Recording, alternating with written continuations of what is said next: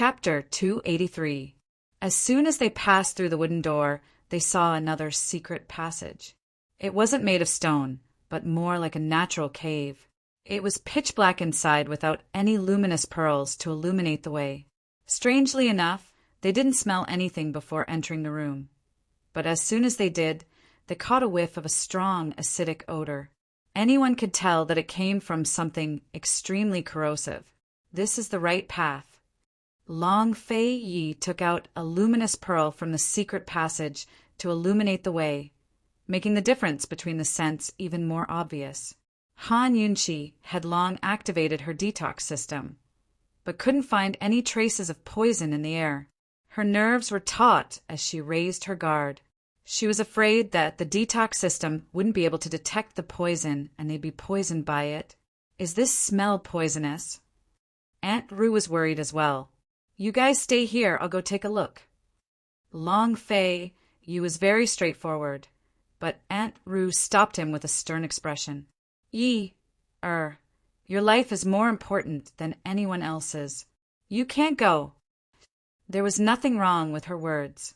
Long Fei Ye's life was too valuable. Few people in Cloud Realm continent could compare to him. But Han Yunqi found it strange, no matter how she heard it. In the midst of her bewilderment, Aunt Rue added, Han Yunqi, you go. Hurry. Her tone was practically an order. She made it sound like her life was worthless.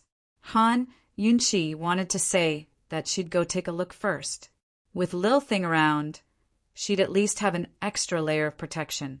But hearing Aunt Rue order her around made her feel uncomfortable. The perplexing butterfly illusion belongs to you guys. It has nothing to do with me. Why should I go? Han Yunqi replied offhandedly. Long Fei Yi was about to speak, but fell silent at these words. His expression was cold, making it impossible to tell what he was thinking. Aunt Rue knitted her brows. So much for looking at Han Yunqi in a new light. In the end, this was the girl's attitude. Even if Long Fei Yi doted on her, she shouldn't be so arrogant. It seemed that she did not need to interrogate Tang Li anymore. This woman could not be used, no matter how capable she was. Aunt Rue did not avoid the topic and said directly, You never keep useless people by your side. Those who can't be used by you, haha. Aunt Rue didn't continue speaking. Instead, she chuckled meaningfully. Obviously, he was talking about Han Yunqi. Hee, was this a threat? Get rid of them just because they're useless? Silence. Han Yunqi did not refute. She also fell silent. She always knew that her greatest value to Long Fei was that she was useful. She couldn't understand why Long Fei Yi still wanted to save Duanmu Yao after rejecting the marriage proposal. Perhaps Duanmu Yao was still useful to him. She glanced at Long Fei Yi, seeing that he had no intention of speaking. She became even more silent. The two of them did not speak. Aunt Rue did not say anything else and walked forward with large strides. Aunt Rue wasn't putting on an act. She was serious. As long as she could solve the secret of the perplexing butterfly illusion, she was willing to pay any price. The reason she let Han Yunqi go was because she considered that Han Yunqi's poison skills were better than hers. After Aunt Rue left, Long Fei Yi and Han Yunqi fell even more silent.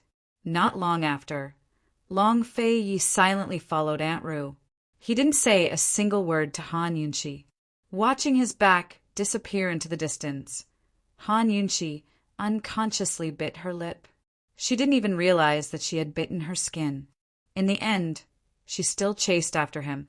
She thought, since I've already come this far, I might as well help him to the end. When Han Yunqi caught up, she discovered that the secret passage was actually a cave. At the end of the cave was a cliff. The cliff was very small, only able to accommodate 4 or 5 people standing on it. Unknown poisonous herbs grew on top of it. They were shaped like orchids, but they weren't blooming.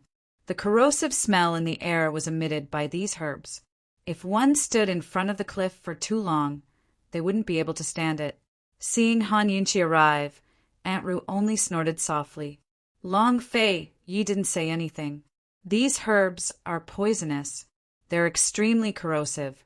They should be a new variety, cultivated from the crossbreeding of several poisonous herbs.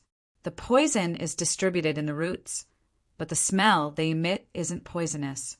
Han Yunqi told Aunt Ru everything the detoxification system had analyzed. The detoxification system could analyze how many kinds of poison a herb contained, but it couldn't analyze the overall toxicity of the herb. This herb should be a new variety, at least to the detoxification system. Aunt Ru ignored her. Long Fei Yi nodded, put on his silver-threaded gloves, and picked the herbs himself. Aunt Ru lifted her clothes to store them. You can't. Han Yunqi stopped her. Your clothes will be corroded. Aunt Ru coughed softly, but didn't say anything.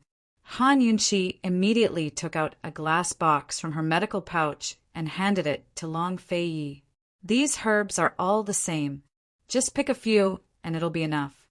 Long Fei Yi didn't say anything, but he did as he was told. He picked 5 or 6 herbs, filled the glass box, and put them away personally. According to the clues Aunt Ru had found, the highly corrosive poisonous herbs needed for the perplexing butterfly illusion recipe were in the poison warehouse. It looked like this trip hadn't been in vain. Long Fei Yi swung his sword and chopped down a large boulder at the cave entrance, sealing off the path to the cliff. Han Yunqi stared blankly at the pile of rocks. Perplexing butterfly illusion seems to be the poison sect's treasure. How did it end up in Long Fei Ye's hands? Long Fei Ye's mother was a member of the Tang clan, so what about his father? Why was he trying so hard to figure out the perplexing butterfly illusion? Did it have anything to do with the poison sect? It's good that you have some self-awareness. Let's go, Aunt Ru muttered to herself, but her words were clearly meant for Han Yunqi to hear. Han Yunqi really didn't know what Aunt Ru took her for. Was she Long Fei Ye's assistant, or was she his Wang Fei and subordinate? Han Yunqi didn't want to refute her. She'd found the clues anyway, so she'd still return the perplexing butterfly illusion to him. But just as she was about to take out the perplexing butterfly illusion, Long Fei Yi quietly took her hand. He didn't say anything, but walked back the way they came. Han Yunqi held the perplexing butterfly illusion in her other hand. She held on to it for a long time, but in the end she silently placed it back in her medical pouch. Aunt Ru stood on one side, feeling as if she'd been left behind. Her brows were furrowed. Yi Er's actions were like a slap to her face. How could this be? They didn't speak the entire way back. As luck would have it, Long Fei Ye's group had just emerged from the first door when Duanmu Bei and the rest came out of the second. All 3 of them were in a sorry state, each of them paler than the other. It was obvious that they'd lost too much blood. Duanmu Bei and Chu Tianyin were both shirtless, their bodies covered in bites from the black spiders. Duanmu Bei, who'd been the first to break in, was covered in cuts and bruises. There were even 2 gashes on his face. Duanmu Bei's robes were nowhere to be seen. Most likely, they'd been bitten to shreds. Chu Tianyin's robes were wrapped around Chu Qingga's body, covered in a thick layer of spider silk. If one didn't know better, they'd think it was a layer of yarn. Heaven knows how miserable they'd been in the past 2 days and nights. The 2 groups emerged at the same time and saw each other, giving a start. In the silence, Han Yunqi saw Chu Qingga's panicked expression and burst into laughter. Haha, there were a lot of black spiders in there, right? Leaving aside Chu Qingga, even Duanmu Bei was angry and embarrassed. One of them took out a bow, while the other unsheathed his sword. Han Yunqi, you liar! Duanmu Bei was the angriest of them all. What did I lie to you about? Did I tell you there was something good inside? Han Yunqi couldn't help but laugh again. Slut, give me your life. Chu Qingga was flustered and exasperated as she prepared to shoot. But Chu Tianyin quickly stopped her and muttered, Let's go! Big bro. Chu Qingga was so angry that she'd lost all reason. She didn't realize that the three of them combined were no match for one Long Fei Yi. Their injuries were too severe, so they had to treat the spider poison quickly. Treat the poison. Chu Tianyin raged. Only then did Chu Qingge set down her bow. He glanced at Duanmu Bei before leading Chu Qingge away without a word. Duanmu Bei brought up the rear. As he retreated, he warned, Long Fei Yi, my Western Zhou imperial clan, isn't so easy to bully. Then he turned to flee. Long Fei Yi didn't say a word, but tightened his grip on Han Yunqi as he chased after them. There was only one path and one direction in the secret passage. But Long Fei Yi had almost caught up when Duanmu Bei's trio suddenly disappeared around a corner. Long Fei Yi chased after them and inspected the passage before discovering a switch in the corner that led to another path.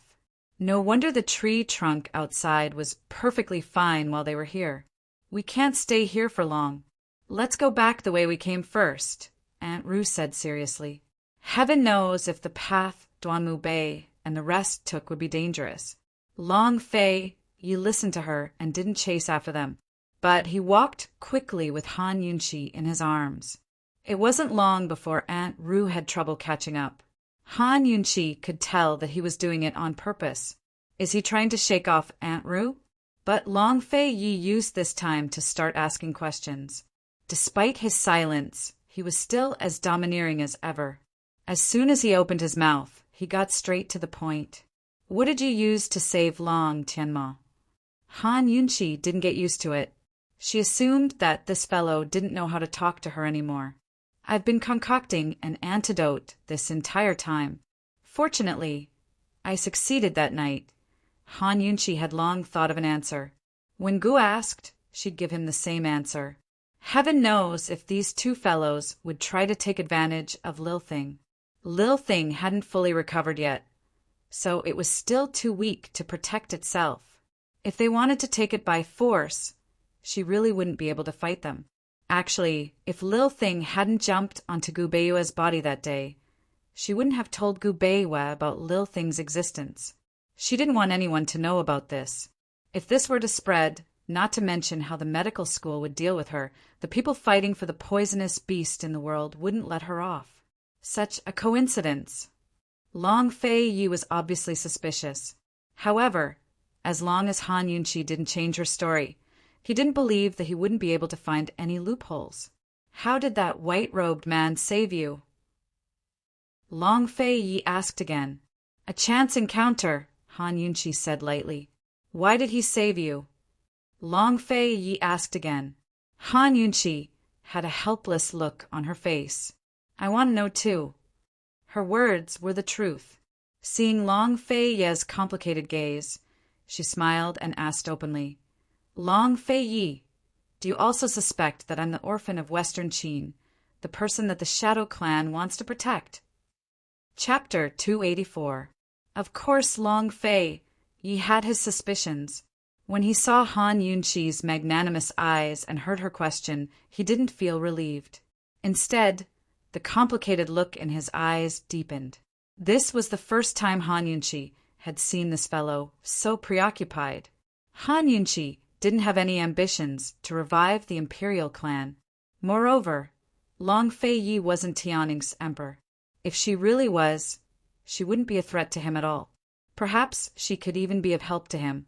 She thought that Long Fei Yi would be very interested, but Long Fei Yi only said mildly, Perhaps he's here for the poison beast. As I see it, it doesn't seem like it, Han Yunqi said seriously. But Long Fei Yi didn't seem to want to continue this topic. He avoided it and asked, What are you doing here? She'd brought Lil Thing here to eat, and for the sake of the perplexing butterfly illusion. To find a few medicinal plants, Han Yunqi replied mildly.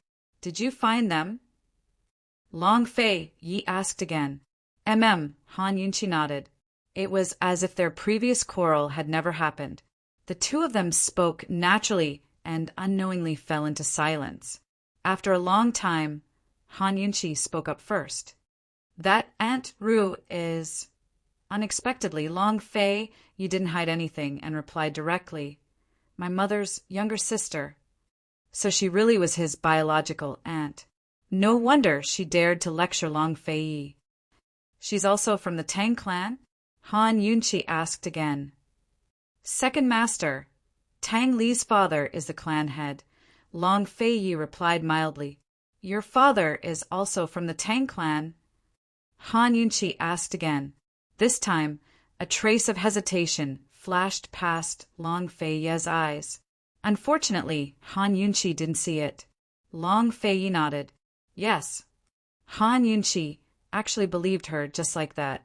She thought that this was right. The Tang family's women didn't marry outside the family. Was this fellow in a good mood today, or was there something wrong? He actually answered every question. Between them, it was really rare for them to chat so calmly. Han Yunqi seized this opportunity and threw out a few more questions. Although Long Fei was a man of few words, he still answered her questions one by one. The perplexing butterfly illusion belongs to the poison sect. Yes, perplexing butterfly illusion is related to the Tang sect's poison techniques, right? Yes. Could the decline of the Tang sect's poison arts be related to the destruction of the Medical Academy's poison sect? A little. You want to obtain the poison sect's power? Revive the Tang sect's poison techniques? Yeah. Han Yunqi asked a question that had nothing to do with the previous one. She lifted her head to look at him, her eyes as clear as ever. Long Fei, why did you save Duan Muyao? Long Fei didn't expect this at all. Looking at her, he unconsciously stopped in his tracks. HM? Han Yunqi stared into his eyes as if she wanted to see right through him. Long Fei also looked at her. His lips pursed as if he was hesitating. Han Yunqi didn't press him for an answer. She waited. She'd already answered all the questions she hadn't answered because of their fight. Shouldn't he give her an explanation about Duan Muyao? Even if he didn't, he should at least answer her questions. Their eyes met, but Long Fei remained silent even after Aunt Ru caught up to them.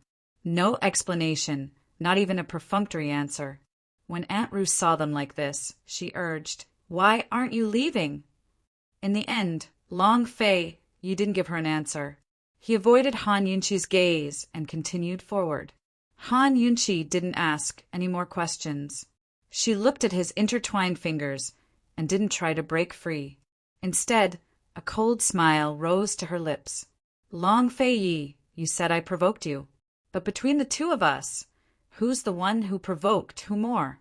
After leaving the secret passage, they found that it was a sunny day outside. The forest was very quiet in the afternoon, and they were lucky to have avoided the night insects. Han Yunqi didn't look for Gu Beiwei and the others.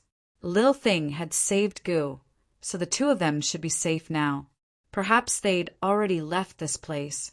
She didn't bat an eyelid as she allowed Long Fei to bring her back to the inn. It was the same inn as before, the Sky Room No. 1. Aunt Ru followed them inside and looked around. It wasn't clear what she was interrogating, but after looking around, she said, come with me for a bit."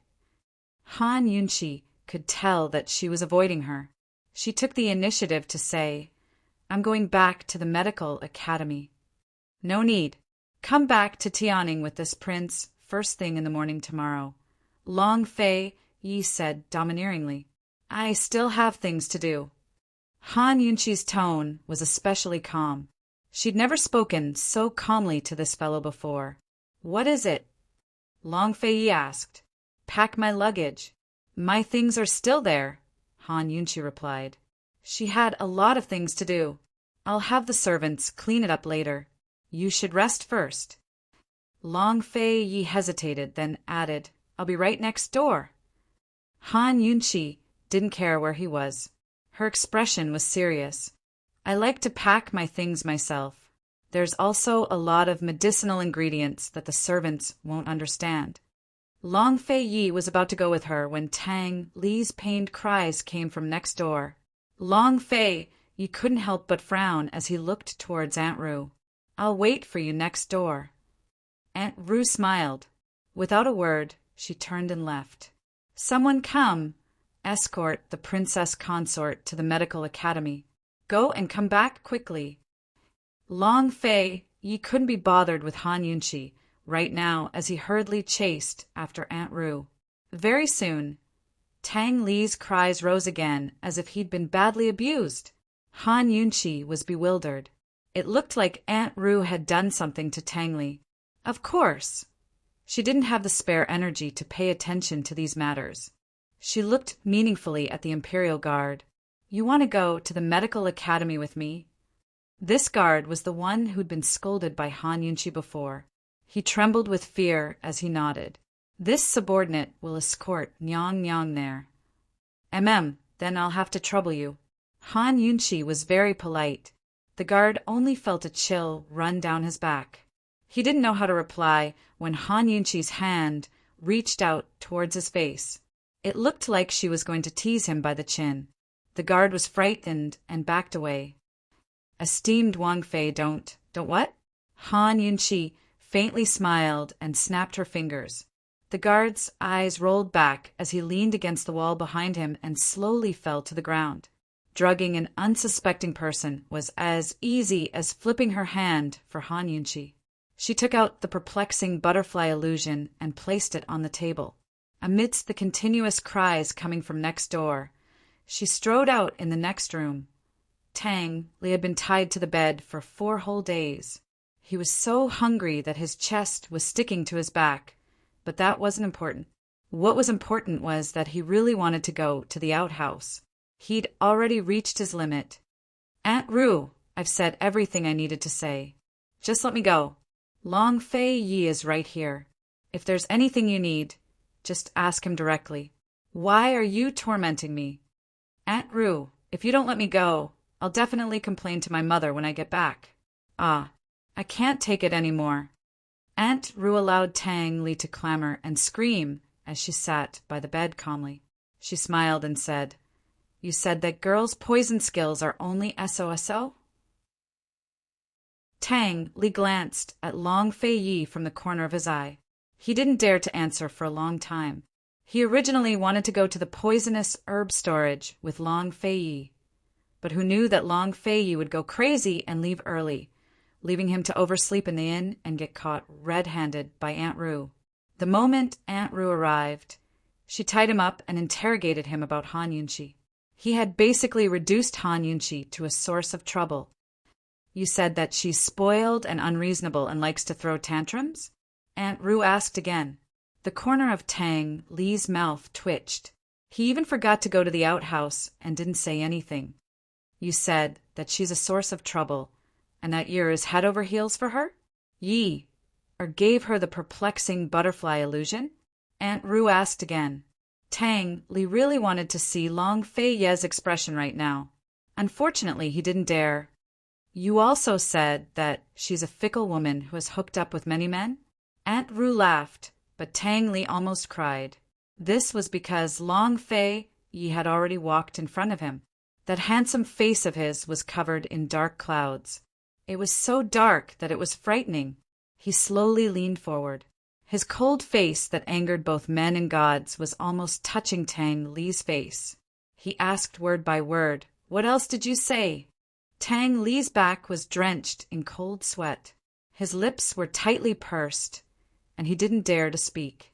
Long Fei Yi got closer and closer. He tilted his head and whispered into Tang Li's ear about the Shadow Clan. Before he could finish, Tang Li immediately denied it. No. It was because of the Shadow Clan that he had slandered Han Yunqi in front of Aunt Ru. If Han Yunqi was really the person that the Shadow Clan wanted to protect, then it was destined that Han Yunqi would be irreconcilable with them forever. Long Fei Yi would have to abandon this woman. That day at the medical school, he had personally witnessed Long Fei Ye's abnormality. He had almost taken Han Yunqi. However, when faced with that white robe, he had finally calmed down. Faced with Han Yunqi's questioning, he hadn't explained anything about Duanmu Yao. Tang Li knew that Long Fei Yi was still hesitant about Han Yunqi. They had grown up together. He knew very well that Long Fei Yi was the kind of person who wouldn't easily pick up something. However, once he picked it up, he definitely wouldn't let it go. If he was determined to take it, he definitely wouldn't abandon it. He had to stop everything from happening while Long Fei Yi was still hesitating. And Aunt Ru had come at the right time. Of course, he didn't reveal the Shadow Clan. Otherwise, with Aunt Ru's personality, who would rather kill the wrong person than miss out, Han Yunqi would undoubtedly die. Seeing Long Fei Yi and Tang Li whispering in each other's ears, Aunt Ru wasn't happy. She smiled and said, "What are you two brothers whispering about that you can't let me know?" Long Fei Yi didn't answer. Of course, Tang Li didn't dare to answer either. Could it be that Han Yunqi has some secret that you can't let me know? Aunt Ru pretended to be joking as she asked. At this time, Long Fei Yi finally stood up. He didn't answer Aunt Ru and personally untied Tang Li. Aunt Ru stretched out a hand and fiercely pressed down on Tang Li's body. She coldly said, "What's the rush?" "He's going to die from holding it in. Are you going to pay for my aunt's son?" Long Fei Yi asked indifferently. Tang Li's mother, who was also the wife of the Tang sect master, was famous for doting on her son. Otherwise, why would Tang Li run away from home for so long? If it were in the past, Aunt Ru would have given in. As his elder sister, she was still rather wary of her sister-in-law, but this time she didn't. She had seen how well Yi treated Han Yunqi in the past 3 or 4 days. This wasn't a small matter. She admitted that Han Yunqi had the right to stay by Yi-er's side, but her background had to be investigated thoroughly. Tang Li, where did Han Yunqi learn her poison techniques? Aunt Ru was asking Tang Li, but her cold gaze was fixed on Long Fei Yi. Note to the readers, I can only update once today. The second update will be updated around 6 p.m. tomorrow. Love you. Chapter 285. Where did Han Yunqi learn her poison skills? Aunt Ru had already asked Long Fei Yi this question once. It was obvious that Long Fei Yi's expert excuse wasn't enough to fool Aunt Ru. Tang Li looked at Aunt Ru, then at Long Fei Yi, feeling helpless. Forget about him. Even Long Fei Yi didn't know. Ever since Han Yunqi saved Mu Qingguo, they'd been investigating. All they knew now was that Madame Tianqin came from Medicine City, but they didn't know anything else. This wasn't a poison warehouse, so they didn't need to rely on Han Yunqi. Aunt Ru didn't have that kind of patience. She turned to Tang Li with a stern expression. "Still not going to talk?" Tang Li jumped in fright and hastily replied, "An expert taught her, but the expert won't let me say." This answer was exactly the same as Long Fei Yi's. They hadn't discussed it beforehand, but this was a tacit understanding between the two brothers. Aside from the 100 Poisons sect and our Tang sect, who else has the ability to teach her? Aunt Ru asked with interest. The 100 Poison sect and the Tang sect's poison skills were both branches of the Poison sect. After the Poison sect was destroyed, the Tang sect's poison skills declined. Now, only the 100 Poison sect still existed, and they hadn't made any big moves in the past few years. The 100 Poison sect and the Tang sect's poison skills are both large branches of the Poison sect. There must be smaller branches of the Poison sect that we don't know about, Tang Li hurriedly replied, so fast that Long Fei Yi couldn't stop him even if he wanted to. He shut his mouth halfway through his sentence. He said the wrong thing. Aunt Ru sucked in a cold breath. "So you don't know who the expert is either?" Tang Li didn't dare answer. He wanted nothing more than to slap himself to death. He must have gone crazy from holding in his bladder. Aunt Ru suddenly slammed the table with a loud bang. "Yi-er, you gave the perplexing butterfly illusion to a woman of unknown origin. What's the meaning of this? If your mother knew that you were so easily bewitched by a woman, she wouldn't be able to rest in peace even in death." Long Fei Yi silently untied Tang Li's rope, but there was no response. When Tang Li saw how silent he was, he felt suffocated. He wanted to say something, but stopped himself. Have you ever thought about why your mother died? How could you? Aunt Rue still wanted to say something, but who knew that Long Fei would suddenly turn his head to look at her. His gaze was so cold that Aunt Rue couldn't help but shiver in fright. Aunt Rue opened her mouth, but didn't say anything. After Long Fei untied Tang Li, he turned around and left without saying a word. Tang Li ignored Aunt Rue and hurriedly chased after her. However, Long Fei did not leave.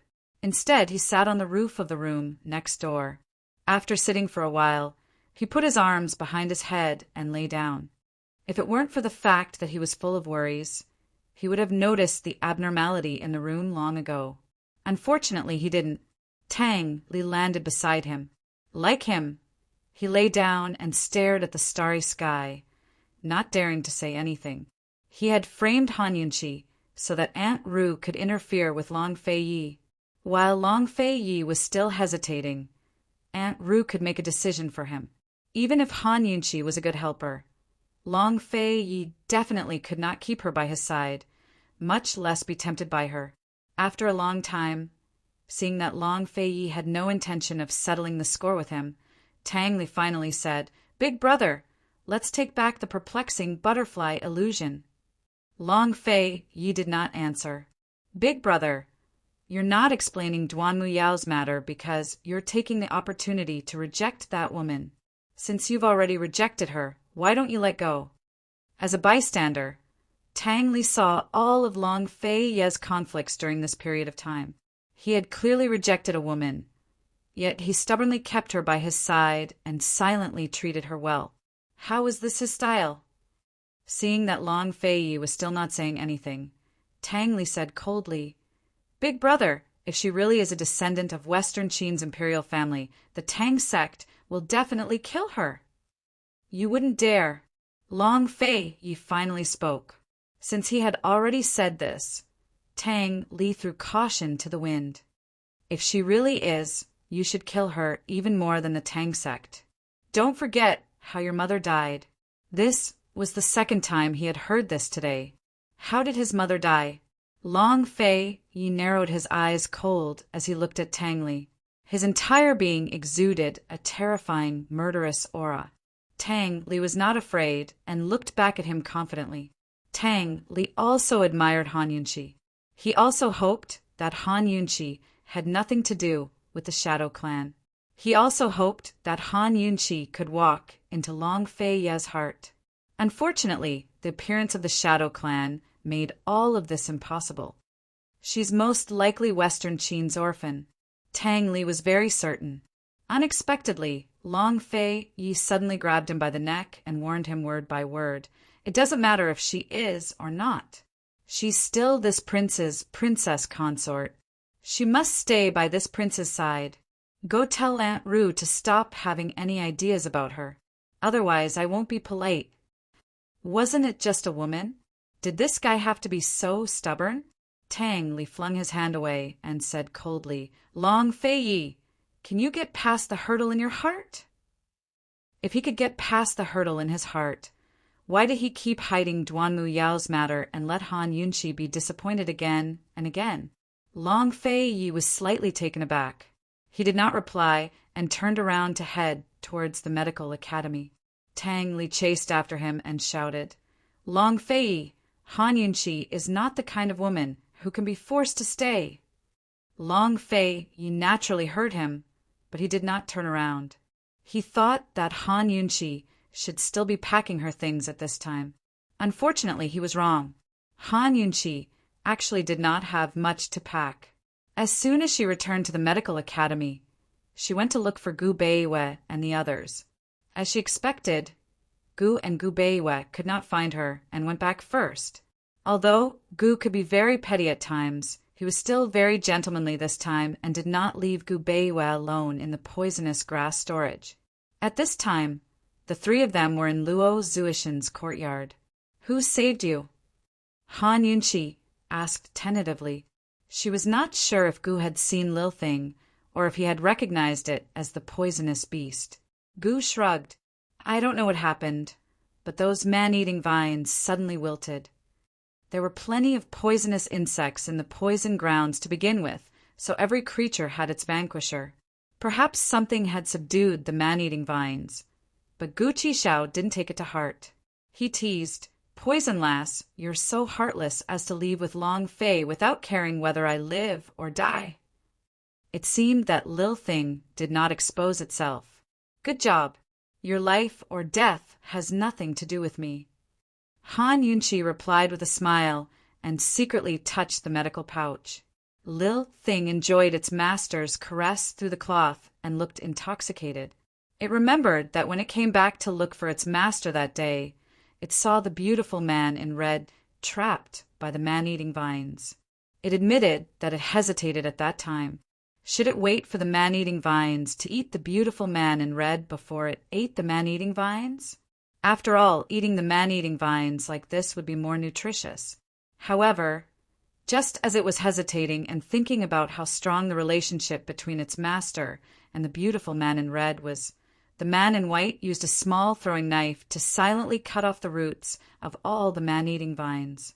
Lil Thing hid first and waited for the two people to leave before it went to eat the vines. It did not know why its master was suddenly caressing it so gently. In any case, it was fine as long as its master liked it. Han Yunqi's answer made Luo Zuishan's face darken, but Gu was not angry. He squinted and smiled. "Then how can I have a relationship with you?" "Well, a shameless person is invincible." Han Yunqi expressed defeat and was too lazy to pay attention to him. After confirming that Gu and Gu Beiwa had returned safely, Han Yunqi was relieved. "Imperial Physician Gu, you can go back with His Highness the Crown Prince and Qin Wangrong.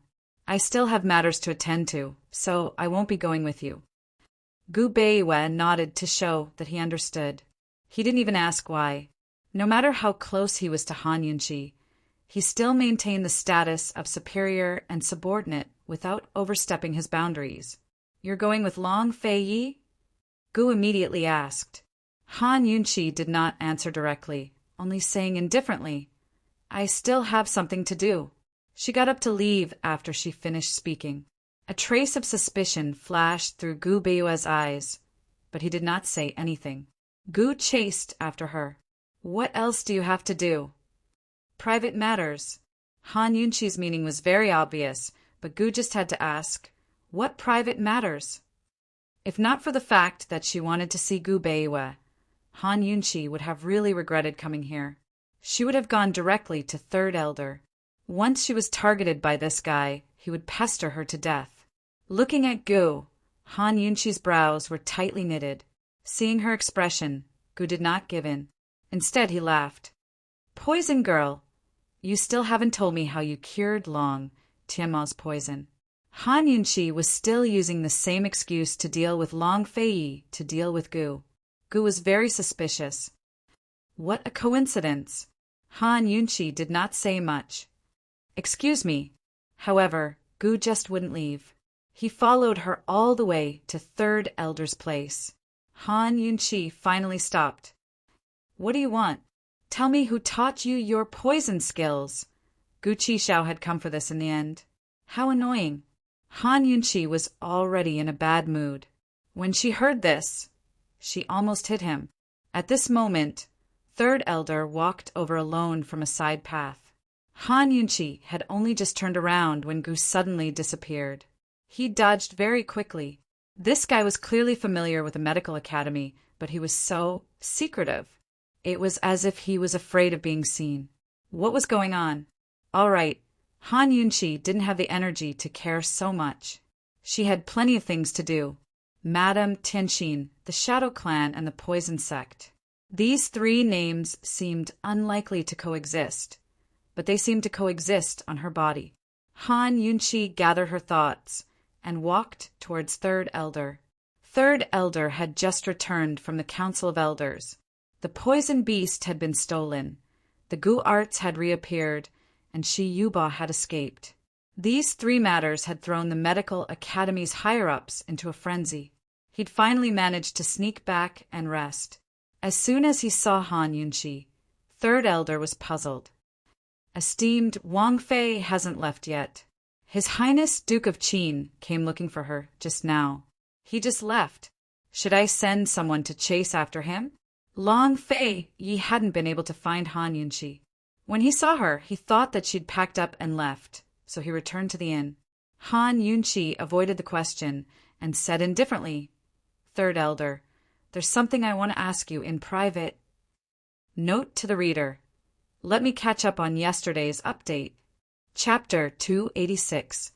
Han Yunqi followed Third Elder into the rooms. She couldn't help but wonder what Long Fei Yi was doing right now. Had he seen the perplexing butterfly illusion she'd left on the table?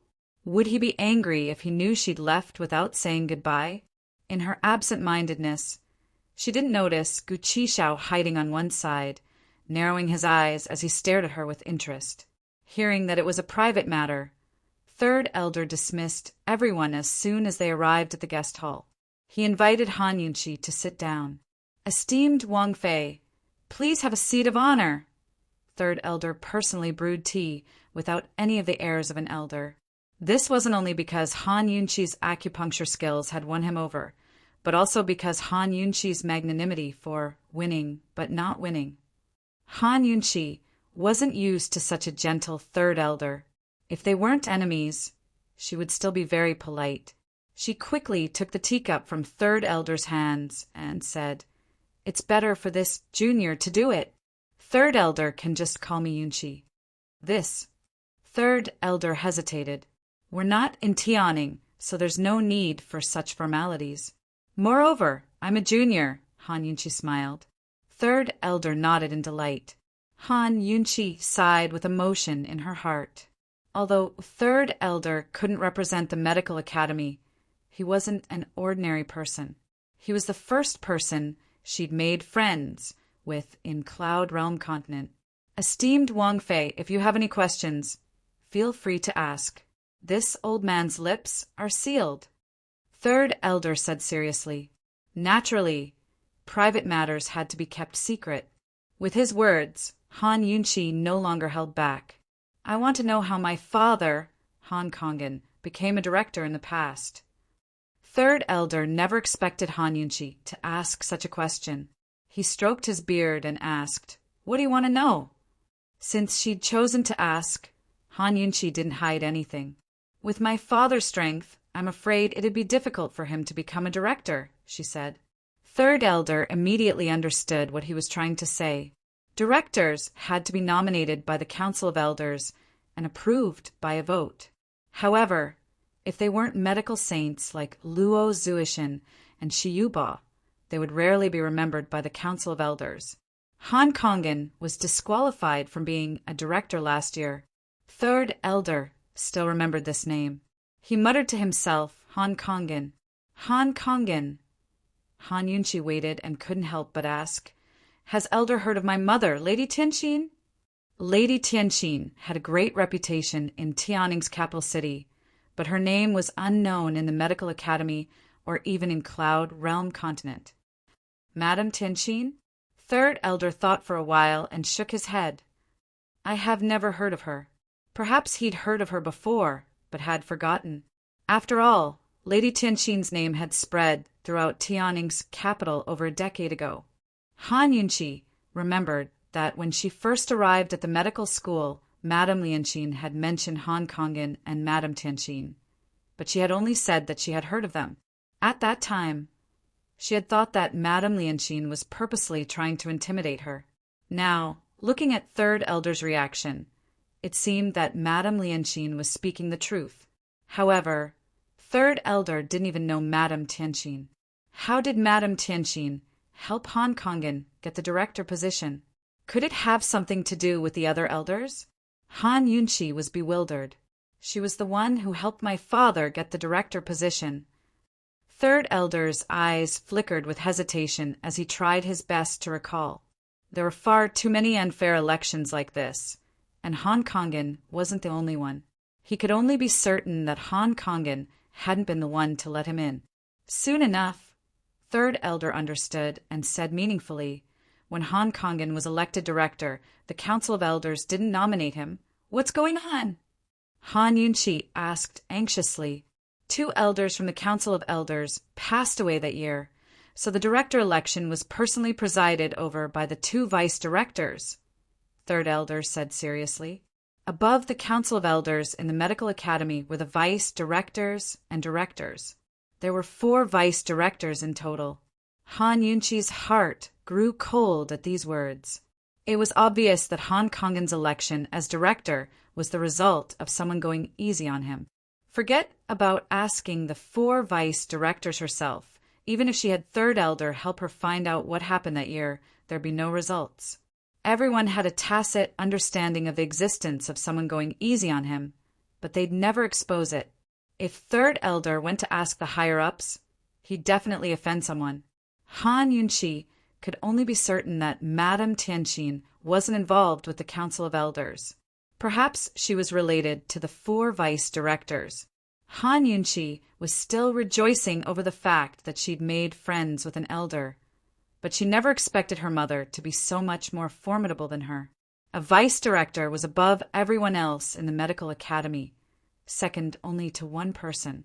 Seeing Han Yunqi's disappointed expression, third elder hesitated before murmuring in a low voice, "Yunqi, it's not something that can be solved with silver alone." In other words, the vice director didn't lack silver. Even if he did, he wouldn't easily do things for others. Thus, Madame Tianqin must have an excellent relationship with the person who helped her. Han Yunqi nodded. She understood the importance of this relationship. How about this? The higher-ups are all busy right now. After a while, this old man will introduce you to them. Third elder was still very enthusiastic. Third elder couldn't ask, but Han Yunqi could probe. Someone who was close to her mother would at least give her some face. Han Yunqi rejoiced. "Many thanks, elder." Third elder waved a hand. "You're too courteous." Although she hadn't gotten much out of this trip, at least she hadn't come in vain. Han Yunqi had some clues. Otherwise, Madame Tianqin didn't even have a single friend in Tianing, and her identity was fake. She really didn't know where to start looking for her. After bidding farewell to third elder, Han Yunqi picked up her bundle and left. She walked through the side doors of the medical academy, instructing third elder not to reveal her whereabouts. After walking out the doors, she realized that she had to seriously consider a question. Where should she go from here? But she hadn't even decided where to stay for the night when she heard Gu's teasing laughter from the side. "Poison lass, where are you going by yourself?" Han Yunqi turned to look and saw Gu Qishao leaning lazily against the wall with one hand propping up his head. His dimples were like a flower as he smiled at her. His red robes were flirtatious and beautiful, but in Han Yunqi's eyes he was nothing but a scoundrel. Han Yunqi couldn't be bothered with him and walked in the opposite direction. "Poison lass, you sent your biological father to prison, then asked about your biological mother. Isn't this a little too interesting?" Gu asked with a smile.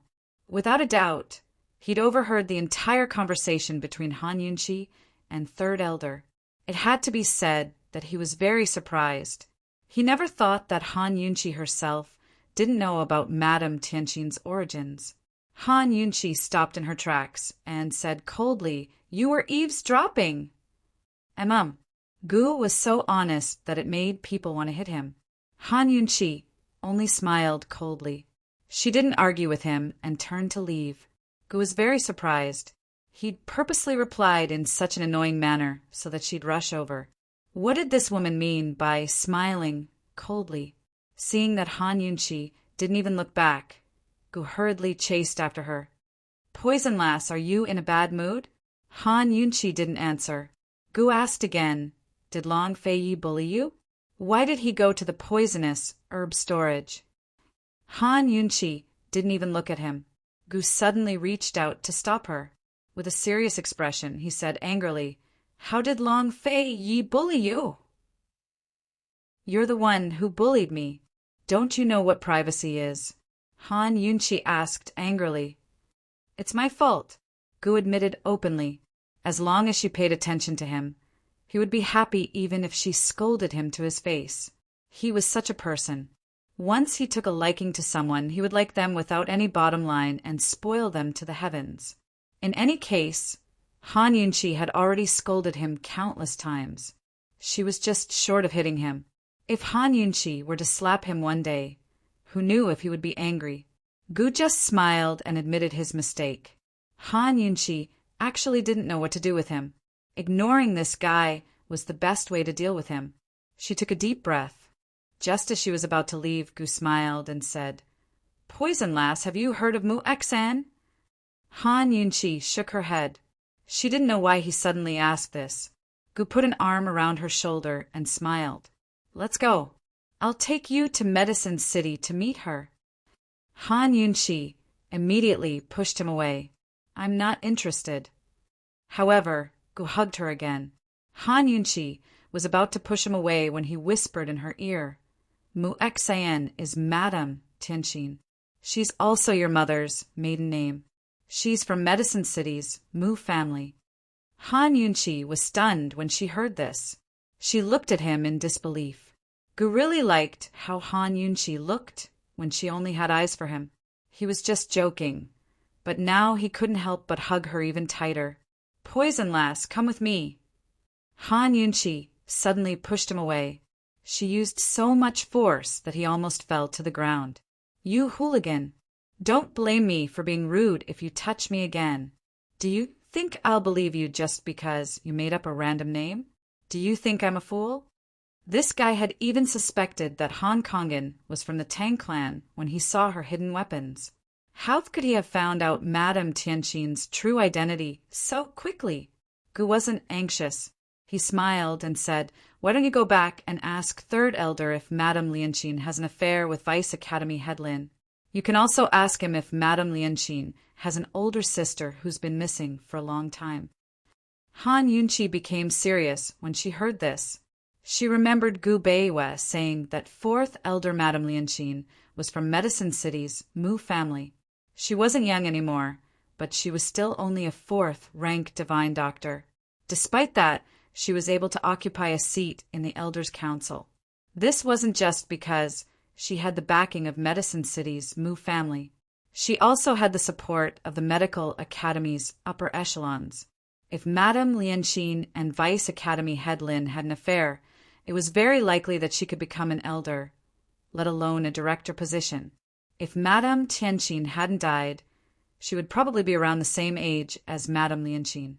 In other words, it was very likely that Madame Tianqin didn't have a relationship with the Medical Academy's upper echelons, but one of her sisters. Han Yunchi looked at the brilliant smile on Gu's face. She still couldn't believe it. "According to what you're saying, why is Madame Lianqin always targeting me?" Madame Lianqin had been the most unkind of person in her rivalry with Third Elder. That's a matter between the two sisters. Han Kongan was stripped of his position as a director, but no one stepped forward to protect him, right? Gu asked back with a smile. "How do you know?" Han Yunchi asked again. Gu didn't answer. He even withdrew his smile and said indifferently, "Let's go. I'll tell you when we reach Medicine City." Han Yunchi would undoubtedly go. Chapter 287. That night, Han Yunchi left with Gu without hesitation. Gu silently led her down a very remote road. Han Yunchi, who was unfamiliar with the road, only noticed the problem after walking halfway. This is the way to Medicine City. She was suspicious, but she wasn't afraid that Gu would kidnap her. If he really wanted to, he wouldn't have waited until now and spent so much effort. This road is a secret passage used to transport medicine specially supplied to the Medical Academy by Medicine City. It's a shortcut, so there won't be any robbers, Gu explained honestly. Due to the nature of this road, it was destined that only a few people in Medicine City and Medical City knew of its existence. Long Fei Yi had heard of this road before, but in his current state of madness he couldn't recall it. When he couldn't find Han Yunchi in the Medical Academy, he thought that she had returned to the inn. However, when he returned to the inn and saw the unconscious guard on the ground and the perplexing butterfly illusion on the table, he almost lost control. He mobilized all the men he could find in the vicinity to guard the 4 main gates of Medical City. At the same time, he divided his men into 2 groups. One group searched the city while the other chased out the 4 main gates. Long Fei Yi had already searched the medical academy once and asked Gu Beiwe, Luo Zuishin, Third Elder, and even Long Tianma and Qin Wangrong, who hadn't left yet but to no avail.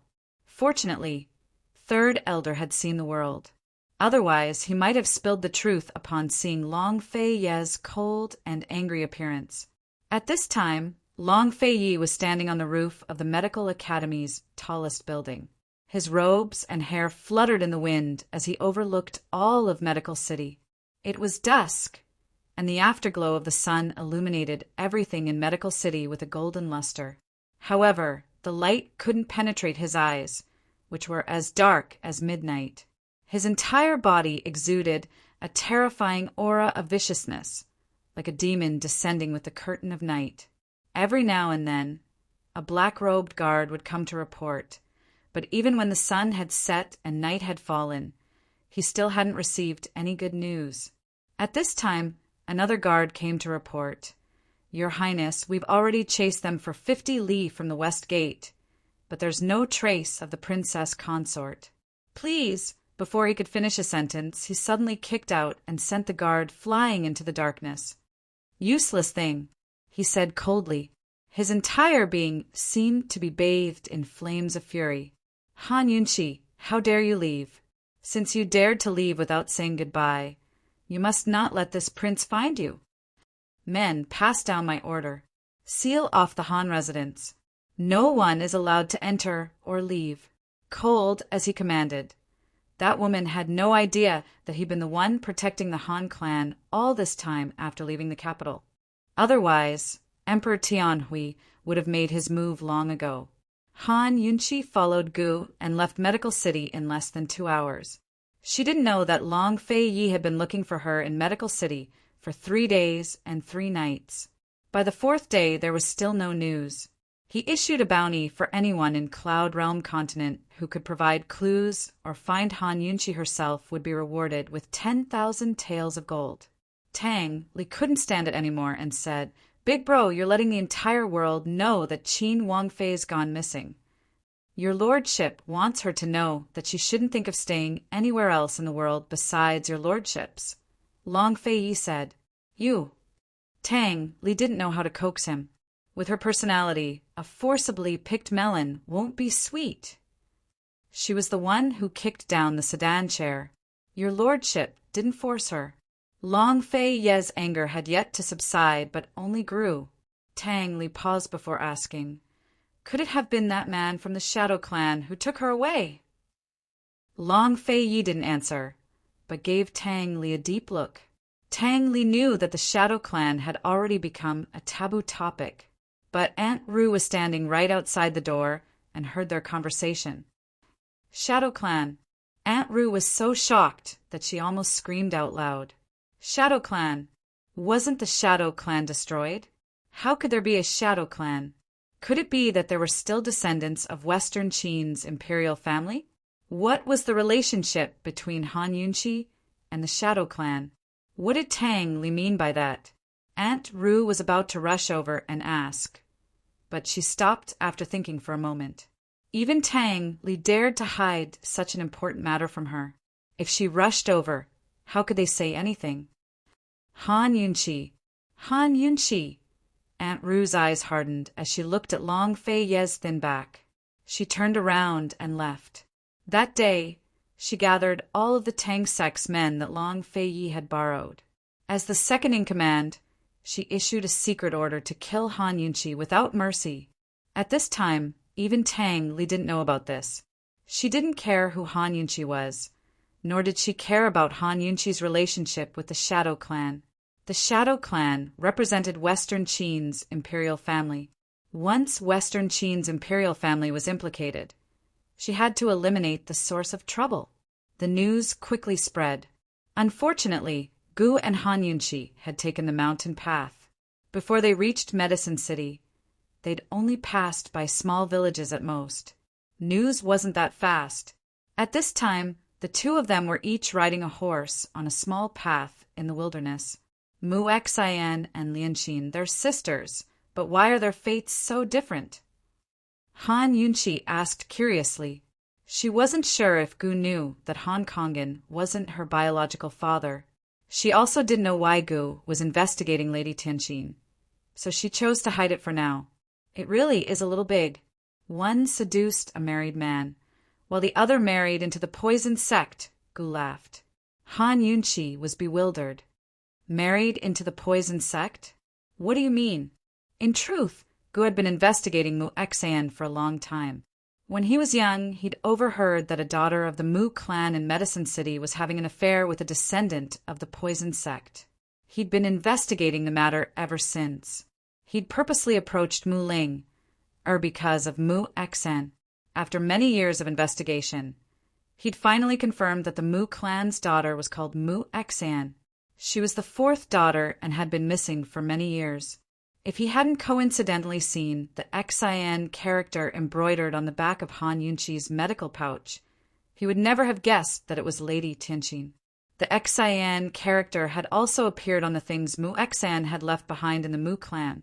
Following the Xian character, he'd finally confirmed that the missing Mu Xian was the same Lady Tianqin who'd married Han Kongan and changed her surname to Bailey Tianqin.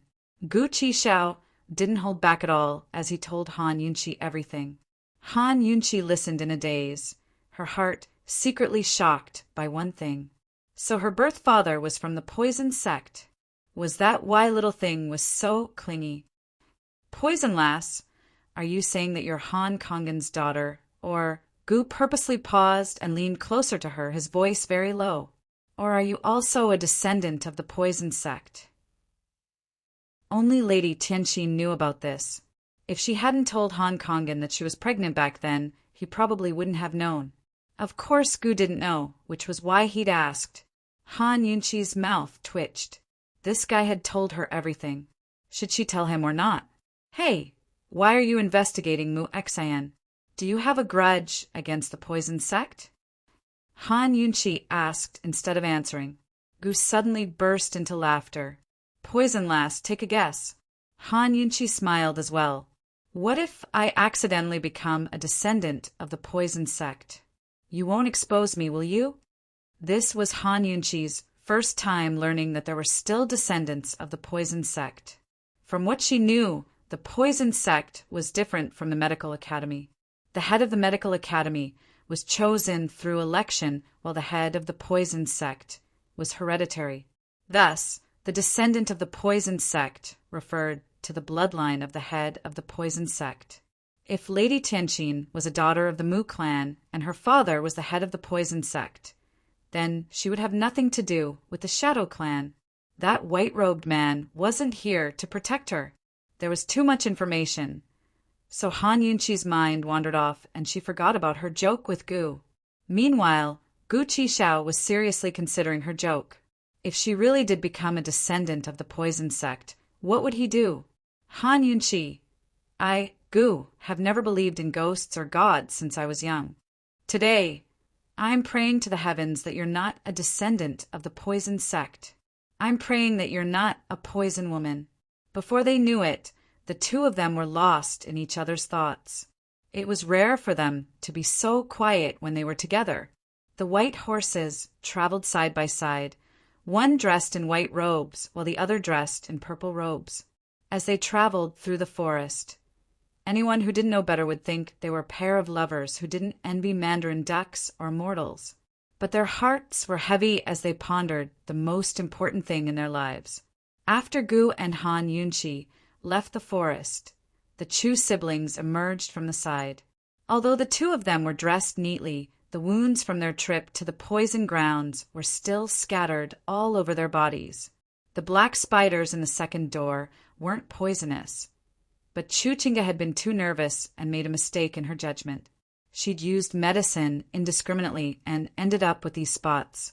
Duanmu Bei had gone to find Duanmu Yao. It was rare for the two of them to travel together.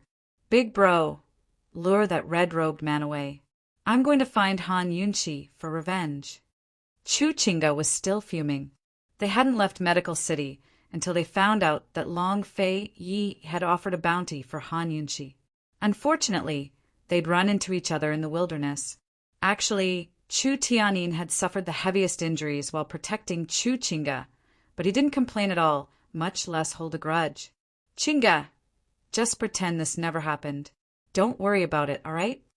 Chu Tianyin asked mildly. Never happened. Chu Qingge couldn't believe it. Big bro, don't tell me you've been bewitched by that woman too. What else does she know besides a bit of poison arts? Chu Tianyin knitted his brows and didn't reply. Chu Qingge grew even angrier and took out her bow to chase after him, but Chu Tianyin grabbed her bow and stopped her. Qingge, don't worry about anything related to Han Yunshi in the future. If you run into her, yield to her, understand? Why should I? Chu Qingge finally sensed that something was off. Although her big brother had a good temper, he wasn't the type to let anyone take advantage of him or bully him. These are father's orders. It's best if you don't ask any questions, Chu Tianyin added. A complicated look flickered past Chu Qingge's eyes. She was all too familiar with her big brother's words. When father had her learn poisons, he'd said the same thing. These are orders. It's best if you don't ask any questions.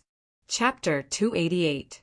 Long Fei Ye's bounty notice stirred up all of Cloud Realm Continent. Medicine City was no exception. That evening, Han Yunshi and Gu arrived at the south gates of Medicine City. They hadn't even entered the gates when they saw a crowd of people in the distance. Something big happened in Medicine City. Gu walked up curiously, only to see a huge bounty notice plastered to the wall. There was only a portrait and 2 sentences on the notice. The portrait was large and took up 2/3 of the entire notice. The woman in the picture had beautiful features and a face as delicate as a flower. Even a mere portrait couldn't hide the noble air she was born with. Gu Qishao recognized Han Yunshi as soon as he saw her. Below the portrait were 2 lines of words. The first line read, "Return quickly or face the consequences." The second line read, "Anyone who reports to the Duke of Qin's estate will be rewarded 10,000 taels of gold." Aside from that, there was no explanation as to how Han Yunshi had disappeared. There wasn't even a mention of the word missing. The Duke of Qin's bounty, for anyone looking for his Wang Fei, was already a big deal. With such a tyrannical bounty notice, it was hard not to make the headlines of Cloud Realm Continent. The crowd was making all sorts of guesses. Some said Han Yunshi had been kidnapped, while others said Han Yunshi had gone missing. There were even some who speculated that His Highness Duke of Qin was simply putting on a show for Emperor Tianhui. He no longer wanted this woman. Despite all the guesses, no one expected Han Yunshi to run away of her own accord. All the women in the world were racking their brains to get close to His Highness Duke of Qin. How could anyone run away of their own accord? As Gu Qishao stared and stared, his smile grew wider and wider until he almost laughed out loud. He never expected Han Yunshi to run away of her own accord one day. No wonder she wouldn't answer him when he asked her where Long Fei had gone or whether he knew her whereabouts on the Long Fei. Gu rubbed his chin as he admired the portrait with interest. The more he admired it, the better he felt. What to do? He really liked poison lasts more and more.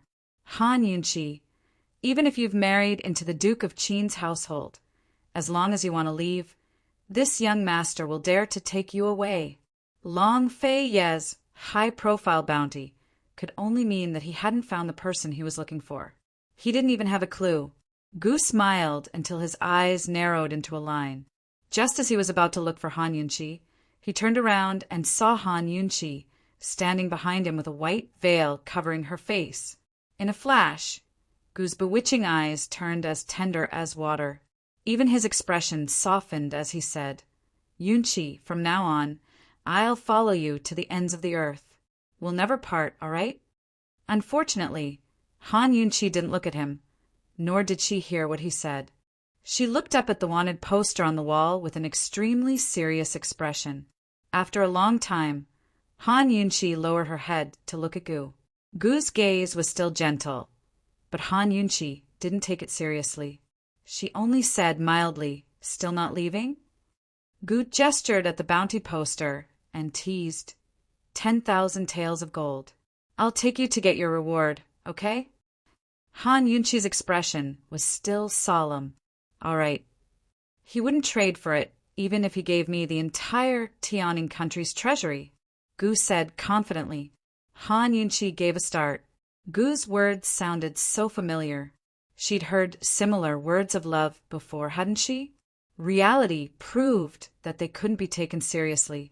Gu purposely covered his face before entering the city with Han Yunchi. As soon as they entered the city, bounty posters could be seen everywhere. If this was the case in Medicine City, one could only imagine the other places. Long Fei Yi, this madman. Why did he want to take her back? Why did he keep using her without explaining anything? When he was in a good mood, he held her hand, but when he was in a bad mood, he bullied her. Han Yunchi would look at the bounty posters on both sides at first, but in the end, she pretended not to see them. Long Fei Yi. Do you want me to have nowhere else to go? I don't believe it. It was evening when Gu and Han Yunchi settled down at the inn closest to the Mu clan. They asked for 2 rooms, one next to the other. Gu saw Han Yunchi's gloomy face the entire way and thought she'd be very unsettled. But she wasn't in a rush at all. After washing up and eating dinner, she came to ask him about the Mu clan. As for the bounty posters, she didn't mention a word. Gu wasn't a gossipy person. If Han Yunchi didn't mention it, he wouldn't ask. He was a person who only cared about the results, not the process. It was enough that Poison Lass was with him now. Everything else could go to hell. How can you be sure that Mu Xian is my mother based on this pattern alone? Han Yunchi went straight to the point. Gu had inadvertently found the Xian character on her medical pouch. It was exactly the same as the Xian character on Mu Xian's belongings. Thus, he thought of Lady Tianxin. Following this line of thought, he found out that Lady Tianxin was Mu Xian, who had suddenly disappeared all those years ago. Gu only gave her a general idea on the way here. He didn't go into the details, saying that he'd tell her slowly when they reached Medicine City. It's the matter you asked third, Elder, about. Back then, Lady Tianxin used Lady Lianxin's help to find Vice Head Lin. She skipped all the tests and directly nominated Han Kongan for the position of director. The reason Lady Lianxin helped was because Lady Tianxin was her biological sister, the 4th miss of the Mu clan Mu Xan. Since Gu had spoken, he had no intention of hiding anything. So that's how it was. Han Yunchi knew that she'd be able to find some clues in the medical academy. But how did this guy know when even third Elder couldn't? After all, Lady Lianxin and Vice Head Lin had an affair. Vice Head Lin had gone easy on Han Kongan, and even Lady Tianxin's request for Lady Lianxin's help back then were all extremely private matters. How do you know? How do you know everything about the medical academy? This was the second time Han Yunchi had asked this question. There was no time when she didn't want to know Gu's background more than now. Seeing Han Yunchi's serious expression, Gu's gaze subconsciously softened. He really liked it when she looked at him so seriously. How do you know? Han Yunchi asked for the 3rd time. Gu suddenly reached out to dotingly pat her head and smiled. Poison Lass, how I know isn't important. What's important is that we need to confirm whether or not you're a descendant of the poison sect. Han Yunchi was so close to telling him the truth. She'd have told him she was, but in the end, she held herself back. In this world, aside from Gu Beiwe, who didn't ask for anything from her and always helped her in secret, who didn't come for benefits. She didn't know why Gu had come, but from the first time they'd met and he'd saved her, she knew that this family had ulterior motives. What if I really am a descendant of the poison sect? Han Yunchi asked teasingly. To her surprise, Gu, who always answered her questions, didn't reply. He smiled and rubbed her head again with a doting smile. Good girl, rest first. I'll take you to the Moo estate tonight to meet someone. Han Yunchi didn't ask any further. Her mother had already passed away, and there was no way to fake her death in childbirth. Who was Gu taking her to the Moo estate to meet? Medicine City and the medical academy had a close relationship, and the poison sect was a taboo in the medical academy. As one of the 3 great clans in Medicine City, the Moo clan wouldn't touch the medical academy's taboo no matter what. Lady Tianxin's affairs were definitely shady. Hadn't Moo Xian gone missing all those years ago? Was Lady Lianxin the only one who knew of her whereabouts, and that she was Lady Tianxin? Had Lady Tianxin's difficult labor been a pure accident? Or was there another reason? Even though she'd found such a huge clue, Han Yunchi was still very confused about Lady Tianxin and her biological father. Seeing that Gu was about to leave, Han Yunchi hastily asked, "Where are you going?" Gu glanced back with a charming smile. "Poison lass, don't worry. Unless I die, I won't leave you behind." Unless he dies? Many years later, Han Yunchi found out everything about Gu Qishao, including his undying and indestructible body. Every time she recalled his words today, her face would fill with tears. Han Yunchi sighed softly as she watched Gu Qishao's figure disappear through the doorway. She walked to the window and saw that many of the bounty posters outside had been surrounded so tightly that not even a drop of water could trickle through. She lowered her eyes and watched for a while before suddenly closing the window. What the eye doesn't see, the heart doesn't grieve over. She opened her medical pouch and wanted to take Lil Thing out for a chat, but who knew that Lil Thing wasn't in the pouch? After leaving the poison warehouse, she didn't know if Lil Thing had eaten its fill. Every day, she would take out many poisons from the detoxification system and put them in her medical pouch. Sometimes, Lil Thing would finish them all, and other times it would leave them untouched. She couldn't understand Lil Thing and didn't have the time to think about it. She could only feed it and hide it. Lil Thing wasn't here, but the poisons in her medical pouch were untouched. Han Yunchi guessed that Lil Thing must have slipped out to play. Along the way, Lil Thing had disappeared many times, but it would suddenly appear every time. After tidying up, Han Yunchi went back to her room to sleep. However, she never dreamed that Lil Thing would do such a terrifying thing in the hour she was sleeping. At this moment, Lil Thing was at the entrance of the medical hall in Medicine City. That's right, it was the medicinal hall that required membership and a gold card to enter. It was the highest level medicinal hall in Medicine City, and all the goods sold there were high-end goods. When Long Fei Yi brought Han Yunchi here for the first time, he directly threw a gold card to her to squander. It was said that Han Yunchi broke the personal spending record of the medicinal hall that day. The entrance to the medicinal hall was heavily guarded. Lil Thing wanted to sneak in a few times, but unfortunately there weren't many people coming in and out, so Lil Thing couldn't take advantage of it. Lil Thing had already eaten its fill in the poison warehouse, so it came here to look for medicinal ingredients to change its taste. Actually, Lil Thing didn't only eat poison. When it was in a bad mood, Lil Thing would eat, and eat a living person. Lil Thing couldn't eat meat during this period of time, so it could at least look for expensive medicinal ingredients to fill its stomach. This was the so-called foodie. When they were hungry, they could eat as much as they wanted, but when they weren't, they were picky. Lil Thing was like a mouse hiding in a corner and poking its head out from time to time. It waited and waited, smelling the waves of medicinal fragrance coming from inside. Finally, Lil Thing couldn't wait any longer. Thus, Lil Thing sneaked along the wall and crawled step by step towards the door. It was only the size of a palm who would notice it. Unfortunately, Chapter 289. Just as Lil Thing lowered its head and tiptoed towards the entrance of the medicinal herb clubhouse, there was a sudden shout. "There's a rat! There's a rat!" Fortunately, Lil Thing couldn't understand human language. Otherwise, it would have continued to crawl forward silently. The rat was clearly not referring to it. Hearing the shout, Lil Thing immediately raised its head and saw a burly man taking off his shoes and swatting at it. Lil Thing immediately dodged nimbly. At this time, the burly man saw clearly. It's not a rat, it's a squirrel.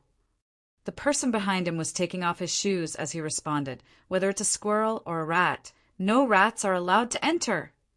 Whether it was a high-class medicinal herb clubhouse or a small medicinal herb market that sold cheap goods, the two most taboo things were insects and rats. These two things were the most destructive to medicinal herbs. If they were used, it wouldn't be a big deal if some of them were eaten. But if they were sold, the price would drop, and the worst would be that they couldn't be sold. Therefore, places where medicinal herbs were sold would be protected against rats and insects. No matter how the person behind him shouted, the burly man didn't make a move. Instead, he stared at Lil Thing. Lil Thing anxiously hid at the foot of the wall and was blocked by the burly man. It was also staring at the burly man. This squirrel is white and so small. It doesn't look like a cub. The burly man pointed out the difference between Lil Thing and other squirrels in one sentence. Did you see wrongly? How can a squirrel be white? The young man behind him caught up. When he saw Lil Thing, he immediately changed what he said a second ago. It really is a squirrel. Let's catch it first. The burly man signaled the young man to surround it. Thus, the two of them surrounded Lil Thing with one hand and a shoe in the other. Lil Thing's black eyes kept rolling. Suddenly, before the two guards besieged it, it directly jumped into the air. The first reaction of the two guards was to pounce on it. Unfortunately, Lil Thing's feet pushed against the wall, and it actually bounced out and landed on the threshold, causing the two of them to bump into each other. Ouch! The two of them bumped into each other painfully. Seeing Lil Thing jump so fast, they were both puzzled. This little thing is quite interesting. Let's catch it first. It'll be troublesome if it runs in. The little thing was having so much fun that it forgot that it had been exposed. It squatted down on the threshold and squeaked provocatively. The burly man and the young man were shocked, but they couldn't care less. They rushed over and shouted, "Someone, there's a rat intruder. Stop it!" Seeing that they were about to pounce down, the little thing jumped up again, playing with the two guards at the door until they fell into a ball. Squeak! Squeak!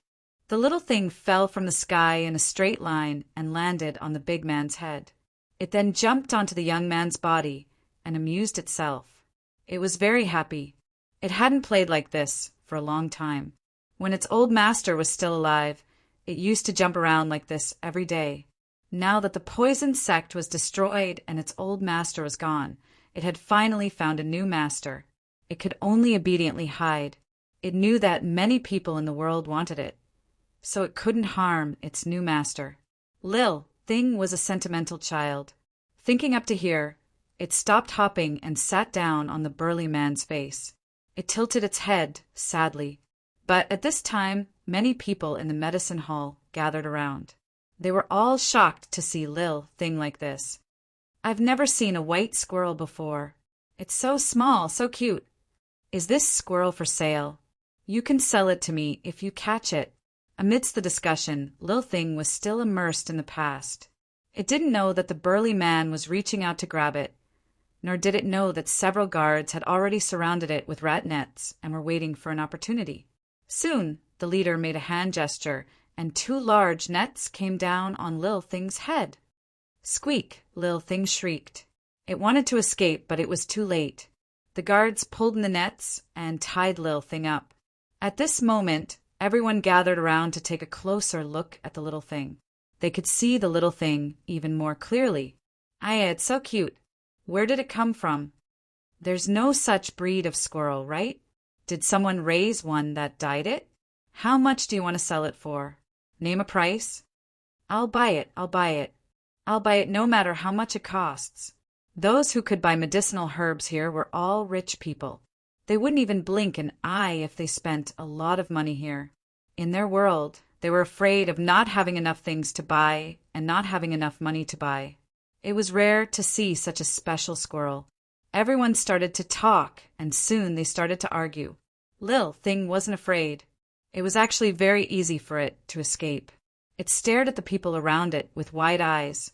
It couldn't understand why these people were arguing so fiercely. When the guards saw this situation, they exchanged glances. One of them said, "Everyone quiet down. How about this? Let's compete for a price. The highest bidder gets it." Anyway, everyone worked together to catch it at the entrance. It wasn't considered something from the medicine hall. Before the warden was alerted, they should quickly scam these rich people. Lil Things saw that everyone suddenly quieted down. Its sneaky black eyes looked around and it was puzzled. What was going on? "I'll pay 1,000 taels." Someone couldn't wait to bid. "Double. 3,000. Hee 10,000. In just a short while, the price had reached 10,000 taels. 10,000 taels was enough to buy a very high-grade medicinal herb in the medicine hall. The crowd paused for a moment. Many of them hesitated. A few of the guards exchanged glances. Each of them was overjoyed in their hearts. 10,000 taels was something they couldn't earn in their lifetime. Even if they divided it among a few people, they would still get a lot. Not to mention buying wine, they would even have enough money to support their families. The leader couldn't wait to shout, "10,000 taels. Is there anyone else who wants to bid?" Who knew that a woman would suddenly shout, 20,000 taels! 20,000 taels? For a moment, the whole place quieted down. Many people were shocked. Most of the guards were dumbfounded. 20,000 taels. Not to mention this life, they wouldn't even have to worry about it in their next life. Looking towards the source of the voice, they saw a young woman with a pretty face. She was dressed in white and carried a long thing on her back. It was wrapped in red cloth. It looked like a bow or a sword. Facing everyone's gaze, the woman in white wasn't nervous. Her face was cold and her eyes were proud. She was simply a cold beauty. Seeing that everyone was looking at the cold beauty, Lil Thing also looked over. When it saw her, its entire mouse body felt unwell. It was her, that cold beauty who wanted to shoot arrows at its master in the poisonous herb storage. It was finished. She had seen it. Would its master be angry? No, she didn't know it. Its master wouldn't know either. Thinking of this, Lil Thing felt relieved. It silently watched, not knowing what this cold beauty wanted to do. For a long time no one bid. 20,000 taels was indeed high. Rich people weren't stupid. After all, this was just a plaything. The woman in white swept her gaze around. Seeing that no one was bidding, the guards were so excited that they couldn't speak. "Since no one is bidding, I'll buy it." The woman in white took out 2 banknotes and stretched out her other hand towards the guards. At this time, Lil Thing, who had been silently watching everything, suddenly narrowed its eyes and stared at the banknotes. So it was like this. This group of people wanted to buy it. If it couldn't understand the exchange of money with one hand and goods with the other, it would have lived in vain. Lil Thing was very angry. Was it only worth 2 banknotes? Currently, the guard was handing over the rat-catching bag to Chuchinga when the angry Lil Thing jumped up without warning. It was so strong that it knocked aside both the guard and Chuchinga's hands, leaving 2 bloody scratches on Chuchinga's hand. "Ah!" Chuchinga cried out, caught off guard. The guard was frightened as well. In a moment of panic, he dropped the banknotes in his hands. Lil Thing jumped to the ground and tore up the 2 banknotes before jumping on top of the guard's head. Its chest heaved in anger. These people had gone too far. Instead of running away, it spat out a gold card from its mouth in front of everyone. For a moment, everyone was stunned. Even Chuchinga was so stunned that she forgot about the wound on her hand. Such a small mouth could spit out such a large gold card. Just what was Lil Thing doing? Lil Thing threatened Chuchinga with the card in its mouth as it waved its paws at her. This bad woman wanted to buy it for a mere 20,000 taels? Why didn't she take a look at the thing in its hands? This was the highest level of gold card in Cloud Realm Continent. It had no limit to its limits.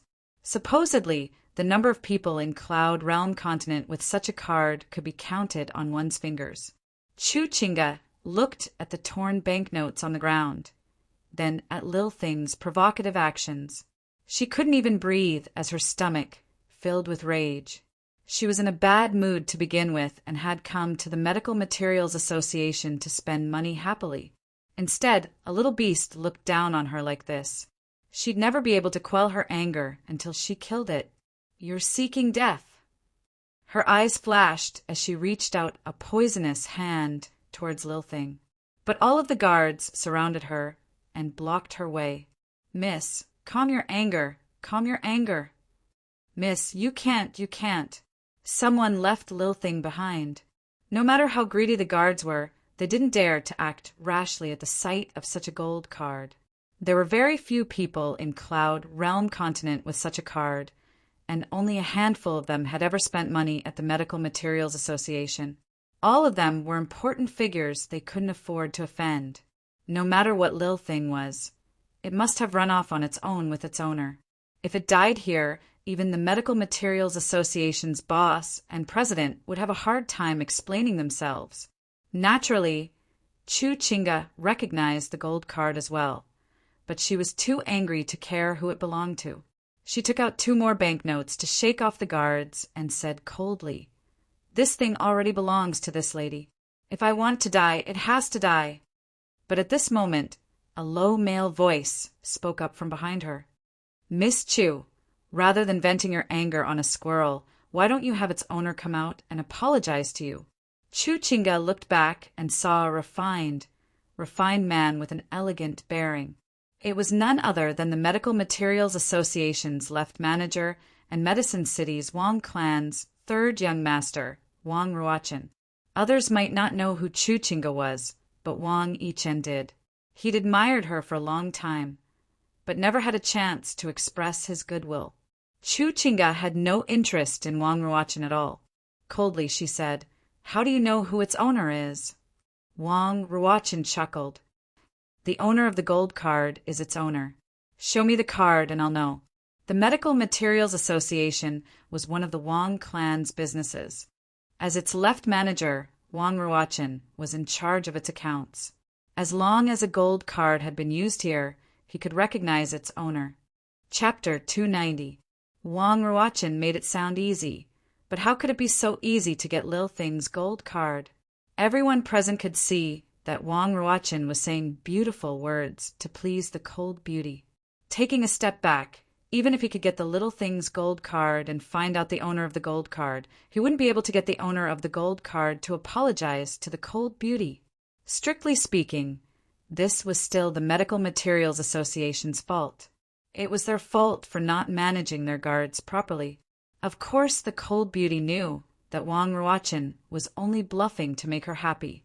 He couldn't do anything about it. Still, she was too angry today. Seeing a refined scum like Wang Ruachin with a lecherous look only made her even more displeased. She decided not to let the matter go. "Fine." She waited calmly and said coldly, "Why don't you show it to me?" Wang Ruachin closed his fan and ordered cold, "Someone come, capture it together." Did he really put on a show? Chu Chinga retreated to one side with her arms crossed.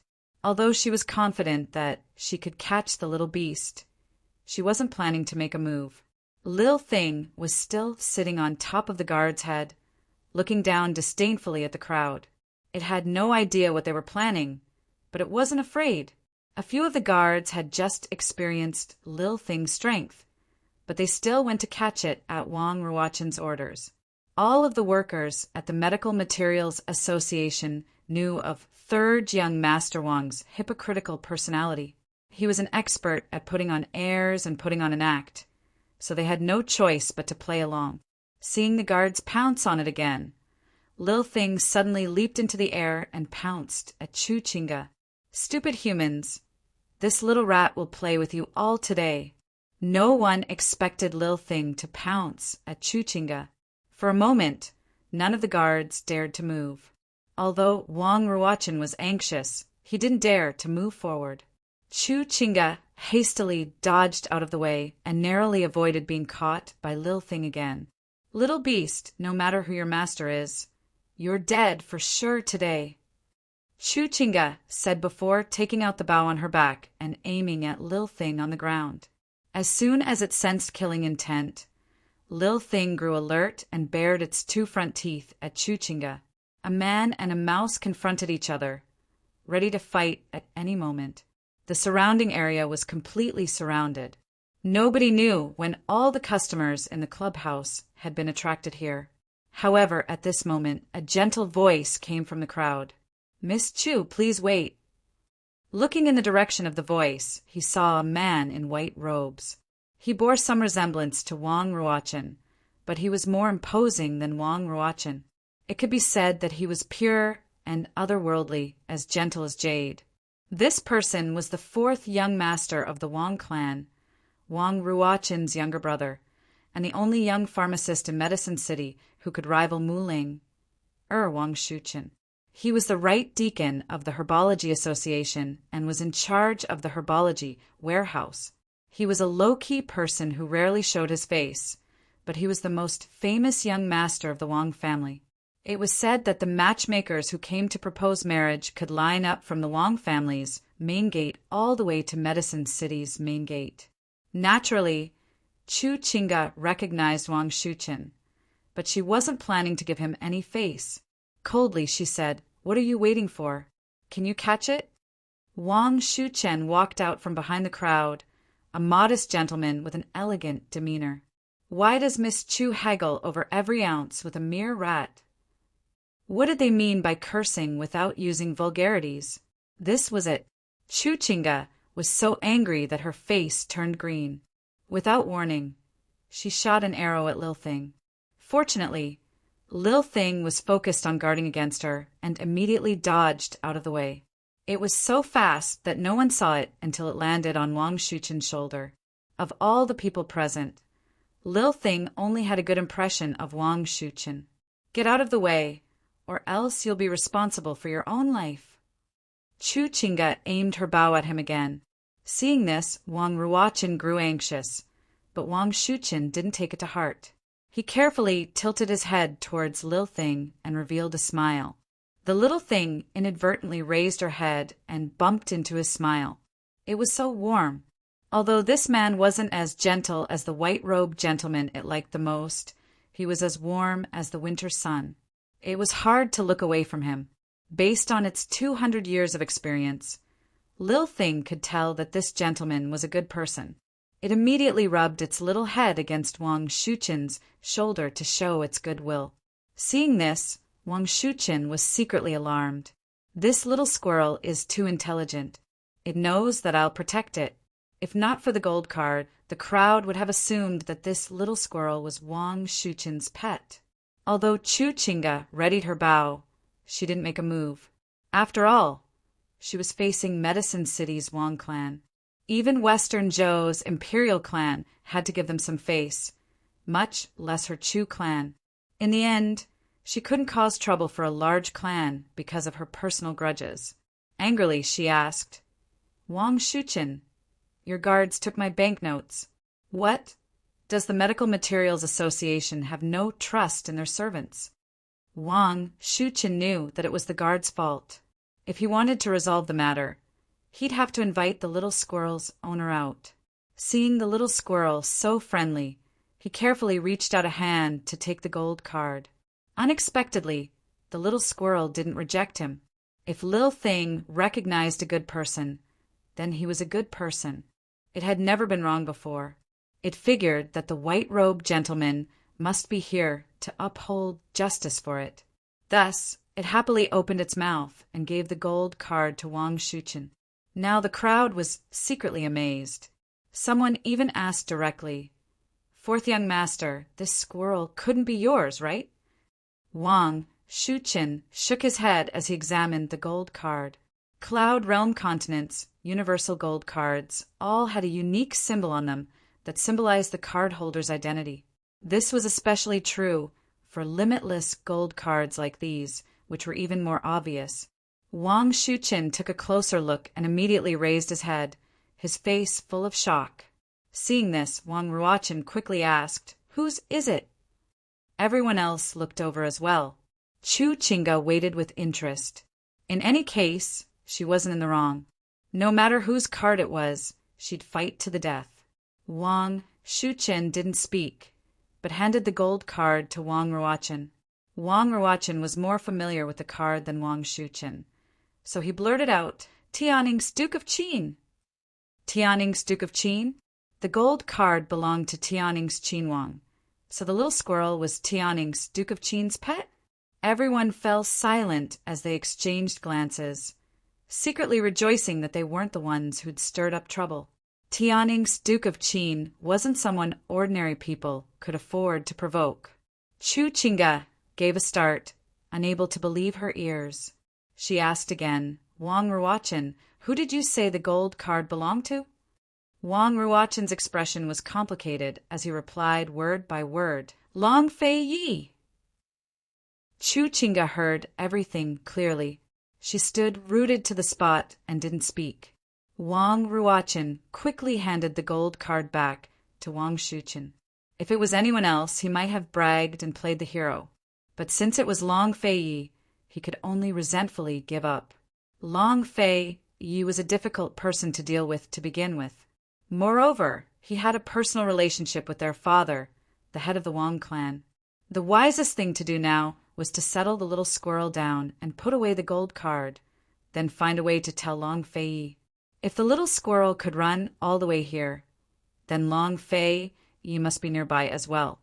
Seeing the gold card return to Wang Shuchen's hands and the serious looks on everyone's faces, Lil Thing was lost. Had something big happened? Ignoring Chu Qingge, Wang Shuchen turned to leave with the little squirrel, but Chu Qingge blocked his way. "Cold," she said. "I've already bought this squirrel.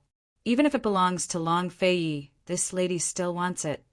Quite a few people sucked in a cold breath at her words. What a bold tone. "Miss Chu, this is my Medical Materials Association's fault. We're willing to compensate you tenfold for your losses, so please forgive us," Wang Shuchen said seriously. "It really is your Medical Materials Association's fault. No matter what, I want that squirrel." Chu Qingge refused to let him go. But His Highness Duke of Qin, before Wang Shuchen could finish, Chu Qingge cut him off. "How you explain things to the Duke of Qin is your business. I don't care. I bought it from your guards. I trust that your Wang clan guards won't bully a girl like me, right?" Her unforgiving attitude made Wang Shuchen's head hurt. Western Zhou's Chu clan was the symbol of Western Zhou's military might. Besides the imperial clan, they were the noblest clan in Western Zhou. Although they couldn't compare to the Duke of Qin's estate, they weren't easy to offend either. On one side was Tianning's Duke of Qin, while on the other was Western Zhou's Chu clan. Wang Shuchen looked helplessly at Wang Ruochen, who had no idea what to do. He simply said, "How about this? Miss Chu can sit inside and wait. If you have anything to say, we can discuss it after the Duke of Qin arrives." Unexpectedly, Chu Qingge agreed right away. "All right, I'll wait for him." Her tone made it sound like she and Long Fei Yi were old acquaintances. Actually, Chu Qingge had been waiting for these exact words. No matter what the reason was, as long as she had a connection with that man, she wouldn't let go of the chance. Since Chu Qingge was acting like this, perhaps only the Duke of Qin could handle the situation. Wang Shuchen returned the gold card to Lil Thing and led it into the medicine hall. When Lil Thing saw Chu Qingge enter as well, it grew even more confused. Just what was going on? But soon enough, it couldn't care less, because it saw all sorts of precious medicinal ingredients as soon as it entered the medicine hall. Since it couldn't steal them, it might as well buy them and eat them. Lil Thing tossed the gold card to Wang Shuchen and scurried to a nearby medicine cabinet. It had been half a day and was truly hungry. It picked out a few of the most precious ingredients and began to eat them with relish. "I'll hurry back when I'm full, but once I start eating, I can't stop." Wang Shuchen could tell at a glance that Lil Thing had picked out the most precious ingredients in the cabinet. He couldn't believe it. This little squirrel was too miraculous. If its owner wasn't Long Fei Yi, he'd want to buy it too. After settling Chu Qingge down in the tea room, Wang Shuchen immediately sent someone to contact Long Fei. By now, it was already the dead of night. Han Yunqi wanted to take a nap, but she couldn't fall asleep. She stood by the window and watched the crowd of people leave one by one. In the end, she stared at the portrait from a distance. She'd never kept a portrait before, so who could draw it so closely based on memories? While she was lost in thought, Gu's voice reached her ears. "Poison lass, I'm back."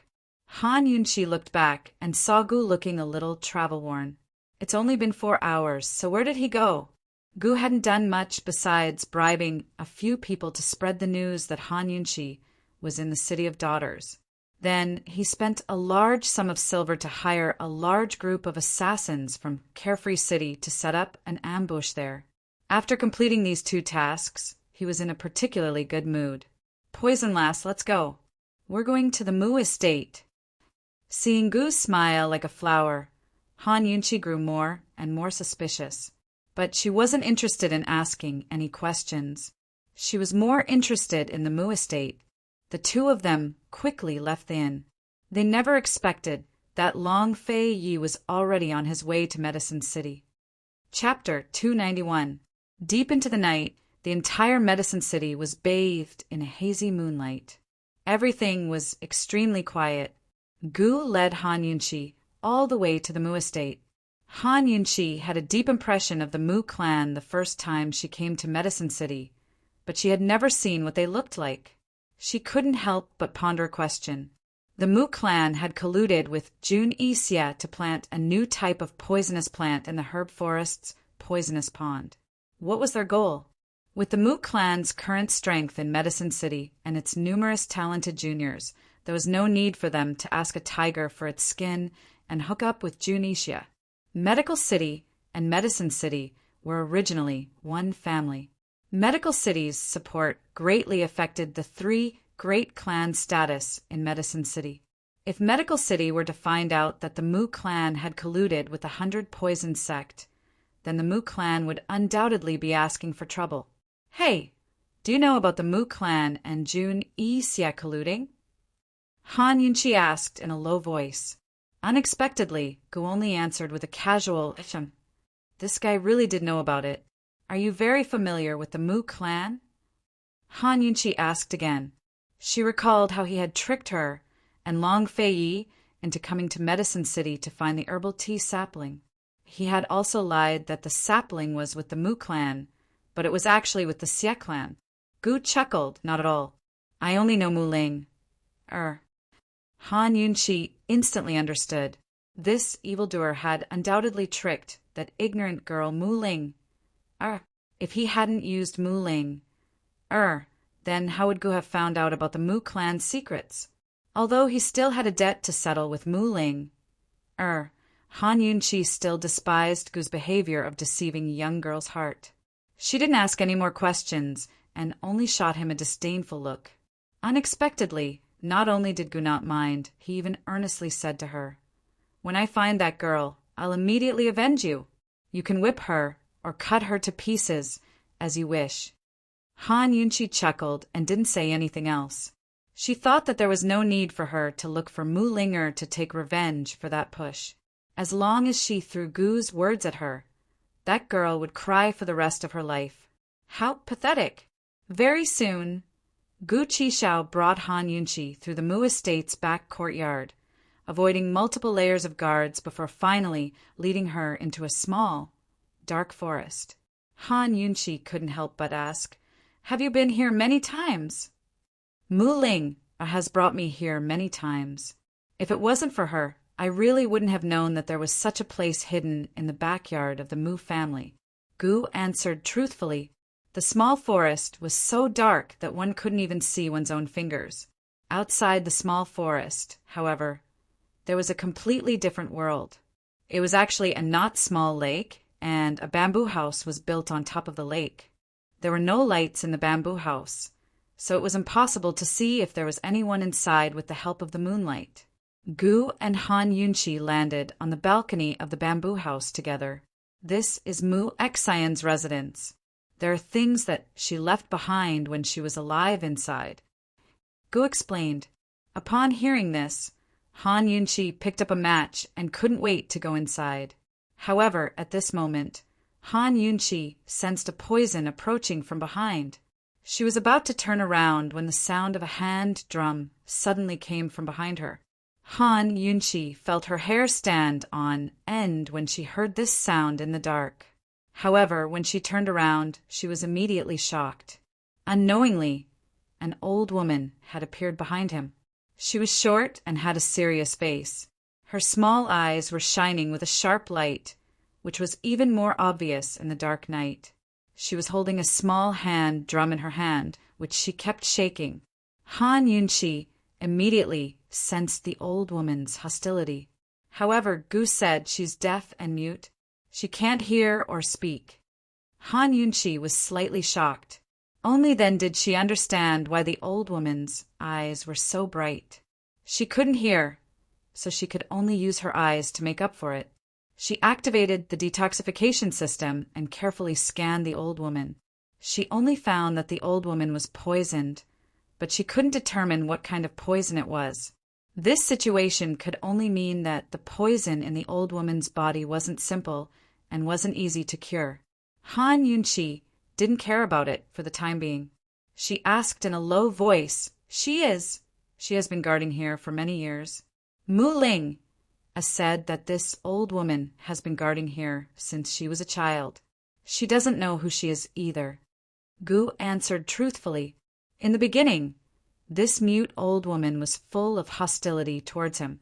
However, after coming here with Mu Ling many times, mute old woman became familiar with him. Mute old woman was illiterate and didn't understand sign language. She couldn't communicate at all. When Mu Ling discovered this place at the age of 7, mute old woman beat her up. Later, that girl secretly sent her food every day. Only then did she get close to mute old woman. Unfortunately, after so many years, Mu Ling still couldn't communicate with mute old woman. Is this the person you want to bring me to see? Han Yunchi asked, puzzled. Gu was about to explain when mute old woman suddenly stretched out her hand and pointed at Han Yunchi. She shook the wooden drum violently, as if to ask who Han Yunchi was. Gu smiled and pointed at Han Yunchi's medical pouch. Mute old woman finally noticed the medical pouch and was shocked. Mute old woman was so excited that she threw the wooden drum on the ground and rushed towards Han Yunchi. Han Yunchi was frightened and instinctively retreated. However, mute old woman was too fast. As soon as she caught up, mute old woman grabbed hold of Han Yunchi's medical pouch and yanked it down. What are you doing? Han Yunchi quickly grabbed hold of mute old woman's pouch, but she didn't expect mute old woman's grip to be so strong. Han Yunchi was about to snatch the medical pouch when she saw that mute old woman didn't rummage through her things. Instead, she held the medical pouch and gently stroked the embroidered Xan character. Soon, tears began to roll down her face. Seeing this, Han Yunchi didn't know whether to move forward or retreat. She just stood there. She couldn't bear to see old people cry. Han Yunchi glanced at Gu. Gu shrugged, indicating that he had no choice but to wait. After a long time, mute old woman finally wiped away her tears and raised her head to look at Han Yunchi. However, this time, there wasn't a trace of hostility in her eyes. Instead, it was filled with deep affection. When she met such a gaze, Han Yunchi was slightly startled. She felt that she couldn't bear it. Such a gaze made Han Yunchi let her guard down. She even softened her voice. Granny, this belongs to my mother. Do you recognize it? Only then did Han Yunchi realize that mute Granny couldn't hear her. Can I take a look inside the house? Han Yunchi gestured towards the house. Mute old woman seemed to understand and quickly went into the house to light the lamp. Han Yunchi and Gu walked in and saw that everything in the bamboo house was neat and tidy. There wasn't even a speck of dust. However, other than the large pieces of furniture, there wasn't much else. The things that Mu Xian left behind are in the inner room. Go in and take a look. As soon as Gu finished speaking, mute old woman took out a pouch from the inner room and handed it to Han Yunqi. Han Yunqi opened the pouch. It was nothing more than a handkerchief, a purse, and other small things. However, without exception, there was an Xian character embroidered on all of them. It was exactly the same as the one on her medical pouch. Mute old woman deftly unfolded all the small things. Then she took the medical pouch and compared them to Han Yunqi. She opened her mouth as if she wanted to talk to Han Yunqi. Unfortunately, she couldn't even make a sound. Seeing her like this, Han Yunqi was puzzled. In general, deafness and muteness were caused by deafness. In other words, because of deafness, the person couldn't hear and couldn't learn to speak or communicate. It wasn't that they couldn't make a sound. Mute old woman couldn't even make a sound. She obviously wasn't a normal deafness and muteness. When she recalled the traces of poison in her body, Han Yunqi blurted out, "She was poisoned into a mute." Gu Qishao immediately snapped his fingers. "Smart. What's the matter?" Han Yunqi asked seriously. "Not only was she poisoned, but she was also poison deaf. It's just that I can't find out what kind of poison it is. If you can cure her, maybe she'll tell you everything about Mu Xan." This was the real reason why Gu had brought Han Yunqi here. Gu couldn't find out what kind of poison it was. No wonder her detoxification system couldn't confirm it. This was a tricky problem. Gu was right. If she wanted to know everything about Mu Xan, who Mute Old Woman was, and why she was guarding Mu Xan's belongings, the only way was to cure Mute Old Woman. Mute Old Woman looked at Gu and then at Han Yunqi. She couldn't hear what they were saying. She seemed to be in a hurry. She stuffed Mu Xan's belongings and medical pouch into Han Yunqi's hands and waved her hand, indicating that she should leave. Han Yunqi wanted to leave. After all, it wasn't safe here. She packed up her belongings and extended her hand to Mute Old Woman, indicating that she wanted to take her away. However, Mute Old Woman didn't leave. Instead, she went into the inner room. Han Yunqi and the others followed. As soon as they entered, Han Yunqi saw a portrait. The woman in the portrait was dressed as a doctor. She carried a cloth bag that was similar to her medical pouch. The woman was very young. Her facial features were delicate and pretty. She couldn't be called a beauty. However, the smile on her face was bright and sweet. She gave people an indescribable feeling of kindness and beauty. Perhaps it was the blood flowing in her veins, or perhaps she was really infected by the smile. Looking at the woman's smiling face, Han Yunqi felt that the whole world was beautiful. She noticed the signature next to the portrait. The woman was none other than Mu Xan, but the signature of the person was unknown. Could it be her father? "Granny, can you take the portrait with you?" Han Yunqi said. She wanted to take the portrait, but Mute Old Woman stopped her. She shook her head. She only knew that Mute Old Woman didn't allow her to take the portrait.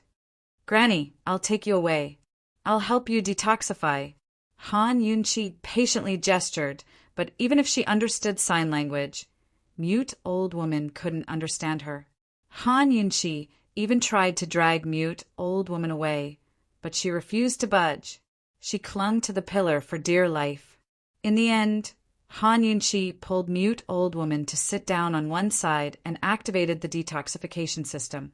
Since Mute Old Woman wasn't leaving, she'd do a thorough examination first. Perhaps she'd be able to detoxify the poison right here and now.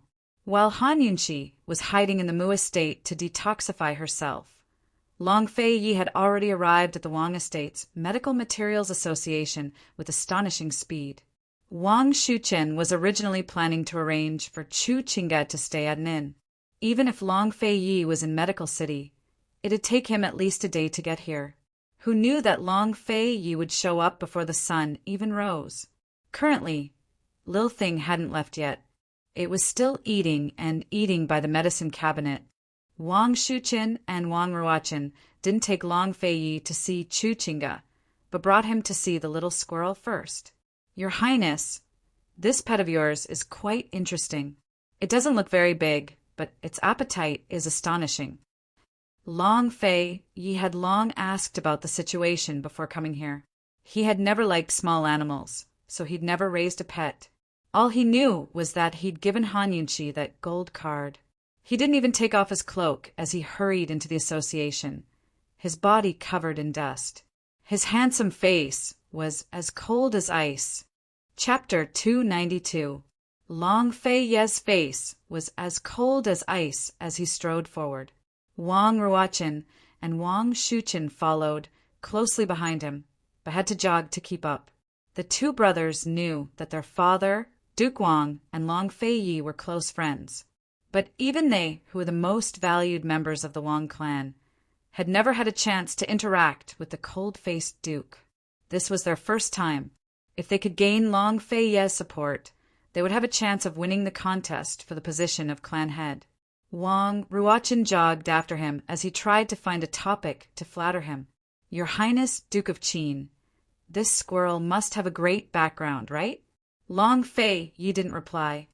"Your Highness, does that squirrel usually eat medicine as food?"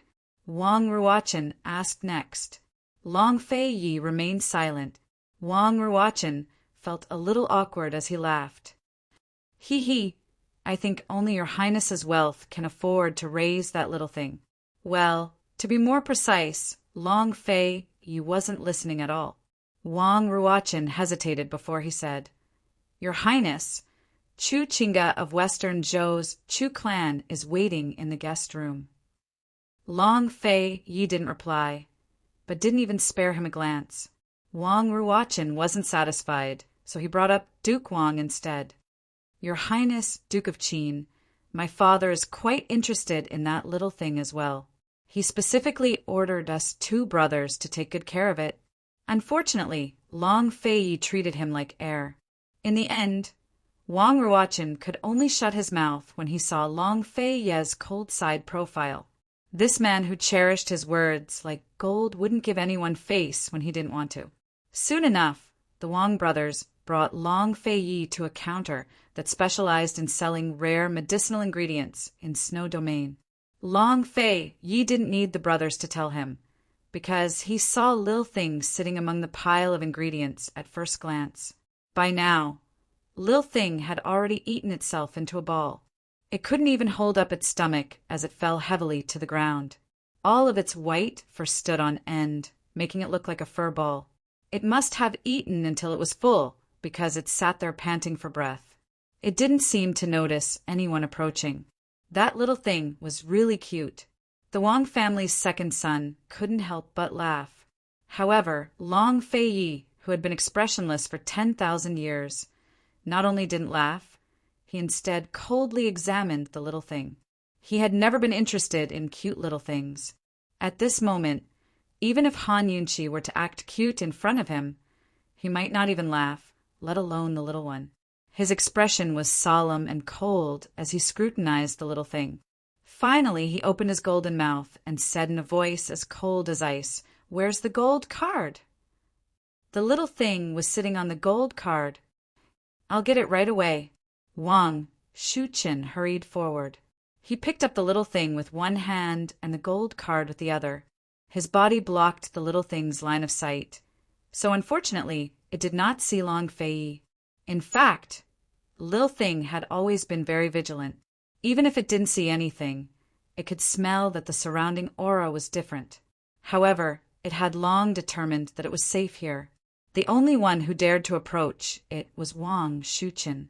Letting Wang Shuchen carry it, the little thing's white fur all fell down. It grinned at him meekly. After eating and drinking to its heart's content, it was in a good mood. Wang Shuchen took the gold card and originally wanted to put the little thing back. However, after hesitating, he still held it in his hand. He turned around and handed the gold card and the little thing to Long Fei Yi. "Your Highness!" Unexpectedly, before Wang Shuchen could finish speaking, the little thing suddenly squeaked. The white fur that had just fallen down was like a reverse flow of dominoes. In an instant, each strand of fur stood up again. It was as if its fur was standing on end. Heavens! Who did it see? It was stunned. Wang Ruochen and Wang Shuchen were both shocked by the little thing's squeak. The squeaks they heard before were cheerful and proud, but this squeak was as tragic as a pig being slaughtered. Long Fei Yi glanced at the gold card before accepting it. He was certain that this was the card he'd given to Han Yunqi. Coldly, he sized up Lil Thing, but didn't reach out to grab it. He found it too dirty. But Lil Thing assumed that Long Fei Yi was going to grab it. It suddenly broke free from Wang Shuchen's grasp and fled far, far away. It didn't even dare to look back. If Lil Thing was here, then Han Yunqi had to be nearby. Long Fei Yi was going to order his guards to secretly search the area, but as soon as he saw Lil Thing run away, he chased after it without a word. Wang Ruochen and Wang Shuchen exchanged glances, unsure of what to do. Chu Chinga sighed. Wang Ruochen was vexed. Chu Chinga wasn't easy to deal with. Wang Shuchen thought it over before sighing. Let her wait for now. Chu Chinga would definitely wait for Long Fei Yi, but whether or not Long Fei Yi would return was a mystery. Seeing Long Fei Yi chase after it, Lil Thing was scared out of its wits. Could it be that the gold card didn't belong to its master but him? Had he found out that it had spent too much? It didn't know why it was so afraid of this guy, but it only had one thought in its mind: hurry back to its master's embrace to hide. Lil Thing ran out of the Medical Materials Association and towards the inn. Long Fei Yi was hot on its heels. He followed Lil Thing, sometimes jumping up and down, sometimes flying forward. His wide black cloak fluttered behind him, accentuating his long and refined physique. He was as agile as a cheetah, sharp and domineering. Just watching him run was a pleasure. Lil Thing could have run even faster, but it was too full. It was very, very afraid. What if Long Fei Yi caught up to it? What would it do? The pursuer behind them was too aggressive. However, Long Fei Yi wasn't using all his strength to chase after it. He purposely kept his distance. If he caught Lil Thing too early, who would take him to that woman? Soon enough, Long Fei Yi reached the inn where Han Yunqi and Gu were staying. As soon as Lil Thing entered the room, it sensed that something was wrong. Its master had left. Long Fei Yi followed it to the window and scanned the room with cold eyes. Immediately he ordered his guard. Go ask if anyone's traveling with her. Those traveling with her would definitely stay in the room next door. With Han Yunqi's skills, she must have had someone helping her. That was how she'd been able to evade his pursuit and silently hide in Medicine City. Lil Thing didn't stay in the room for long.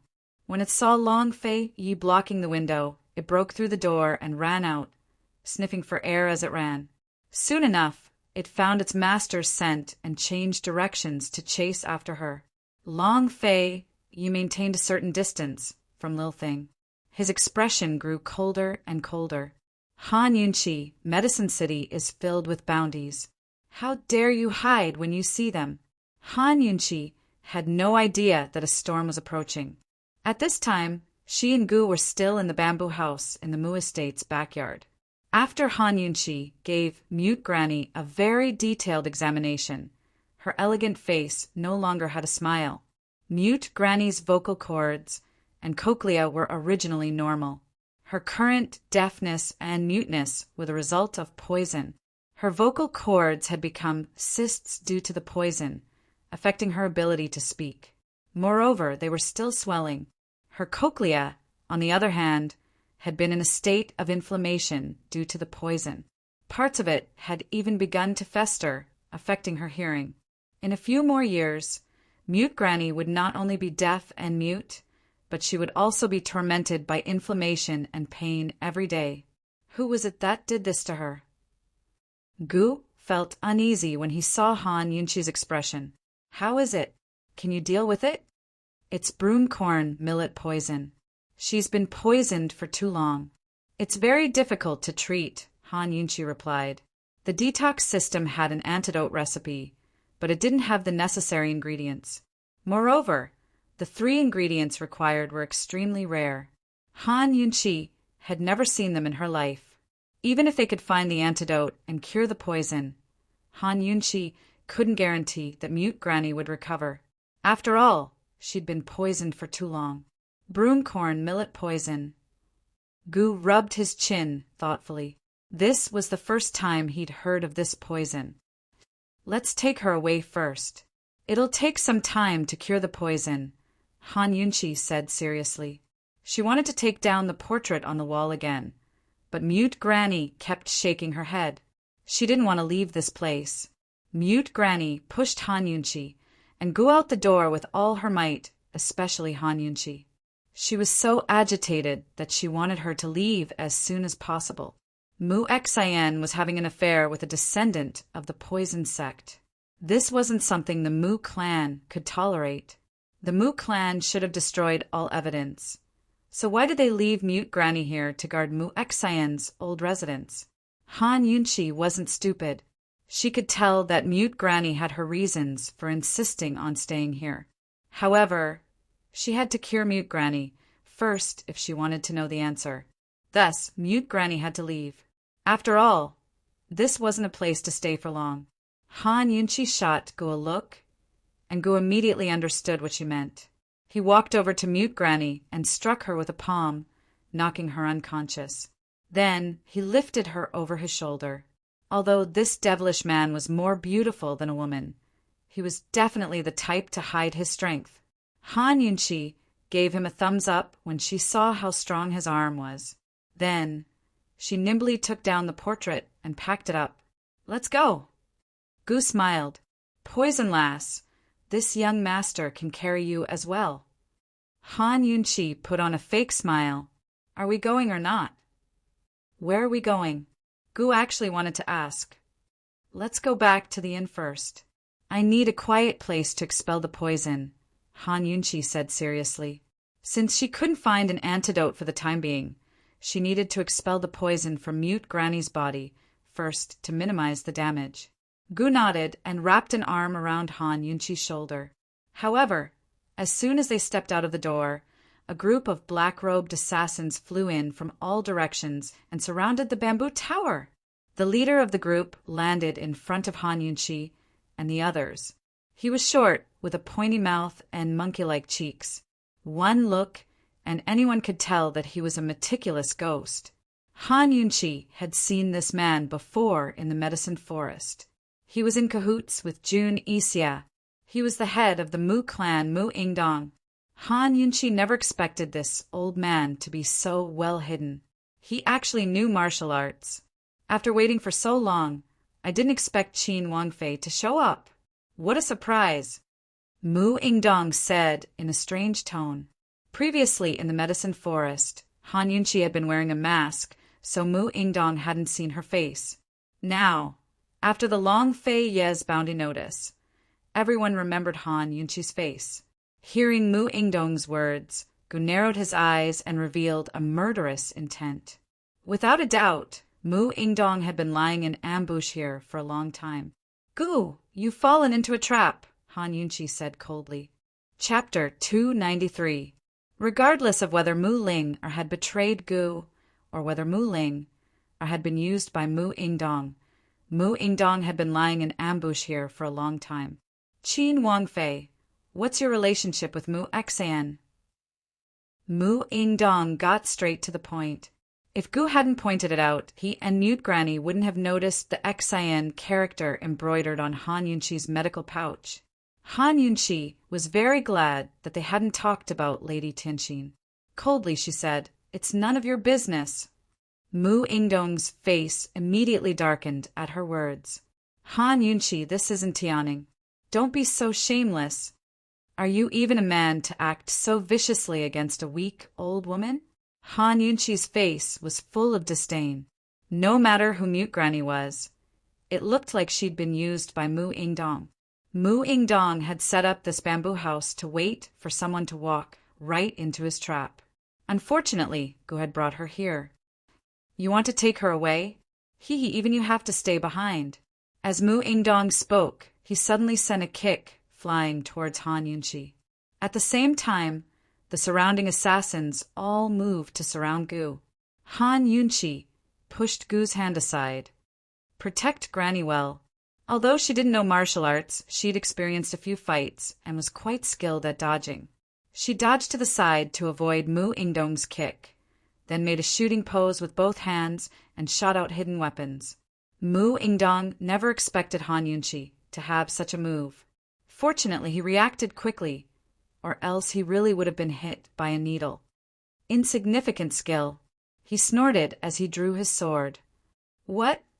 Didn't Jun Yixia tell you that this Wang Fei isn't to be trifled with when you colluded with him? Han Yunqi said coldly. Mu Ingdong was stunned. How did Han Yunqi know about this? However, Han Yunqi took this opportunity to shoot out several hidden weapons. At the same time, she stomped her foot and several poisonous needles flew out from under her feet. Mu Ingdong dodged again and again. A golden needle brushed past his arm and almost hit him. Han Yunqi was vexed and anxious. She was about to use the needle again when Mu Ingdong's figure flashed and landed behind her. Han Yunqi hurriedly turned around and immediately shot the needle. This time, Mu Ingdong dodged it very easily. It seems that Qin Wang Fei only knows these few moves. His lips curled into a mocking smile. An old fox like him had already figured out Han Yunqi's abilities after just a few moves. This woman looked arrogant, but in fact, she did not know martial arts. She only knew how to use hidden weapons. Han Yunqi knew that she had been exposed, but she still did not give up attacking. However, after a few rounds, she was out of breath, but Mu Ingdong was still at ease. At the side, Gu was worried about Han Yunqi. However, it was difficult for him to be distracted while carrying an unconscious mute granny and dealing with dozens of assassins. Soon, Mu Ingdong began his counterattack. Qin Wang Fei, no matter what relationship you have with Mu Xan, since you're here, you can forget about leaving.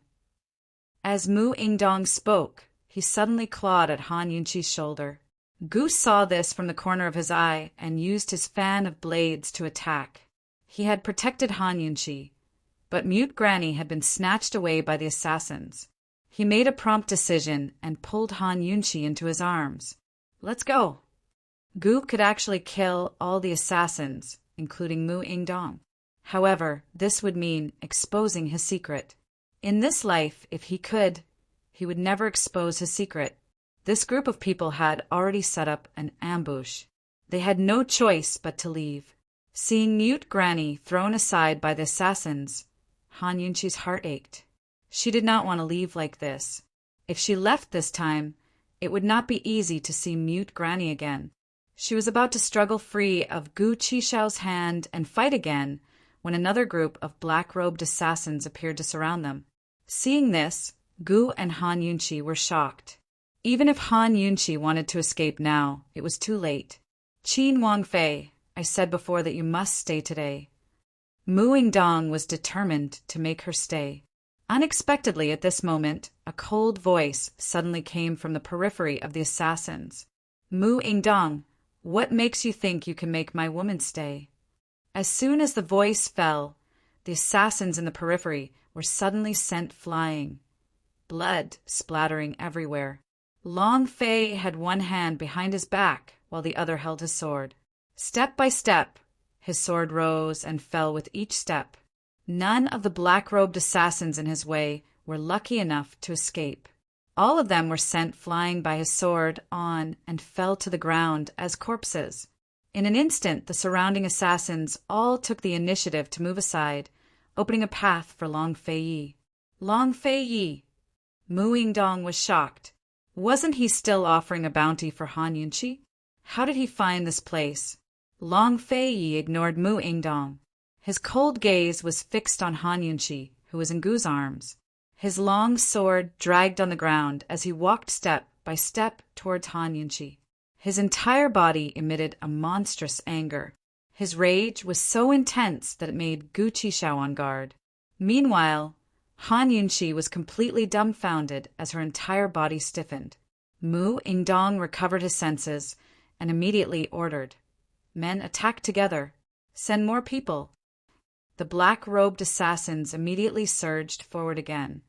but Long Fei was still walking towards Han Yunqi step by step. Anyone who blocked his path was killed with a single stroke of his sword without mercy. The assassins in black fell one after another. There were only deaths, no injuries. Soon, the place where Long Fei Yi walked past was filled with corpses. In the end, the assassins unconsciously retreated again, distancing themselves from this death god. Mu Yingdong was also stunned. He had long heard of Long Fei Ye's name and knew that this cold prince was not to be trifled with. But today he finally understood why the arrogant Jun Yixie would list Long Fei Yi as a dangerous person. In fact, Han Yunqi secretly thought of countless scenarios where Long Fei Yi would find her, but she never thought that this man would step over corpses to walk towards her. Gu did not retreat, but hugged Han Yunqi even tighter.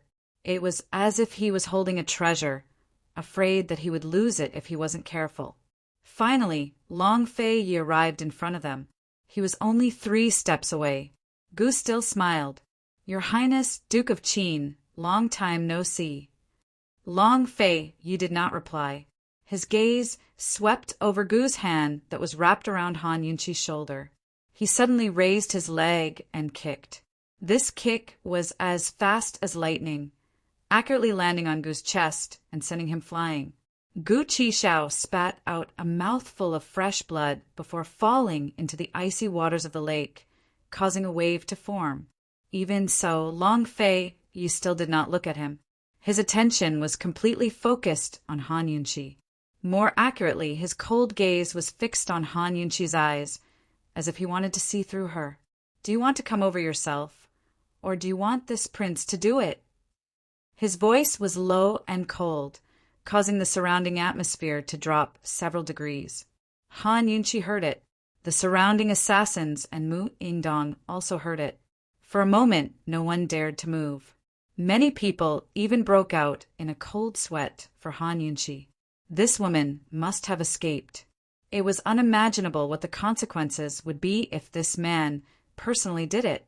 Han Yunqi tightly bit her lip and did not say a word. "Still not coming over?" Long Fei Yi asked patiently. Unexpectedly, not only did Han Yunqi not come over, but she also retreated several steps, wanting to escape. Finally, Long Fei lost his patience and strode forward to grab her by the chin. His strength was fierce enough to startle everyone present. At this time, Gu suddenly flew out of the water and sternly said, "Long Fei Yi, if you dare to hurt her in the slightest, this young master will definitely not let you off." But who knew that Long Fei Yi would suddenly kiss Han Yunqi's lips? Like a violent storm, it was as if he was venting, but also as if he was punishing her. It was fierce and intense. No one expected it to turn out like this. How was this a physical attack? This was a verbal attack. Han Yunqi forgot to struggle. When she regained her senses, she was already unable to struggle. She used all her strength to slap him. Unfortunately, her hands were quickly bound by Long Fei Ye's hands. Gu Qishao didn't move as he watched from a distance. His fingers slowly clenched into fists. He was this close to throwing caution to the wind and exposing his identity to fight Long Fei to the death. He could not bear to see Poison Lass being bullied, especially being bullied like this. But in the end, he still did not do it. He turned his head away and did not look anymore. He turned around and flew away as fast as he could. "Han Yunqi, it is destined that I can only joke and say that I love you." Seeing Gu leave, Mu Yingdong finally regained his senses. He could not imagine that Long Fei Yi would actually be intimate with Han Yunqi in this kind of situation. He did not care so much. This was the best opportunity to attack. He immediately signaled to the head of the assassins with his eyes. Soon, dozens of assassins surrounded them and attacked. However, Long Fei Yi still did not let go of Han Yunqi. He held Han Yunqi's waist with one hand and held a sword with the other. He was actually kissing her while defending against the enemy. In the midst of the battle, blood splattered everywhere. His kiss continued to deepen.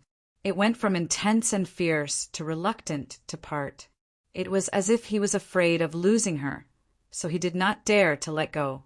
No one knew that these days, under his anger, there was a hidden fear.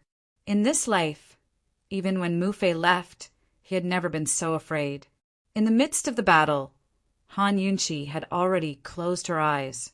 She could escape from this man's palm, but she could not escape his kiss. She could not struggle and gave up struggling. She was paralyzed in his arms. Although she was afraid of him, at the same time, she had a sense of security. She knew that she had lost again. In the end, corpses were lying everywhere. The assassins did not dare to step forward. This man was too terrifying. Mu Yingdong hesitated. He wanted to do it himself several times, but in the end, he did not take a step forward. He clenched his fists tightly, looking at the two people who were still kissing. He was full of vexation. What was this called? She actually came here to be intimate with him, and he was helpless against it. The head of the assassins looked at Mu Yingdong questioningly. Should he continue to send reinforcements, or should he follow them?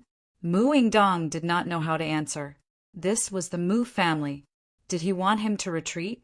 However, if he did not retreat, he would not be able to defeat them. Finally, Han Yunqi could not breathe. Long Fei Yi reluctantly let go of her. The two people looked at each other. Long Fei Ye's eyes were still cold. Han Yunqi's face was red and avoided his gaze. Long Fei Yi did not say anything. Under everyone's gaze, he buried his head again. Continue. Chapter 294. Continue. He was so domineering in front of so many people. Han Yunqi had just breathed in some fresh air when she was quickly overwhelmed by a certain domineering man scent.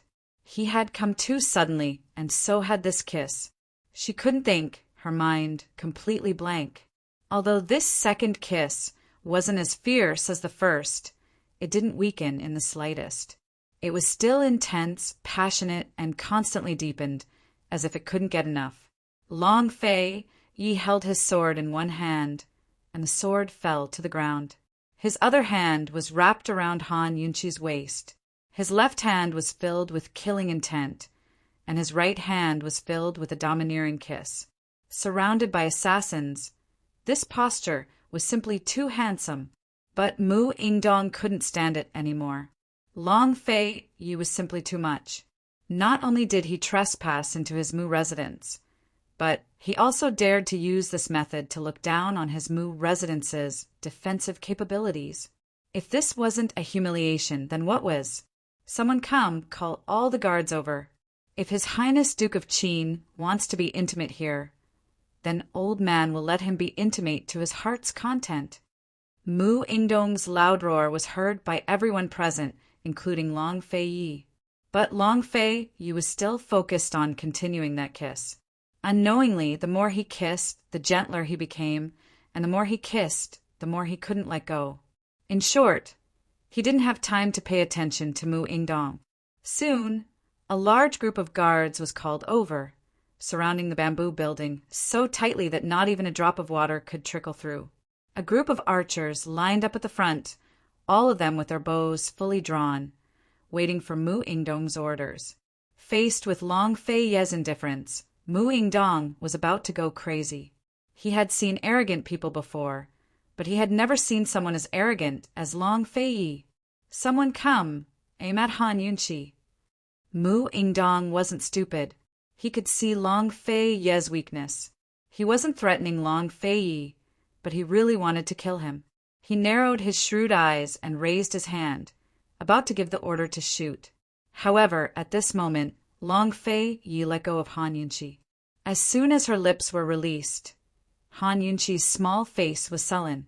Just as she was about to speak, Long Fei Ye's big hand immediately held the back of her head and pulled her into his arms to protect her. His cold gaze swept over the surrounding archers, and he looked at Mu Yingdong. Mu Yingdong was inexplicably afraid, but he didn't admit it.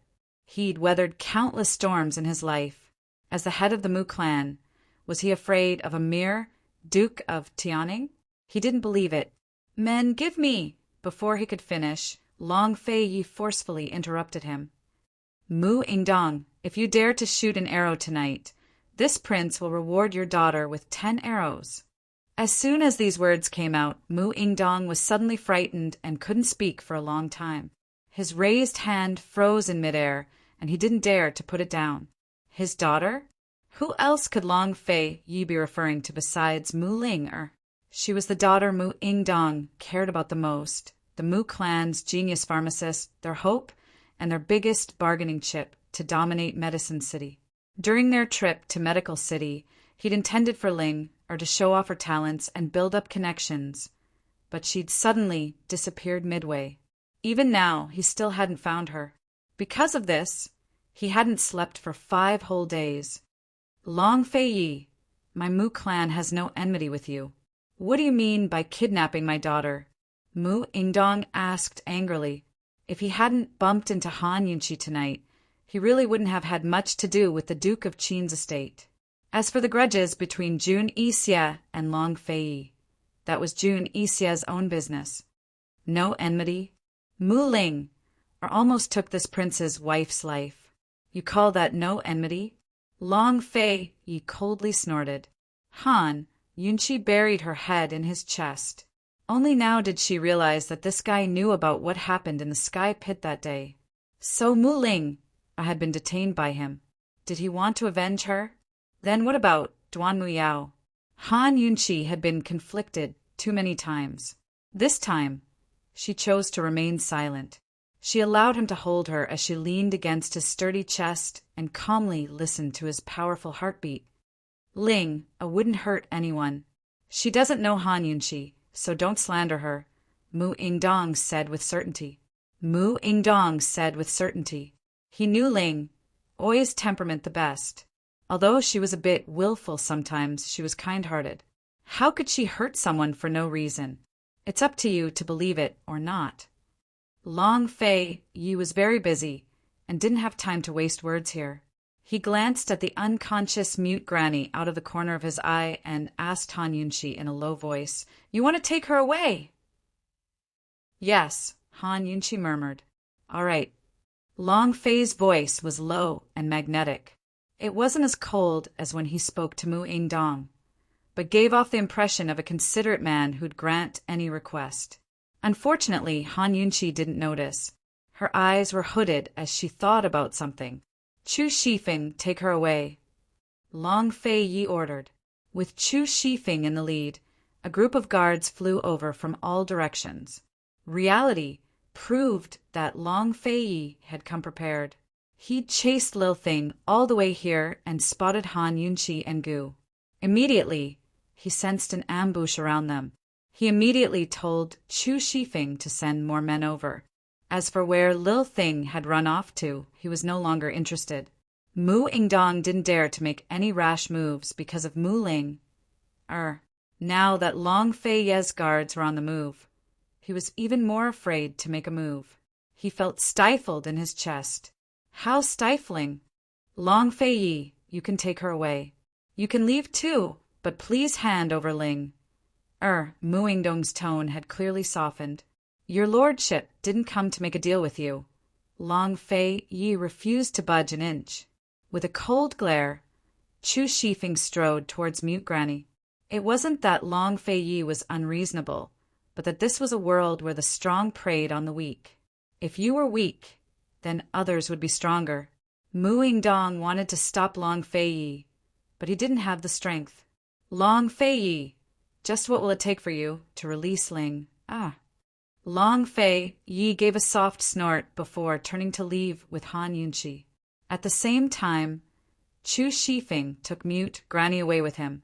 Mu Ingdong chased after him a few steps before shouting, "Long Fei Yi, if you dare to touch a hair on Ling's head, my Mu clan won't let this go." Unfortunately, Long Fei Yi didn't even look back. Mu Ingdong was both angry and anxious. He clenched his fists and paced back and forth. No matter what, even if he had to beg, he had to save Ling. He thought back and forth before his gaze rested on the door of the bamboo hut. "Mu Xan, Han Yunqi," he muttered to himself. After the assassins dispersed, Mu Ingdong left as well.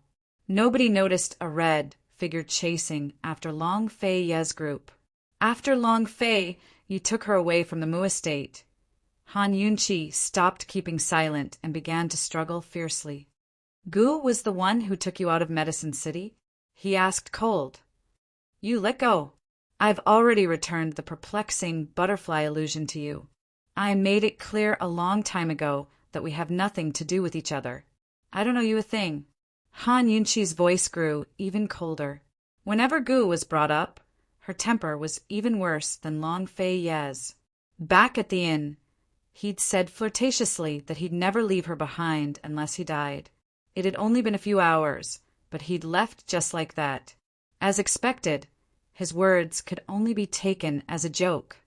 Long Fei Yi, I married you first because of the imperial decree, and second to protect my little life. I don't owe you anything. If you mind the name Qin Wang Fei, I promise I'll change my name and disappear from Tianing country forever. Just pretend Qin Wang Fei is dead. Han Yunqi stared Long Fei Yi straight in the eyes, each and every word clear.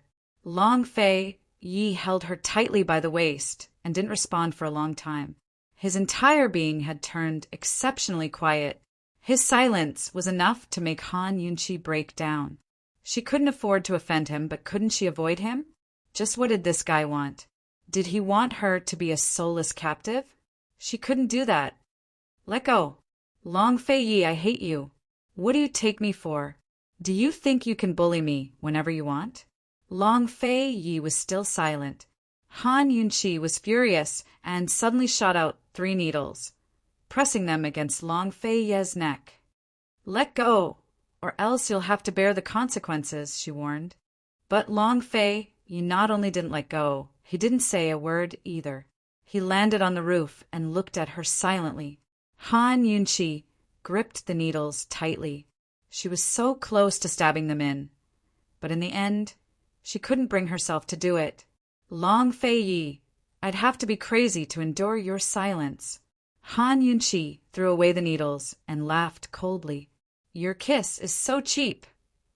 Han Yunqi, I promised the head of Tianshan Kenzo, my master, that I would protect Duanmu Yao until she turned 18, Long Fei Yi suddenly explained. It was so sudden and unexpected. Han Yunqi's heart skipped a beat and almost stopped. What did this guy just say? Did he explain why he wanted to save Duanmu Yao? She'd been obsessed with this question for so long, and he'd just explained it like that. Before Han Yunqi could recover, Long Fei Yi continued, Last time when we killed the poisonous python, and the time in the sinkhole. He seemed to be stuttering, but also seemed to be thinking as he spoke. In any case, His Highness Duke of Qin, who had always been a man of few words, stuttered as he spoke. I only wanted to protect her from death. That's all, nothing else. I didn't expect you to be pushed out of the sinkhole. His master's protection included many, many things. In reality, he'd already gone against his master's orders and only wanted to protect Duanmu Yao from death. Han Yunqi had never heard Long Fei Yi speak like this before. She'd also never seen Long Fei Ye's gaze so gentle and sincere. After all, this guy had just been merciless and ruthless in the Mu estate. So, was he trying to explain to her and give her an explanation? So, he knew how much she cared about Duanmu Yao. He even remembered that time when they killed the poisonous python. So he'd always known how she felt. Han Yunqi's heart softened as she looked into Long Fei Ye's gentle eyes. She had to admit that she was a coward and had no backbone. Looking at Long Fei Yi like this, all the knots in her heart were untied. Her anger dissipated, and she forgot about her grudge. Spring had come, and the flowers had bloomed. Are you giving me an explanation? Han Yunqi asked, even though she already knew the answer. Long Fei Yi seemed a bit uncomfortable and avoided her gaze. Hey, isn't that right? Han Yunqi was one to reach for a yard after being given an inch. Her clear eyes stared straight at him. Chapter 295. The person she had secretly liked for a long time suddenly gave her an explanation. What a pleasant surprise this was. Han Yunqi was a girl who dared to love and hate. She didn't hide the joy in her heart. She didn't even know how silly and blissful her expression was at this moment. How much did she like this man to be able to open up the sea and sky just because of an explanation? Long Fei had already looked away, but he couldn't help but look at her. When she saw him looking over, Han Yunqi didn't let go again, as if she was deliberately teasing him. Isn't that right? But Long Fei didn't reply, even after she asked him twice.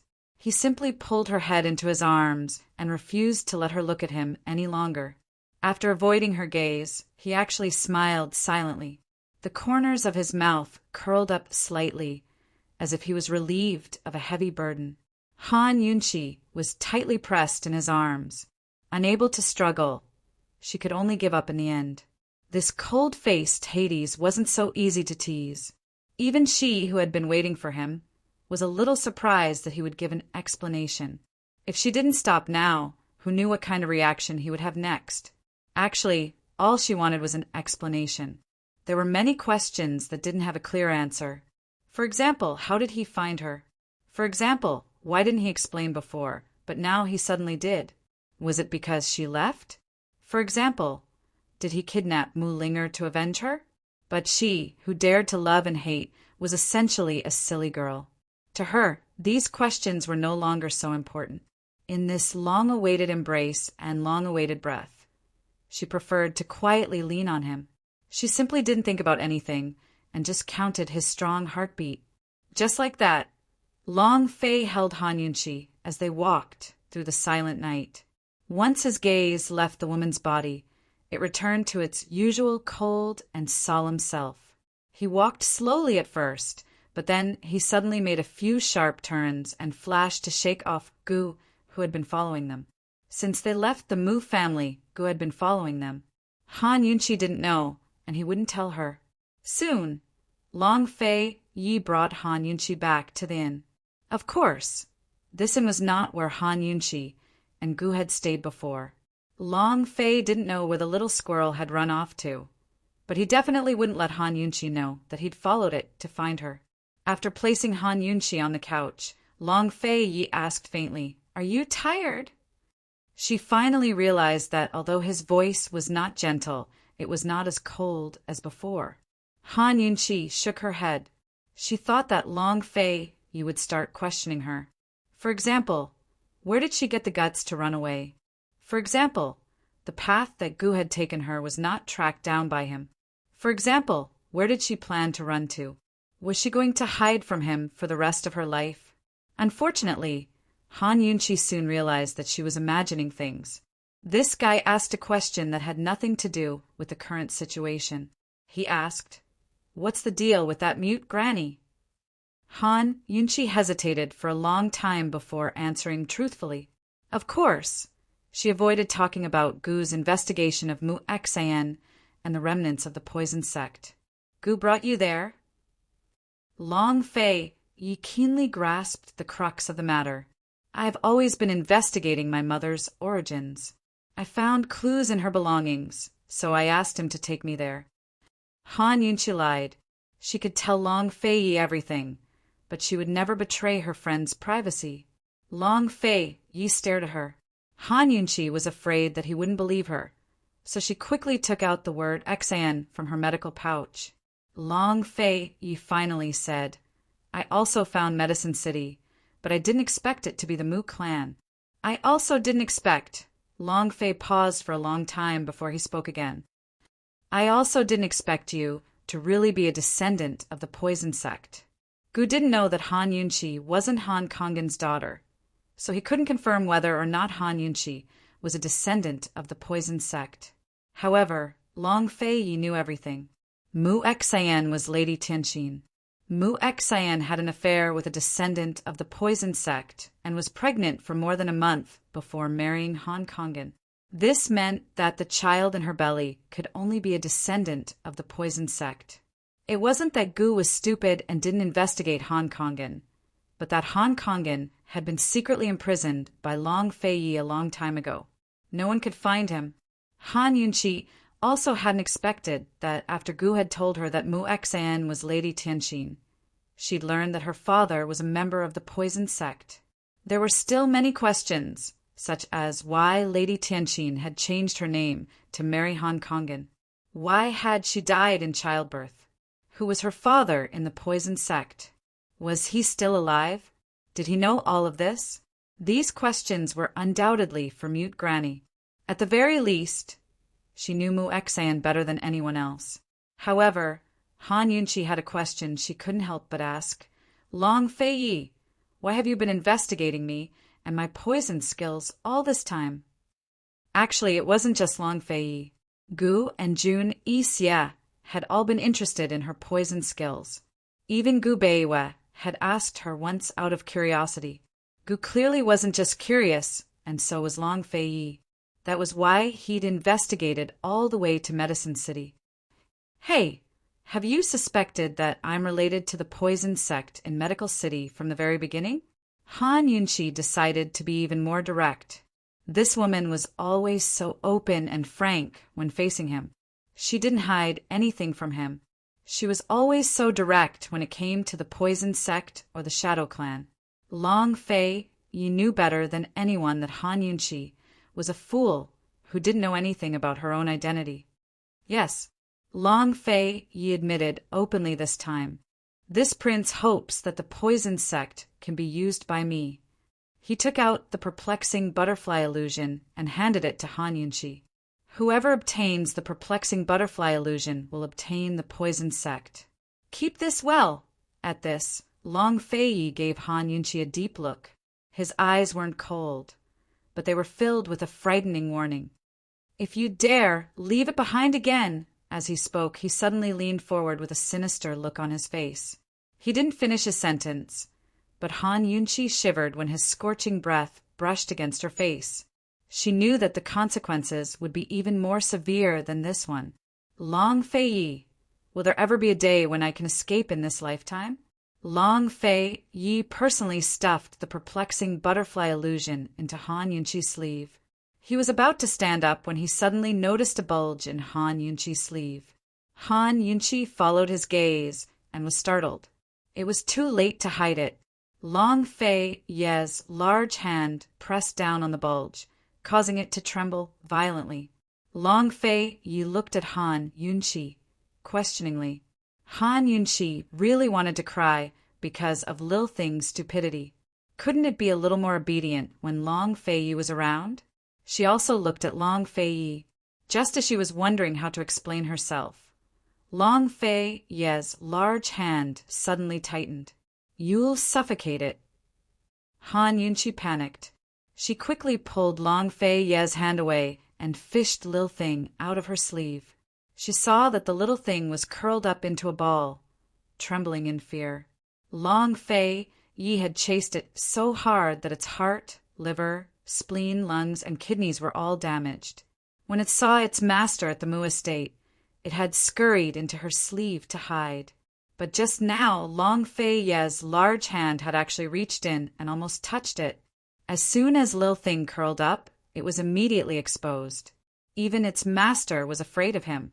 What reason did it have to not be afraid of him? Although Lil Thing was held in Han Yunqi's hand, Lil Thing still curled up into a ball, looking like a fur ball. It's my new pet, a squirrel, Han Yunqi said with a smile. Unexpectedly, Long Fei Yi gave her 2 words, poisonous beast. It was not a questioning tone, but a very sure way of telling her that it was a poisonous beast. This little thing fed on medicine, ran so fast, and could swallow and spit out gold cards. How could it be an ordinary small animal? If this thing did not belong to Han Yunqi, he would only think that Lil Thing was an ordinary spiritual beast. However, it belonged to Han Yunqi, and it appeared after Han Yunqi left the medical city. This could not be more obvious. This squirrel was the poisonous beast that disappeared for no reason in the sinkhole. Han Yunqi could detoxify Long Tianma's poison precisely because of it. As expected, nothing could be hidden from his eyes. Han Yunqi was rendered speechless by Long Fei's words. She hastily pulled Lil Thing into her arms and said, "You're not allowed to hurt it." Its blood can't cure all poisons anymore.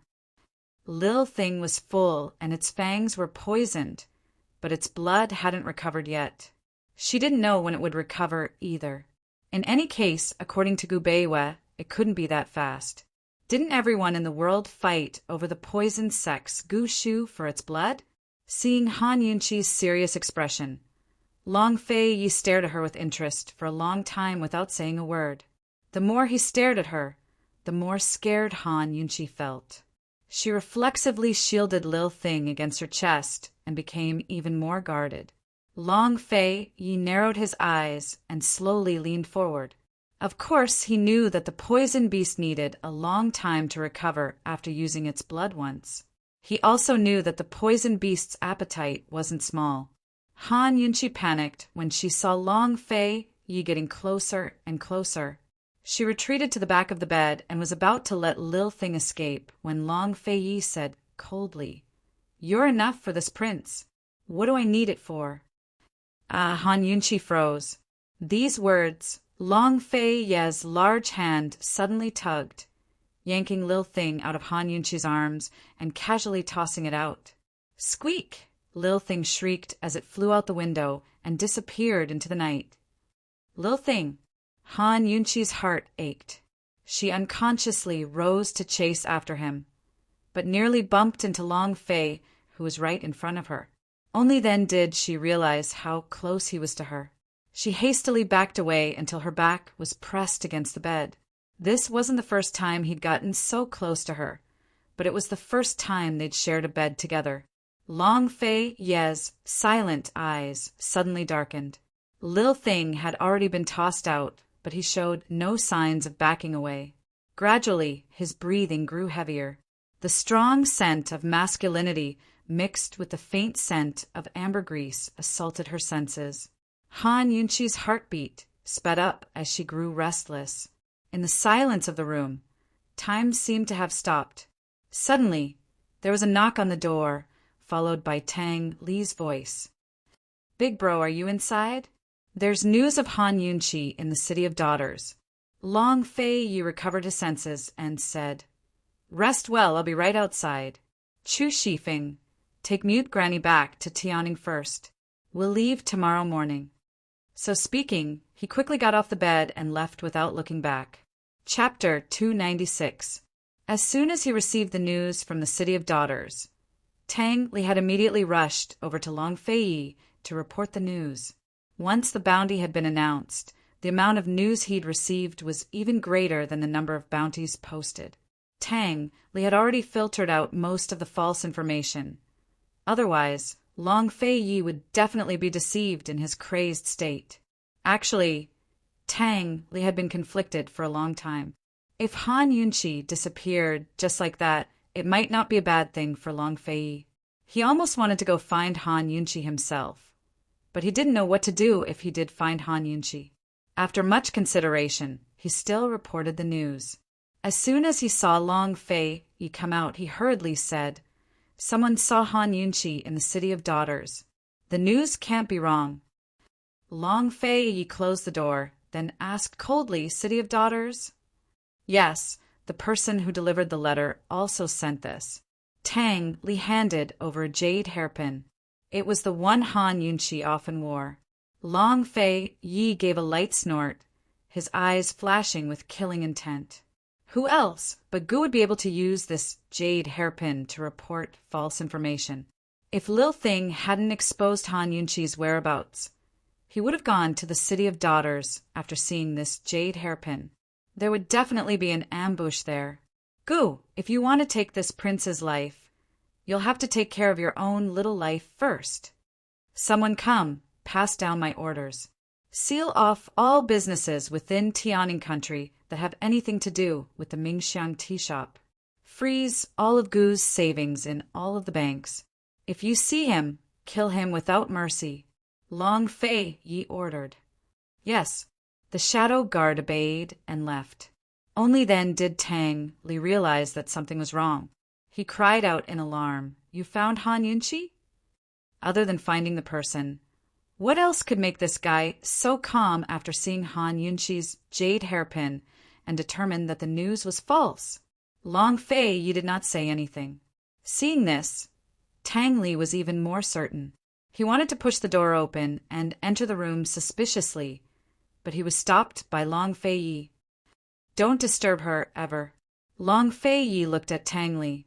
His tone was calm, but his deep eyes were firm. Tang Li slowly lowered his hand and furrowed his brows at Long Fei. No matter how he tried, he couldn't figure out what the man meant.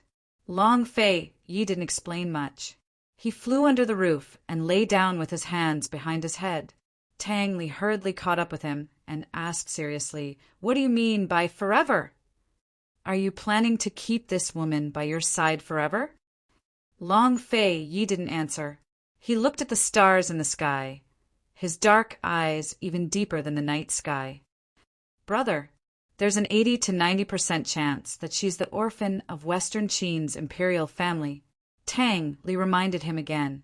Long Fei Yi told Tang Li about the Mu family's Mu Xan. In the end, he concluded with certainty Han Yunqi is a descendant of the poison sect. Her mother is a daughter of the Mu family, and her father is a remnant of the poison sect. She has nothing to do with Western Qin's imperial family. Tang Li was very surprised. He never thought that Han Yunqi would be related to the poison sect. Even if she's a descendant of the poison sect, it doesn't change the fact that she's the orphan of Western Qin's imperial family. The Shadow Clan would never protect the wrong person. Tang Li was also very certain. After a moment of thought, he said, seriously, "It's not appropriate to assume that Mu Xen is Lady Tianxin just based on the word Xan. Even if Mu Xian is Lady Tianxin, the rumors of her having an affair with the poison sect are just rumors. They might not be true. The Shadow Clan's protection is something we saw with our own eyes." Seeing Long Fei Ye's indifference, Tang Li added, "Big brother, even if she really is a descendant of the poison sect, I suspect that the poison sect is connected to Western Qin's imperial family. Otherwise, why would that Shadow Clan fellow be so familiar with the poison sect Skype it?" Tang Li's analysis was very logical. How could Long Fei Yi, with his meticulous mind, not understand this logic? Gu and Han Yunqi's secret still needed to be verified by Mute Granny. Perhaps they could get a different truth out of her. However, Long Fei Yi still didn't hesitate. "Cold," he said. "If I say she's not, then she's not. She'll never be." "You." Tang Li was furious. He finally understood that Long Fei Yi wanted to hide Han Yunqi's identity as a member of Western Qin's imperial family forever. Whether she was or wasn't, he planned to suppress this matter forever and keep her by his side. But how could that be possible? Even if he agreed, the entire Tang clan wouldn't, especially Aunt Ru. Even if the Tang clan compromised, what about the Shadow Clan? The Shadow Clan had already come knocking on their door. How could they hide this matter? What did an imperial orphan represent? It represented the noble bloodline of the imperial family, a chance for the empire to rise again. And what would Han Yunqi think if she found out her true identity one day? Tang Li shook his head in disbelief. "Big brother, Aunt Wan won't agree." The Aunt Wan Tang Li was referring to was Long Fei Ye's mother, Aunt Ru's younger sister, Tang Yuan. It was one thing for the living not to agree, but even a dead person wouldn't agree. Just how much courage did Long Fei Yi have to carry on his shoulders? Just how many difficult decisions had he made these past few days behind his madness? He was so quiet that only he knew the truth. "Big brother, it's just a woman. Why do you have to be so serious?" Tang Li persisted in persuading him. He never thought that Long Fei Yi would fall into the hands of a woman one day. "That's right, it's just a woman." After a long time, Long Fei finally said, "But your lordship is taking it seriously." Once that woman left, he realized how serious he was. This was the first time Tang Li saw Long Fei Ye's helpless expression. He couldn't help but laugh helplessly. Even Long Fei Yi, whom he admired the most, was helpless. How could he persuade him? Fine, fine. Keeping her by my side might actually be the safest. Among the 7 noble families of the great Qin Empire, more than half stood on the side of the Western Qin imperial family. The rest were mostly neutral. Once more descendants of the 7 noble families knew of Han Yunqi's existence, the consequences would be unimaginable. After a long time, Long Fei stood up. His tone was terrifyingly cold. Tang Li, think of a way to lure that white-robed man out and kill him. No matter what the truth was, only when the person who knew the truth was dead would the truth never be exposed. Tang Li nodded. I understand. That night, Long Fei sat alone on the rooftop. His lonely back gave off a desolate air against the vast black skies. The stars dimmed as the moon set and the sun rose. It was only a single night, but it felt like the passage of time had passed. It had been a single night, but it felt like years had passed since then. Han Yunqi had been waiting for Long Fei Yi in the room. She knew that Tang Li came to report her whereabouts, but she also knew that it was fake news. She originally thought that Long Fei Yi would quickly take care of things and return. Unfortunately, she unknowingly fell asleep while waiting. She unknowingly woke up several times, but she didn't see his shadow. In the end, she was too tired and fell asleep. Early in the morning, Han Yunqi woke up in a daze when she heard a knock on the door. She suddenly bumped into Long Fei Ye's handsome face that angered both men and gods. Heavens, when did he come back? How long did he stare at her like that? Long Fei Yi was a bit embarrassed and immediately retreated, pretending that nothing happened. Han Yunqi nervously touched the corner of her mouth to make sure that she wasn't drooling. Only then did she relax. Your Highness, the Wang family's 4th young master wishes to see you, the hidden guard reported at the door. Wait downstairs, Long Fei Yi replied. He wasn't in a hurry to go downstairs. After washing up, he ordered breakfast and finished eating with Han Yunqi in the room. Only then did he instruct Han Yunqi, tidy up and prepare to go back. I'll wait for you downstairs. Han Yunqi obediently nodded, not taking the matter of the Wang family's request to see her to heart.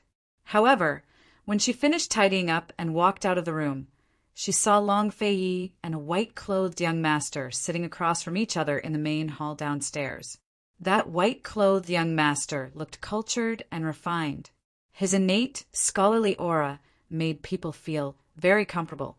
Long Fei Yi was on good terms with the Wang family, but he'd only seen Duke Wang. Why had this 4th young master come? Han Yunqi was curious but didn't care. She was about to go downstairs when the 4th young master rose to his feet and handed a gold card to Long Fei Yi. This gold card looks so familiar. Didn't I lose it in Medical City?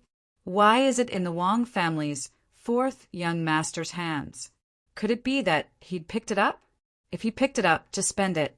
What's the point of bringing it back? Han Yunqi's mouth twitched as she walked down the stairs step by step, her steps exceptionally slow. By now, Long Fei Yi had already risen to his feet. Wang Shuqin quickly followed suit. Today he'd come to return the gold card and tell Chu Qingge that it wasn't a good idea to keep her waiting like an idiot. Long Fei Yi knew the whole story of Lil Thing's sale, so Wang Shuqin didn't say much. Instead he smiled and said, Your Highness, Miss Chu is still waiting at the meeting hall. Why don't you go over? Have her wait. Long Fei Yi accepted the gold card and turned to leave, leaving Wang Shuqin standing there in shock. Should she wait or not? When Long Fei Yi saw Han Yunqi still standing by the stairs, he beckoned her over. Still not coming over? Han Yunqi's heart pounded as she walked over.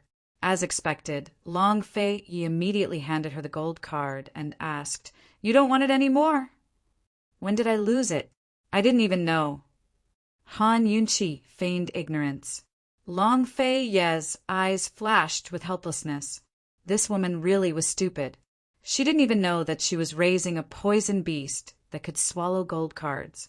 Of course, he wouldn't expose her. If she disappeared again in the future, where would he go to find her? Long Fei Yi was expressionless as he stuffed the gold card into Han Yunqi's sleeve. Keep it well. If you lose it again, You'll have to pay double the price."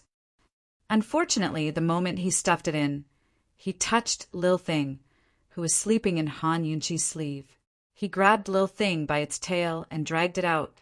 Without even looking at it, he threw it out. "Don't let it rub against you in the future." Han Yunqi couldn't care less about Lil Thing. The word pay made her immediately take out the gold card and carefully put it away in her medical pouch. This thing didn't have a price limit. How could she pay? And double the price? Long Fei Yi was so ruthless.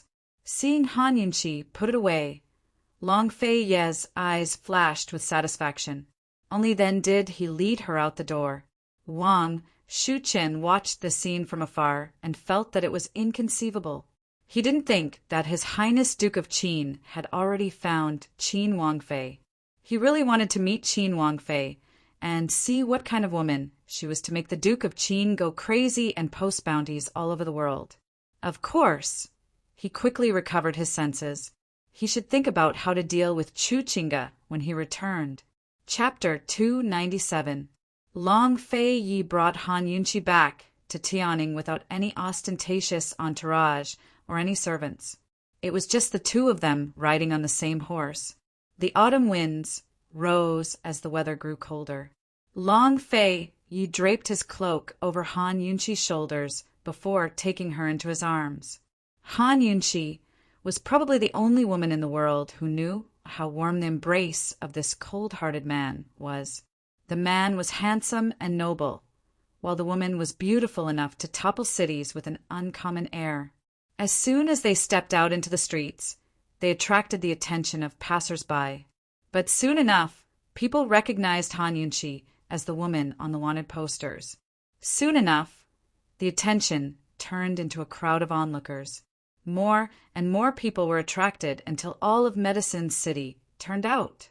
Among the restless crowd, there was envy, jealousy, adoration, and reverence. Many women stared fixedly at Long Fei, afraid that they'd miss a second. There were also plenty of women who shot hostile looks at Han Yunqi. As for the sounds of discussion, it was even louder. But even so, everyone stopped on both sides of the road. No one dared to block their way. Han Yunqi had always done things her own way and ignored the looks of others. She'd seen all sorts of situations in her life, but she still felt a little uneasy right now. It wasn't that she was afraid or nervous, but that she preferred to keep a low profile. Long Fei Yi, the wanted posters are still all over the world. Is it really okay for you to show off your love like this? Long Fei Yi stared straight ahead, expressionlessly. He was a lofty ruler who didn't care about the people around him at all.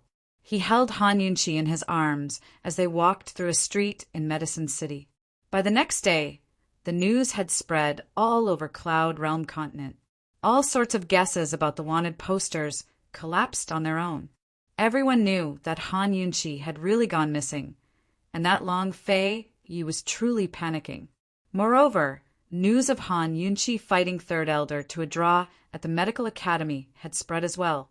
Han Yunqi's fame rose to a new height as she became the focus of all of Cloud Realm Continent. All sorts of powers wanted to catch a glimpse of her true face and her poison skills. By now, Chu Qingge had heard the news for 3 days. Afraid that she'd miss the Long Fei Yi, she stubbornly waited for him at the club for 3 days and 3 nights.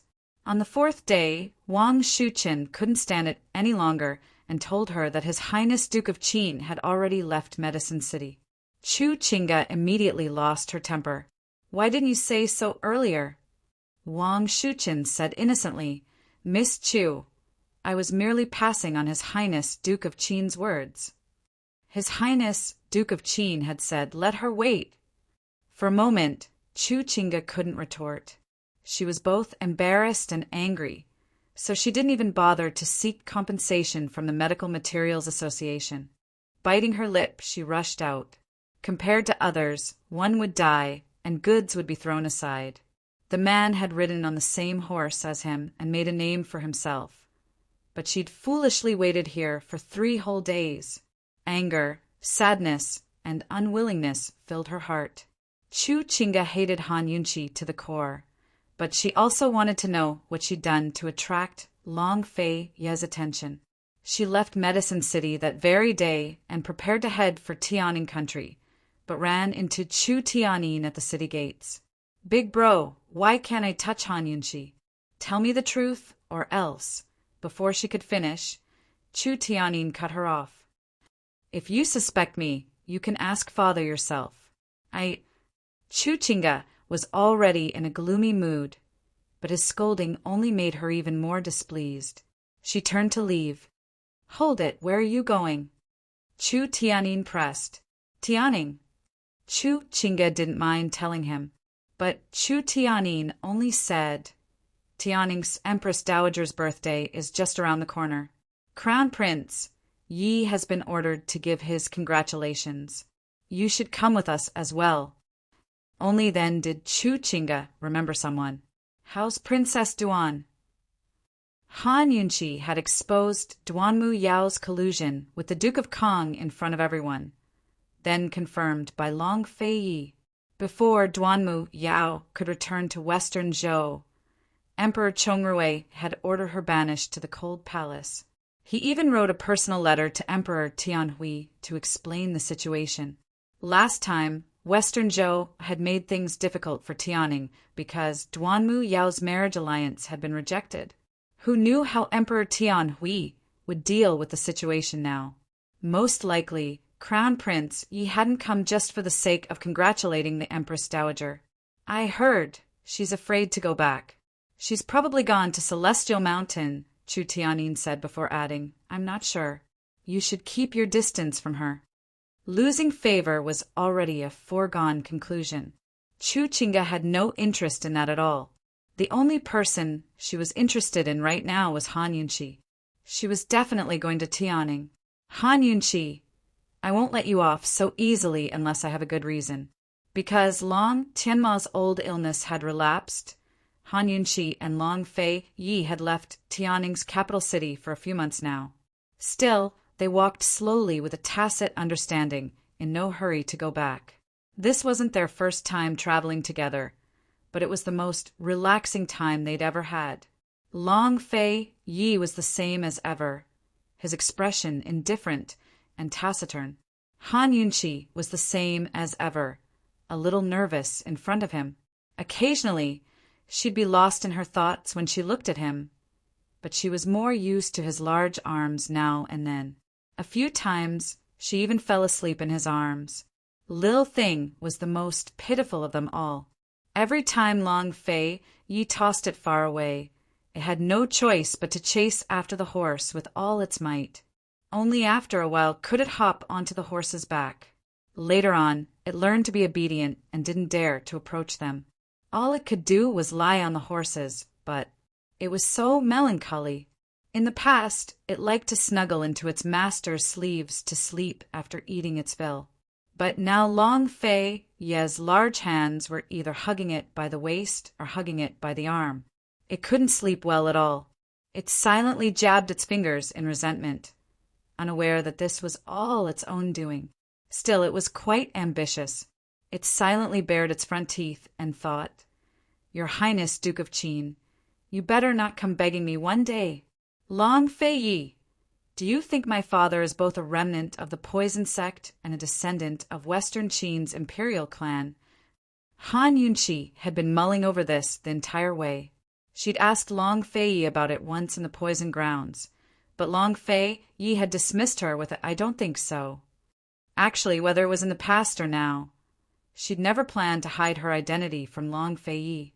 She'd naturally suspected Mu Exayan of being a descendant of Western Qin's imperial clan, but the possibility wasn't high. Instead, it was more likely that her unknown father was a member of Western Qin's imperial clan. A complicated look flitted through Long Fei Ye's eyes. Western Qin's imperial clan has already been exterminated. The last male infant was shot to death by the Nether clan. The history books don't record it in detail, but quite a few of the 7 noble families saw it. His meaning was clear. Western Qin's imperial clan didn't have an orphan. But Han Yunshi still didn't understand. That white-robed man He's here for the poison beast, Long Fei said with certainty. However, Han Yunchi didn't believe him. Maybe he's not. If the white-robed man hadn't saved her from Junisia, maybe she would have thought that the white-robed man was here for the poison beast and just wanted to kidnap her to help steal it. However, the white-robed man risked his life to save her, so she couldn't help but doubt him. She'd asked the white-robed man, but he'd said that he'd answer her the next time they met. Han Yunchi hesitated for a moment, then told him about how the white-robed man risked his life to save her. However, she avoided the part where she was bullied by Junisia. It was all in the past, and she wasn't used to complaining about her pain to others, especially to a man. Junisia, Long Fei muttered to himself.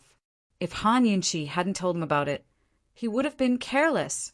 He'd thought that Junisia would also think that the white-robed man was here for the poison beast and wouldn't be too suspicious of Han Yunchi's identity. But now, it seemed that there was one more person in the world who knew the secret. Mu Xian's identity can't be wrong. The Shadow Clan won't recognize the wrong master, Han Yunchi said confidently. Whether Mu Xian was Lady Tianqin or how she'd gotten involved with the remnants of the poison sect, these questions would have to wait until Mute Granny was cured. However, she was certain that she was the Shadow Clan's protector. Long Fei's lips curved into a cold, self-mocking smile when he heard Han Yunchi say the same words that Tang Li had said. He didn't explain himself, but asked instead, "If he was sure of your identity, why didn't he tell you the truth?" Long Fei had been mulling over this question the entire time, but now he was only asking Han Yunchi the same question. He didn't want to think too much about it. In his heart, there was only one answer. Han Yunchi wasn't and would never be the orphan of Western Qin's imperial clan. He said he'd tell me the next time we met, Han Yunchi muttered to herself. A complicated look flickered past Long Fei's eyes before he dropped the topic. A few days later, they returned to Tianning's capital city. They'd just reached the Duke of Qin's estate when Chu Shifeng arrived. His entire body was covered in blood and wounds. Han Yunchi grew alarmed. Where's Mute Granny?" Chu Shifeng's brows furrowed into creases as he broke out in sweat. "Your Highness, esteemed Wang Fei, this subordinate ran into an assassin group on the road and fought for an entire day and night. There were too few of us, so this subordinate really. Where's Mute Granny?" Han Yunchi grew uneasy. Chu Shifeng lowered his head, his voice heavy. "Mute Granny has a stubborn personality. She'd rather jump off a cliff than submit. This subordinate's already sent people to search for her." But Han Yunchi's face turned white. She never expected something like this to happen. On the way back, she'd already given the prescription to Long Fei, so Long Fei could find the ingredients. "Which cliff is it?" she asked anxiously. "It's on the western outskirts, behind the Dragon King Temple," Chu Shifeng replied hastily. Without another word, Han Yunchi prepared to rush out. Mute Granny represented the truth. Moreover, leaving that aside, an innocent old granny had already been abused to such an extent. How could she still? Long Fei blocked Han Yunchi. "Where are you going?" "I'm looking for her." Han Yunchi panicked. If she'd known this would happen, she wouldn't have taken Mute Granny with her. Long Fei ignored her and grabbed her hand. "Chu Shifeng, send more men to search. If she's dead, I want to see her corpse." "Yes." Chu Shifeng obeyed and left. Han Yunchi finally calmed down. She knew it was useless even if she went. She fell to sit on the side, her eyes cold. Is it the Mu clan? Who else would want to silence Mute Granny besides the Mu clan? "Let's find her first before we discuss further," Long Fei said mildly. Han Yunchi sat for a while before rising to her feet. "Where's Mu Ling?" I want to see her." Chapter 298. Mu Ling had been imprisoned by Long Fei in a small dark room in the Yu prison.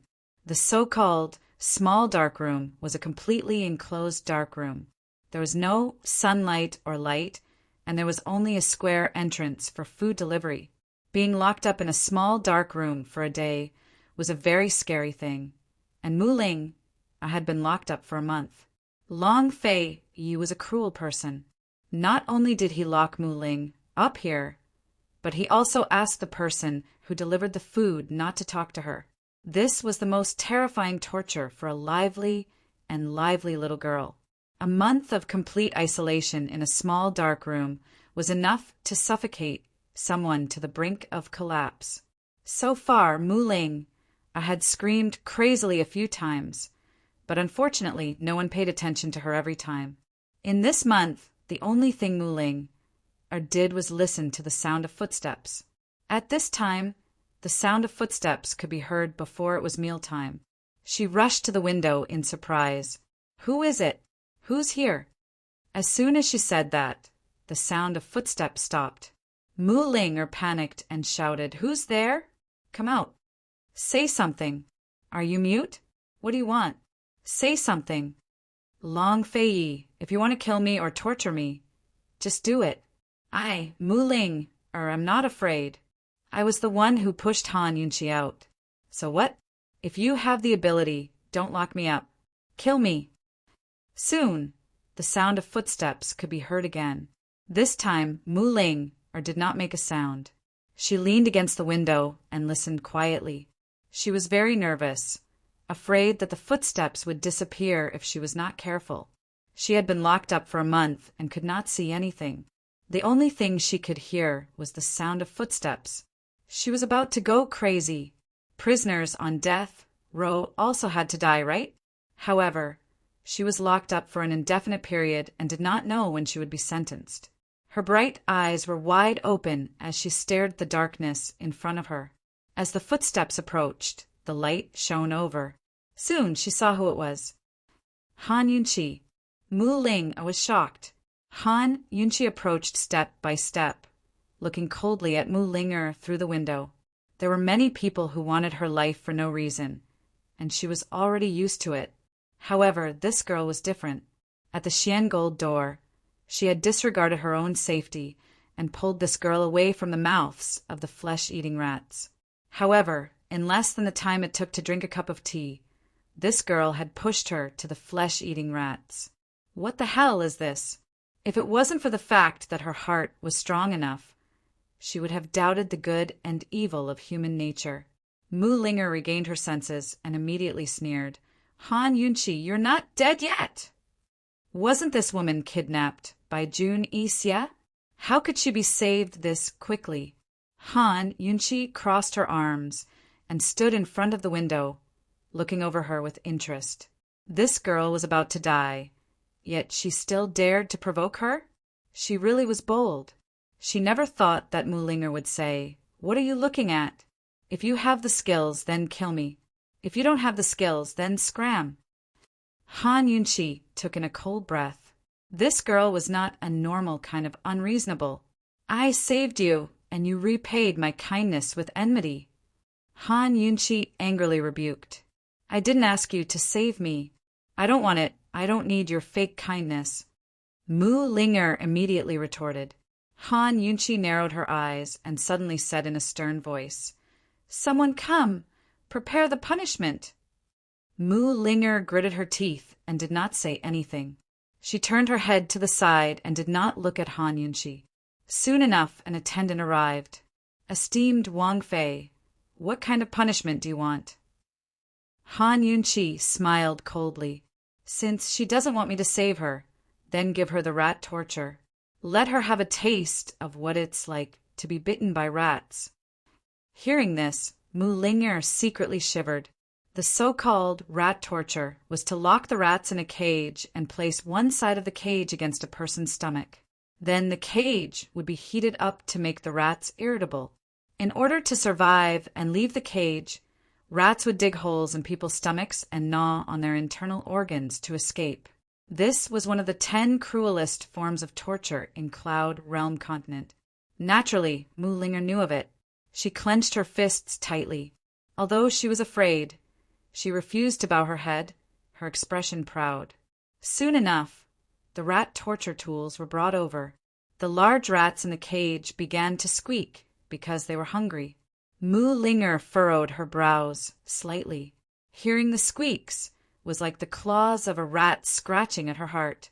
She was scared. Mu Linger, do you want me to save you or not? Han Yunqi was very willing to give her a chance before the punishment began. Finally, Mu Linger looked over.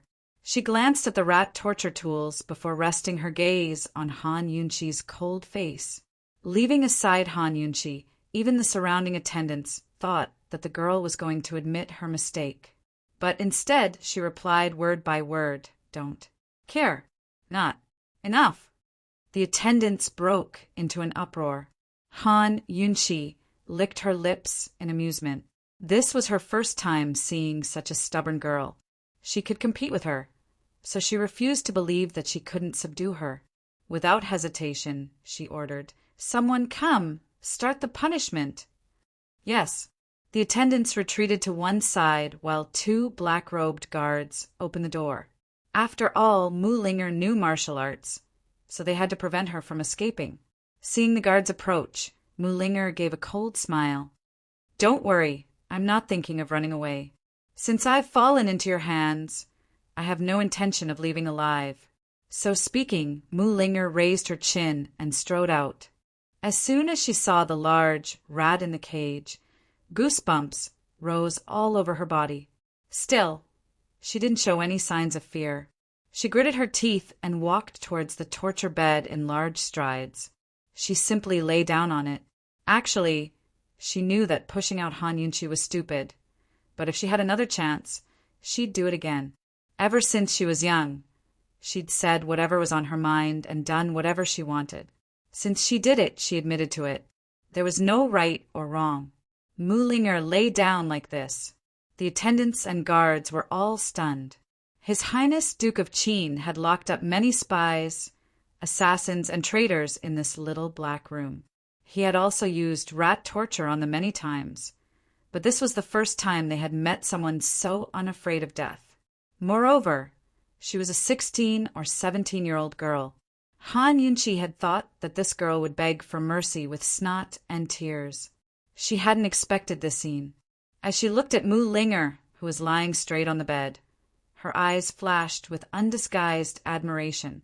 Although they were enemies, she had to admit that this girl had guts. "Han Yunqi, if Qi brother comes looking for me, just pretend you never saw me. Come on, let's be straightforward." After saying this, Mu Linger really closed her eyes. She knew that Qi brother would definitely come looking for her and give her a good scolding. He might even hate her and think that she was a bad girl. She accepted all of this. She just didn't want Qi brother to know that she had died so miserably. The room was silent. Everyone looked at this stubborn girl. Han Yunqi looked on silently. In fact, she hadn't planned to use torture today. She had only planned to use her mouth. To hurt someone, hurting their body was the worst, but hurting their heart was the best. She could tell that this lass really liked Gu Qishao. Today, she'd come to tell her what the man had said. His original words were, "Han Yunqi, when I find that girl, I'll immediately avenge you. You can beat her or cut her up as you wish." Hearing such words from the person you liked the most, wasn't it the saddest thing? However, after hearing Mu Linger's words, Han Yunqi suddenly didn't want to say anything. Only those who had loved before would know that there was nothing more serious than a broken heart. She walked over and said indifferently, "Stupid girl, why do you hate me? Do you hate me so much that you want to kill me?" Mu Linger suddenly opened her eyes. She was very surprised that Han Yunqi would walk over. In the face of the impending punishment, she had been trying hard to tell herself that she wasn't afraid and that she could do it. Han Yunqi deliberately bent down and narrowed her eyes to look at her with a dangerous expression. She said fiercely, "Tell me, why do you hate me? I don't have a grudge against you." Mu Linger clenched her teeth and looked at her without saying a word. "Because of Gu?" Han Yunqi asked again. She could naturally tell that Mu Linger was jealous. However, jealousy shouldn't kill her, right? "Because you hurt Qi brother's heart." Mu Linger suddenly shouted. Han Yunqi, you hurt Chi brother because of you. He likes you so much. Your sin is unforgivable. How did I hurt his heart? He likes me? Ha! Han Yunqi felt helpless. Could Gu's love be called like? That was a joke. To put it more seriously, it was taking liberties with a married woman. Before Han Yunqi could finish, Mu Linger angrily interrupted her. When you were with Long Fei Yi, you didn't see the disappointment in his eyes. Did you notice him? Han Yunqi didn't want to continue the topic and said impatiently, You're just jealous, aren't you? You're so young and you can even kill someone because of jealousy. How did your parents teach you? She could even kill someone because of jealousy. Was she that bad? Mu Linger panicked. It's not like that. I didn't do it on purpose. I was too angry at that time. Only after saying that did the stubborn girl realize that she had made a mistake. She was vexed and decided to shut up. Han Yunqi rose to her feet and crossed her arms, looking down disdainfully at Mu Linger. Suddenly, she burst into laughter. This girl was really cute. Compared to people like Duan Muyao, she was much simpler and purer. She wasn't pretentious or scheming. She was clearly a pure and kind girl. Why did she make herself sound so bad? Seeing Han Yunqi laughing, Mu Linger became even more anxious. Han Yunqi, if you don't like Chi brother, then don't provoke him. Chi brother doesn't have it easy. I don't want to see him get hurt. Why doesn't he have it easy? Han Yunqi was very interested to know. This time Mu Linger was serious. He's been an orphan since he was young. He had to rely on others to grow up.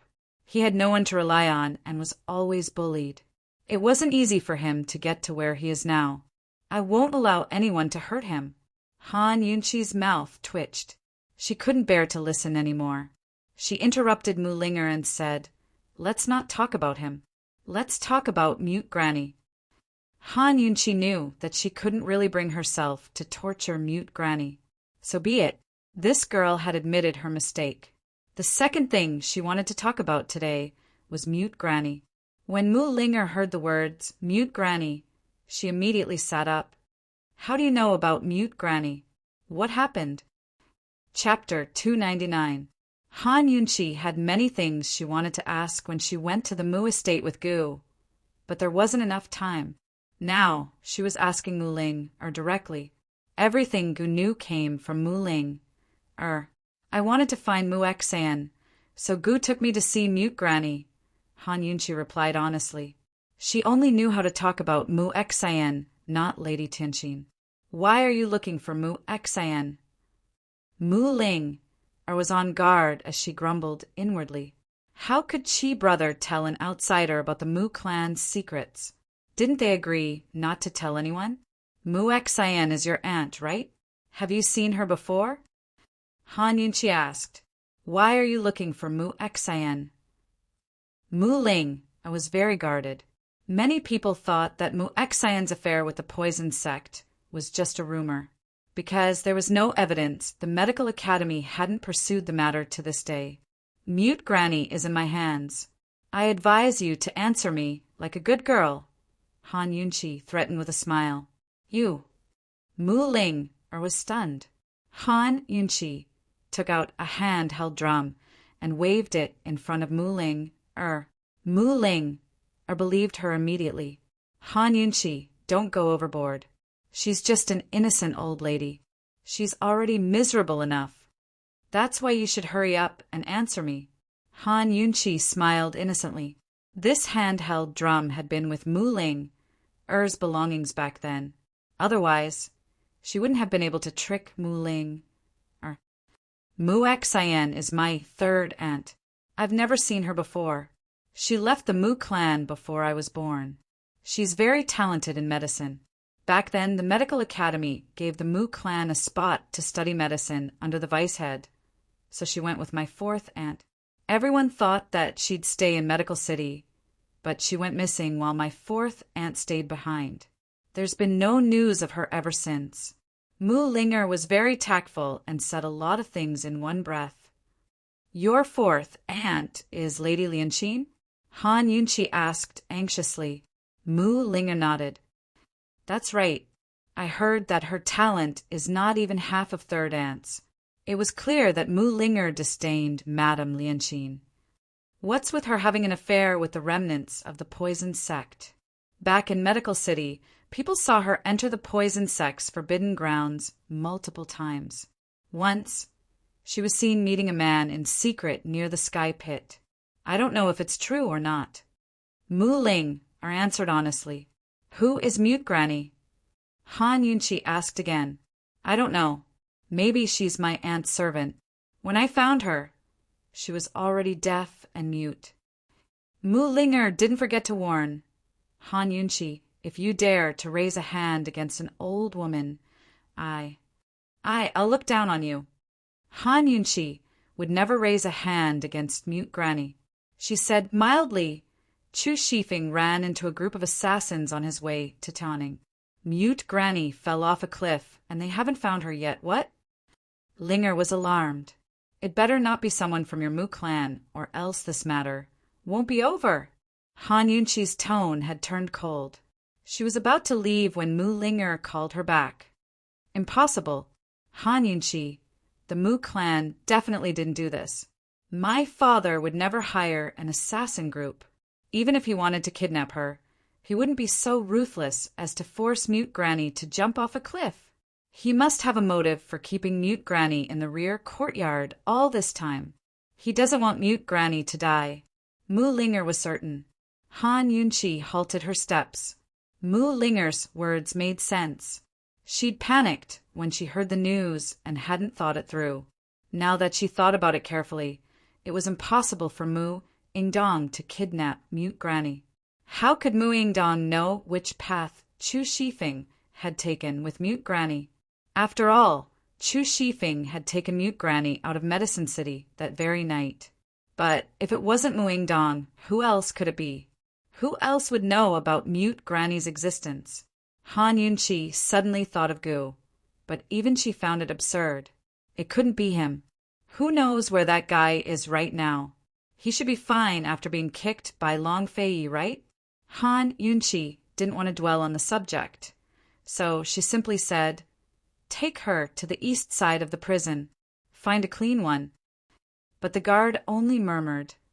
Esteemed Wang Fei, His Highness said that this girl can only be locked up in a small, dark room.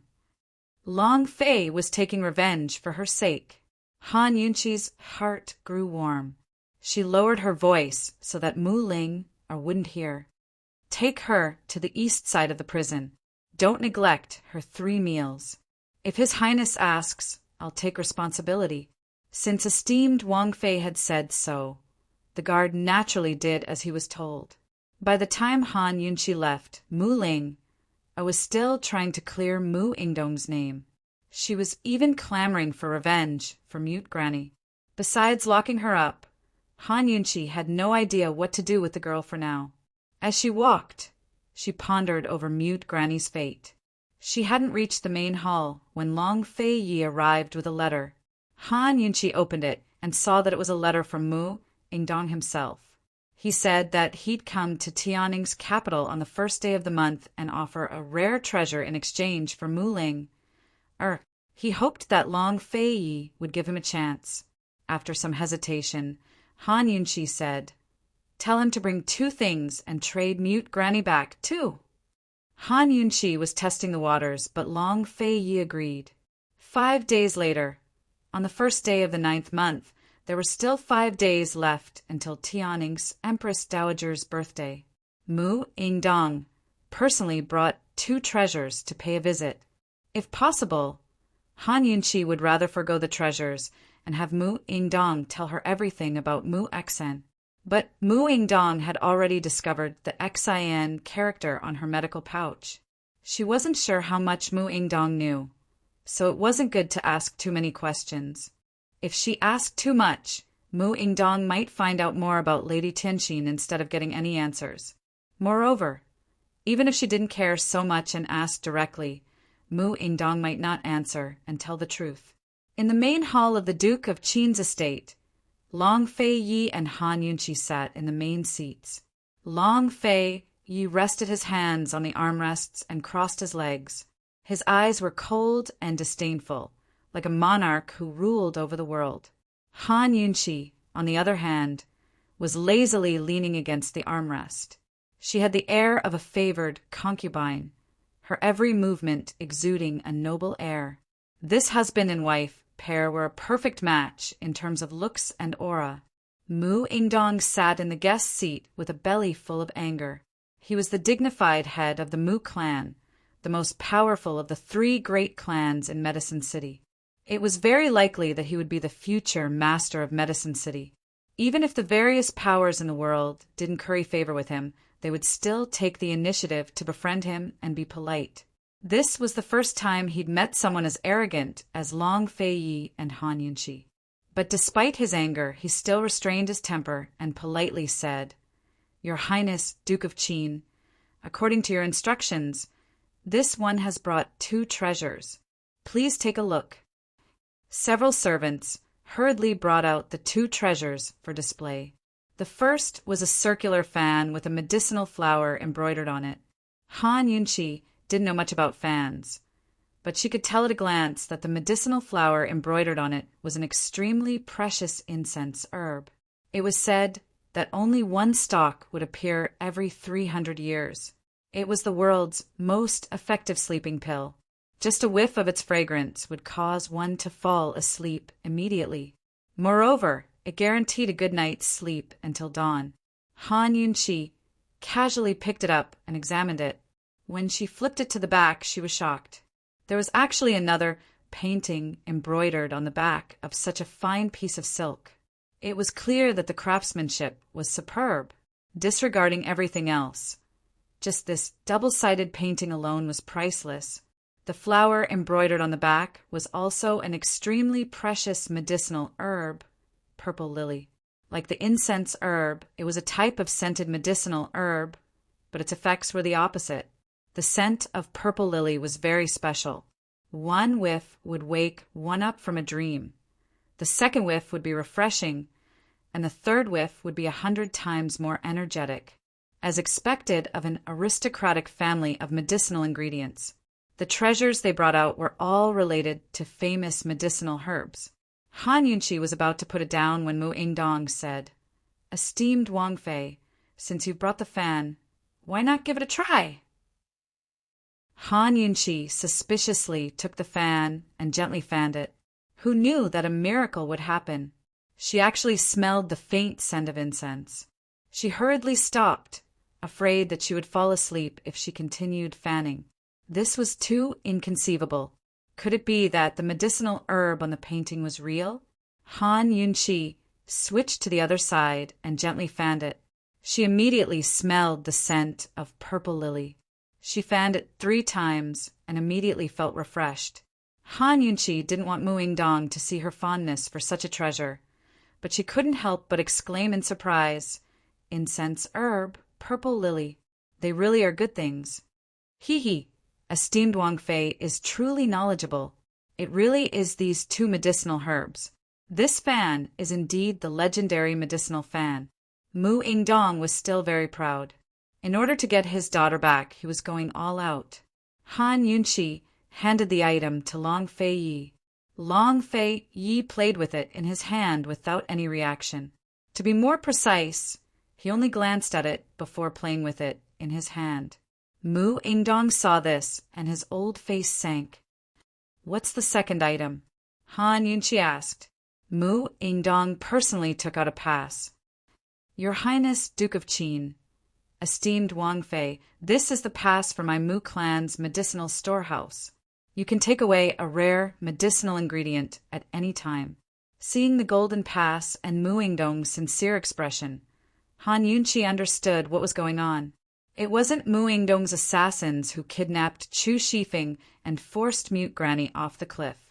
Mu Ingdong knew nothing about Mute Granny's fall. If it wasn't Mu Ingdong, then who could it be? Han Yunqi sat back down with a heavy expression. Seeing this, Mu Ingdong had no idea what she meant. "Esteemed Wang Fei, can't you let old man see Linger first? If it was any other child, Mu Ingdong wouldn't come in person. But Mu Ling was different. He would never allow anything to happen to Mu Ling. Before Han Yunqi could answer, Long Fei Yi spoke up. Cold, he said. Your lordship isn't interested in either of the Mu clan's treasures. Please go back. Long Fei Yi, Mu Ingdong raged. Han Yunqi stole a few glances.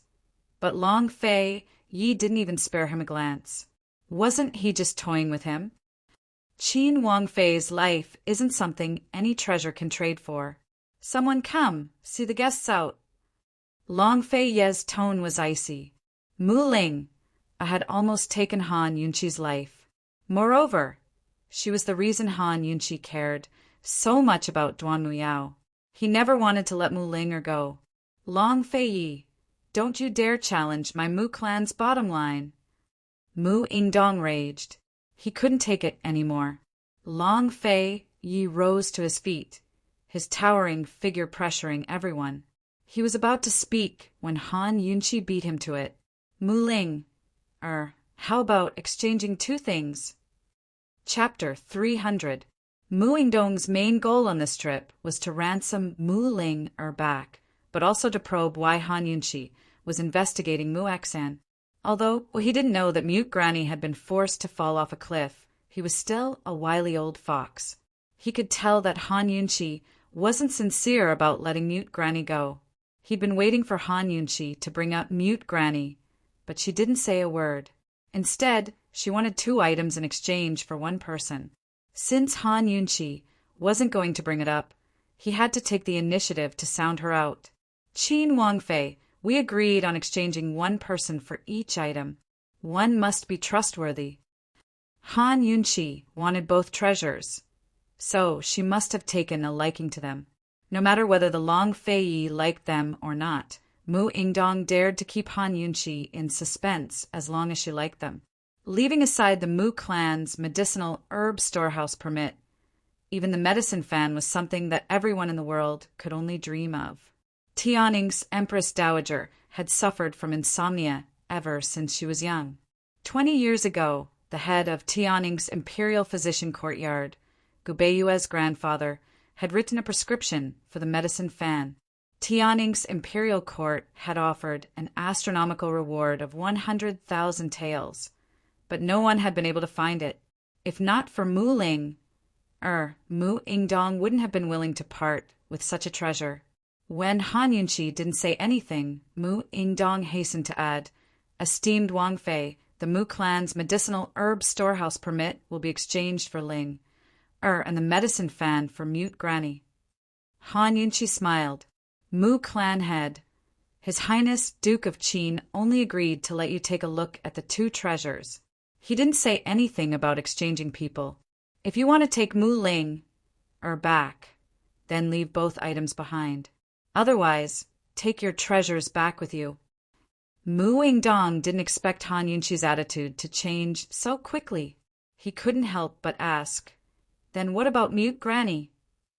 Hearing this, Han Yunqi was even more certain that Mu Ingdong wasn't the one who'd hired the assassins. Mute Granny is a priceless treasure. It seems that Mu clan's head has no sincerity in the exchange. Then please go back. Han Yunqi said coldly. He was obviously in a hurry, but he was called insincere. Mu Ingdong was so angry that he almost vomited blood. If he knew this would happen, he wouldn't have brought these 2 things.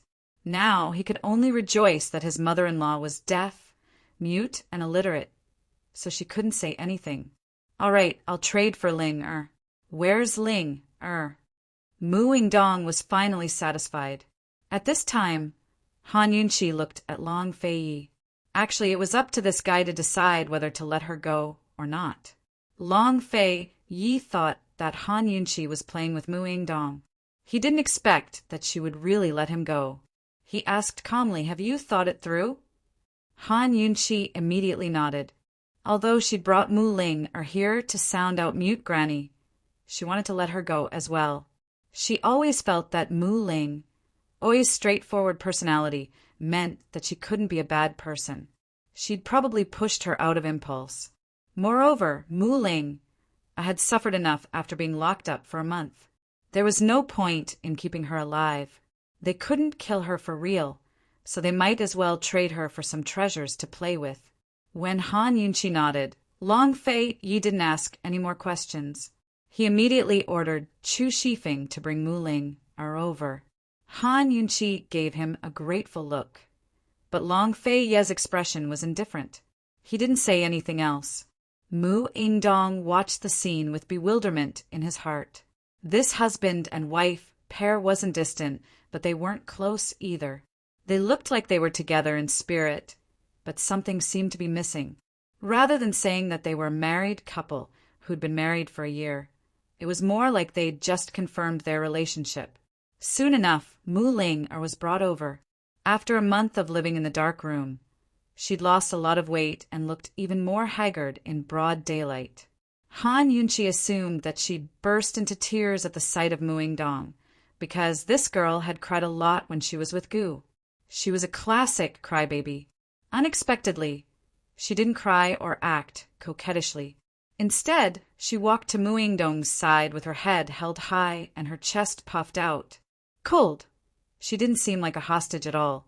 Mu Ingdong grew anxious and examined her from head to toe to make sure she was only thin and unhurt. Finally, he relaxed. Girl, didn't you go to Medical City? How did you disappear? His Highness Duke of Qin said you murdered Qin Wangfei. Is that true? Now that he'd redeemed her, Mu Ingdong didn't want to let the matter rest. At the very least, he wanted an explanation. This was definitely a good opportunity to refute the accusation. Who knew that Mu Ling would say, I got lost and ran into robbers. It was Qin Wangfei who saved me. I repaid kindness with enmity and pushed her to the robbers. As soon as she said this, Mu Ingdong almost slapped her. No matter how much he loved this daughter of his, he couldn't help but be angry. She said this in front of Long Fei Yi and Han Yunqi, and even said it so confidently. Wasn't she ashamed? Long Fei Yi and Han Yunqi were also very surprised. This little girl not only concealed the matter of tinking, but also admitted that she repaid kindness with enmity. Aside from her bad attitude, she still knew her limits. Mu Ingdong had a suspicious expression and lectured her on the spot. Why would you repay kindness with enmity for no reason? What did father teach you? I don't like looking at her. Mu Ling glanced at Han Yunqi and proudly turned to leave, not waiting for Mu Ingdong. The upbringing, cultivation, and etiquette of a noble young miss of a large family had all been thrown to the ground by Mu Ling. Mu Ingdong himself couldn't stand it anymore. He looked at Long Fei Ye's face of disgust and then saw Han Yunqi's expression of wanting to laugh. He was so embarrassed that he didn't know what to say. He could only bid farewell and chase after her.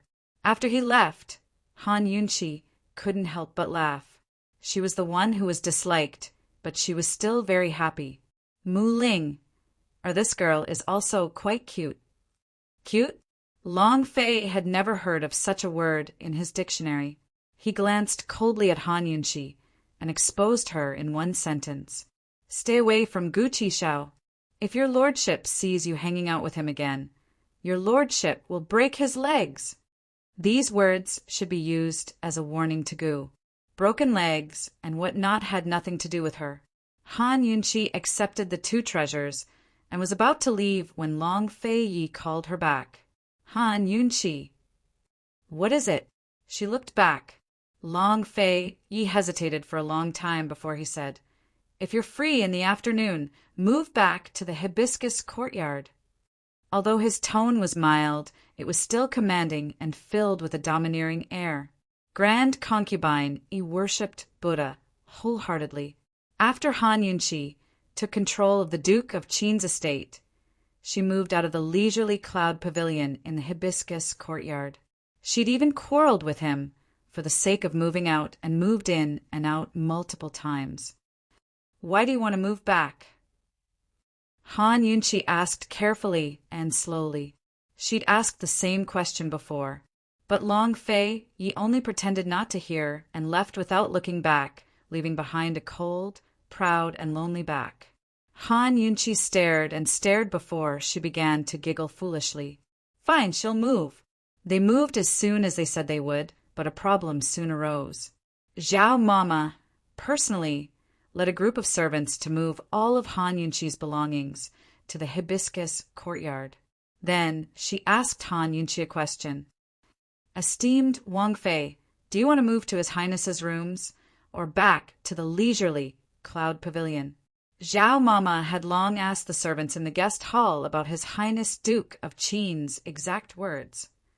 If you're free in the afternoon, move back to the hibiscus courtyard. He only said move back to the hibiscus courtyard, but didn't say which rooms. Zhao Mama didn't ask, so Han Yunchi didn't think much of it. She'd already tidied up the leisurely Cloud Pavilion herself. She liked that building. Han Yunchi admitted that she'd hesitated before the question, but she quickly dismissed all distracting thoughts and said, I'll move back to where I used to live. Esteemed Wang Fei, that might not be what His Highness meant. Zhao Mama said thoughtfully. Esteemed Wang Fei had been imprisoned because of the Crown Prince's matter, and then she'd gone to Medical City. Although she hadn't been in the capital these past few months, all kinds of news had been sent back to the capital. His Highness Duke of Qin had appeared in Medical City to help esteemed Wang Fei out of trouble. He'd also offered a bounty to find esteemed Wang Fei, and then he'd won the beauty back in Medicine City. It was obvious that the two of them had made up after a small conflict. Since they'd made up, of course they'd have to live together. That's exactly what he meant. Why aren't you moving? Han Yunchi was anxious, and her pale face was actually a little pink. Zhao Mama's shrewd eyes could see it clearly. She deliberately said, Esteemed Wang Fei, it's not easy for everyone to move these things. Why don't you go and ask clearly? That way, we won't have to move them again. Zhao Mama, if you say any more nonsense, you'll return to His Highness's side and serve him. I won't keep you here. How could Han Yunchi not tell that Zhao Mama was teasing her? Her face darkened, but her small face couldn't hide the red glow. Esteemed Wang Fei, calm your anger, calm your anger. This old servant understands. Understood. Granny Zhao smiled meaningfully, causing the servants on the side to all laugh. Han Yunchi was so embarrassed that she wanted nothing more than to find a hole to crawl into. However, she still shouted in a domineering manner, What are you all standing around for? Get to work. That night, Han Yunchi once again moved into leisurely Cloud Pavilion. She stood at the window, looking at Long Fei Ye's sleeping quarters, just like before. Looking at the entire Duke of Qin's estate, she suddenly felt as if a lifetime had passed. It was only standing here that she felt as if she'd finally returned to the capital. Just as she was lost in thought, the lights in Long Fei Ye's sleeping quarters suddenly lit up. He'd returned. They'd returned to the capital in a very low-key manner and hadn't alerted anyone. She didn't know what this guy was busy with. Just like before, he was always away from the estate. Han Yunchi stood there for a while, waiting for the lights to go out before heading to the study. Although she was a little tired, she still stayed up late every night to study the perplexing butterfly illusion. The poisonous plants she'd brought back from the secret underground palace of the poison storehouse were created by the poison sex people using a mix of several highly corrosive poisonous plants. When she saw that they looked like unbloomed orchids, she called them poison orchids. As she sat at the medicine table, Lil Thing stayed by her side, occasionally crawling over to sniff at the perplexing butterfly illusion. Do you recognize it? Have you smelled it before? Han Yunchi asked gently. Lil Thing loved its master's gentle voice the most. It immediately hugged its master's finger and rubbed against it like a spoiled child. Han Yunchi looked helplessly at the sky, thinking that she shouldn't place her hopes on Lil Thing. Whoever obtains the perplexing butterfly illusion obtains the world. Long Fei Yi had the perplexing butterfly illusion, but he couldn't break it. To be more accurate, it should be, whoever can break the perplexing butterfly illusion obtains the world. Han Yunqi mused that the secret of the perplexing butterfly illusion must be a secret that can control the poison sect. Han Yunqi lowered her head as she carefully analyzed and concocted the medicine. She didn't notice Aunt Rue standing by the window. She toyed with a dagger in her hand, hesitating for a long time but didn't make a move. After all, this was the Duke of Qin's estate. Han Yunqi couldn't die here. Chapter 301. The night was dark. Long Fei Yi extinguished all the lights in his sleeping quarters. He sat alone in front of the window of his study, looking out at the leisurely cloud pavilion.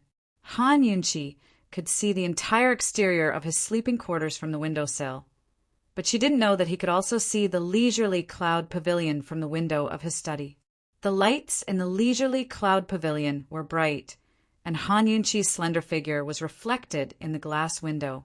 If it was any other time, Long Fei Yi would be in the hidden pavilion 7 to 8 days out of 10. But this time he would come back every night. Even if he was busy until dawn, he would still come back. He rested his arms behind his head, his long legs stretched out on the windowsill. The moonlight outlined his perfect figure, making him look mysterious and lonely in the dark night. He looked at Han Yunqi's figure and gradually fell into deep thought. About the poison sect, about the Western Qin imperial family, about the 7 noble families, about Han Yunqi's parents, about his imperial mother. The tranquil moonlight shone on his cold, handsome face. No one knew how much he was thinking under that expressionless face. Suddenly he said cold, "Aunt Rue, come out." Aunt Rue walked out of the darkness in front of the window. Her long hair was coiled up, and white gauze was wrapped around her neck and shoulders. Her injuries looked serious. She walked to the window and wanted to sit, but Long Fei Ye's feet didn't move, so she could only stand. That day, she had received the news from the City of Daughters earlier than Tangli.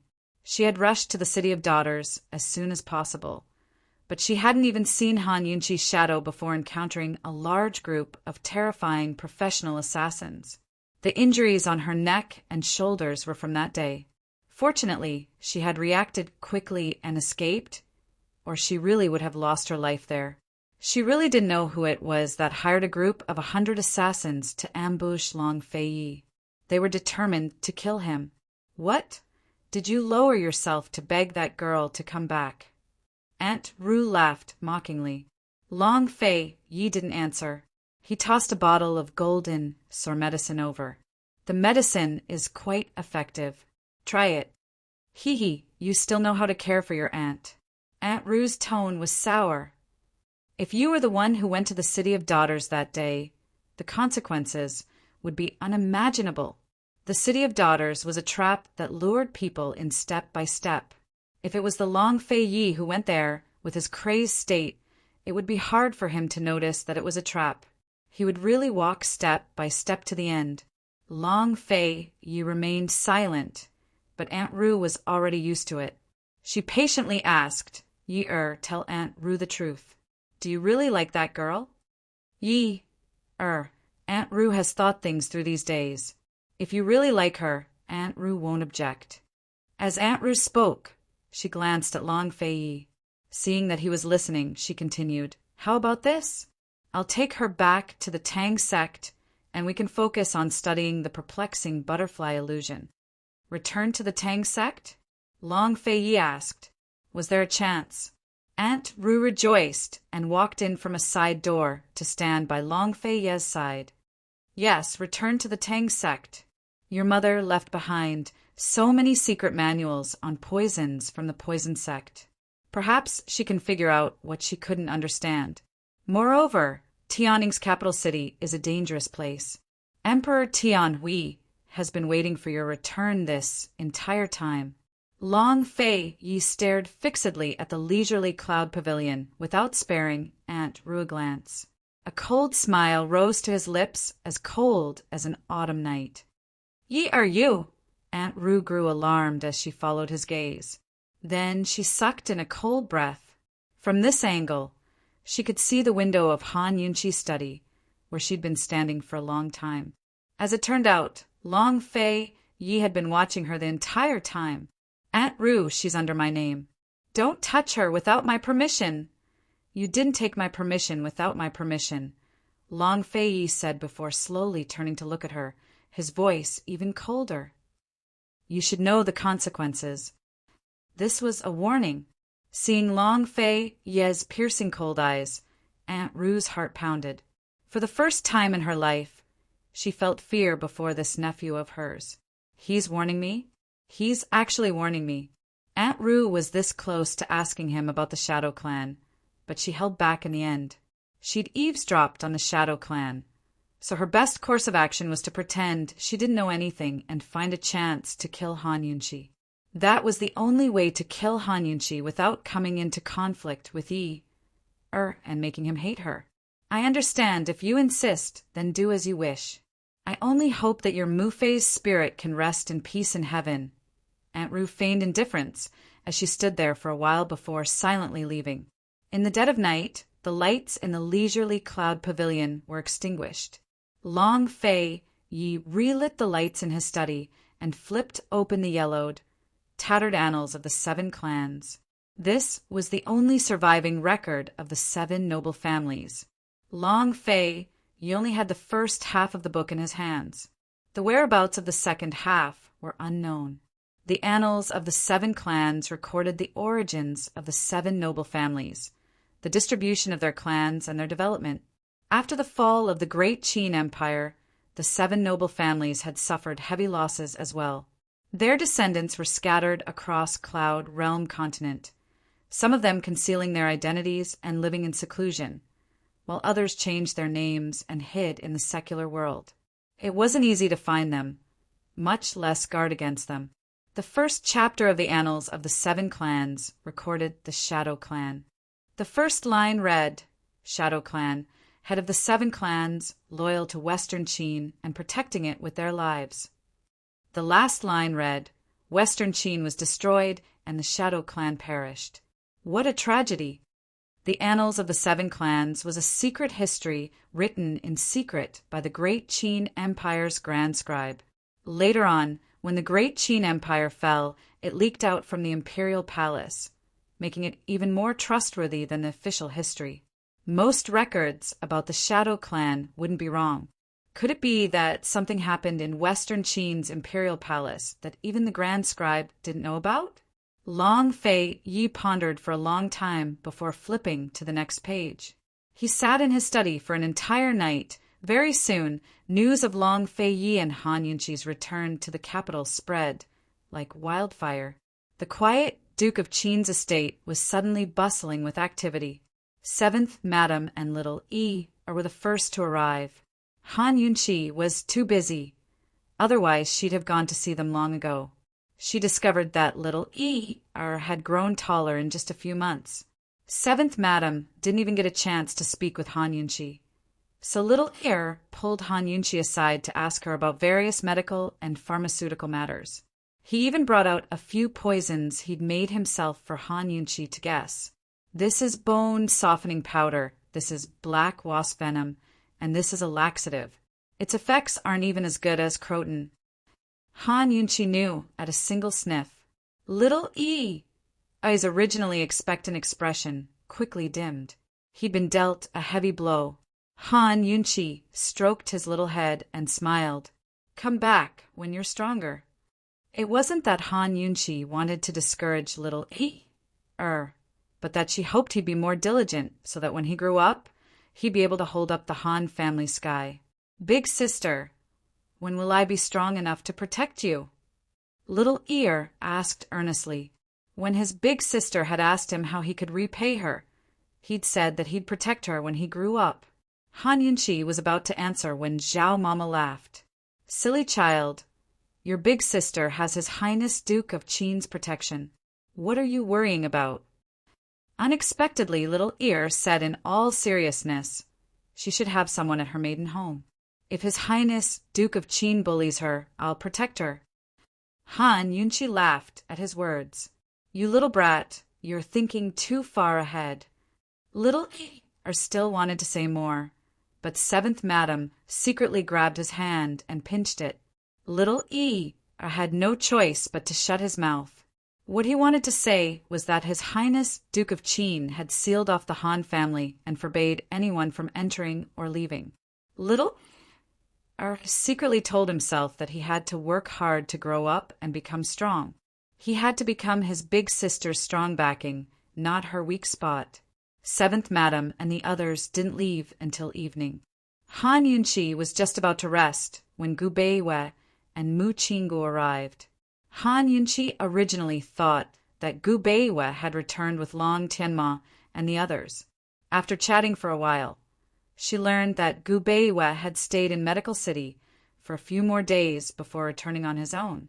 As soon as he entered, he handed over several vials of medicine. Esteemed Wang Fei, these vials are warm and nourishing medicine. Drink them every other day. They're good for your health. Thanks. Han Yunqi didn't stand on ceremony. She liked Gu Beiwei's medicine, and the soup he brewed was indeed very nourishing. She still remembered how she drank a few vials in the imperial prison. Gu Beiwei smiled faintly in a very gentle manner. Esteemed Wang Fei, did His Majesty summon you? Mu Qinggu asked seriously. He wanted to help Han Yunqi this time, but he had no power. Leaving aside the fact that he couldn't help with medical matters, he couldn't even protect himself. Emperor Tianhui wanted him to gather 300,000 taels of military pay and provisions and 200,000 dan of grain within half a year. Otherwise, he'd be demoted and investigated. What did he summon me for? To apologize and admit his wrongs? Han Yunqi smiled as she turned to ask Gu Beiwei. Imperial Physician Gu, did His Majesty admit his wrongs to you yet? The truth of Long Tianma's illness had been revealed, and he'd returned healthy. If Emperor Tianhui had any tolerance left, he'd publicly clarify the matter and officially declare her and Gu Beiwei innocent. Gu Beiwei smiled and shook his head. This official is satisfied that he didn't remove me from my post. Esteemed Wang Fei, a lot of things happened at court after you left. There were many changes in the civil and military officials above the third rank. There's even a rumor that His Majesty is going to punish His Highness Duke of Qin, Mu Qinggu said in a low voice. Actually, Han Yunqi was well aware of the situation. Because of Mama Su, Emperor Tianhui, and the Empress Dowager had begun to suspect Long Fei Ye's origins.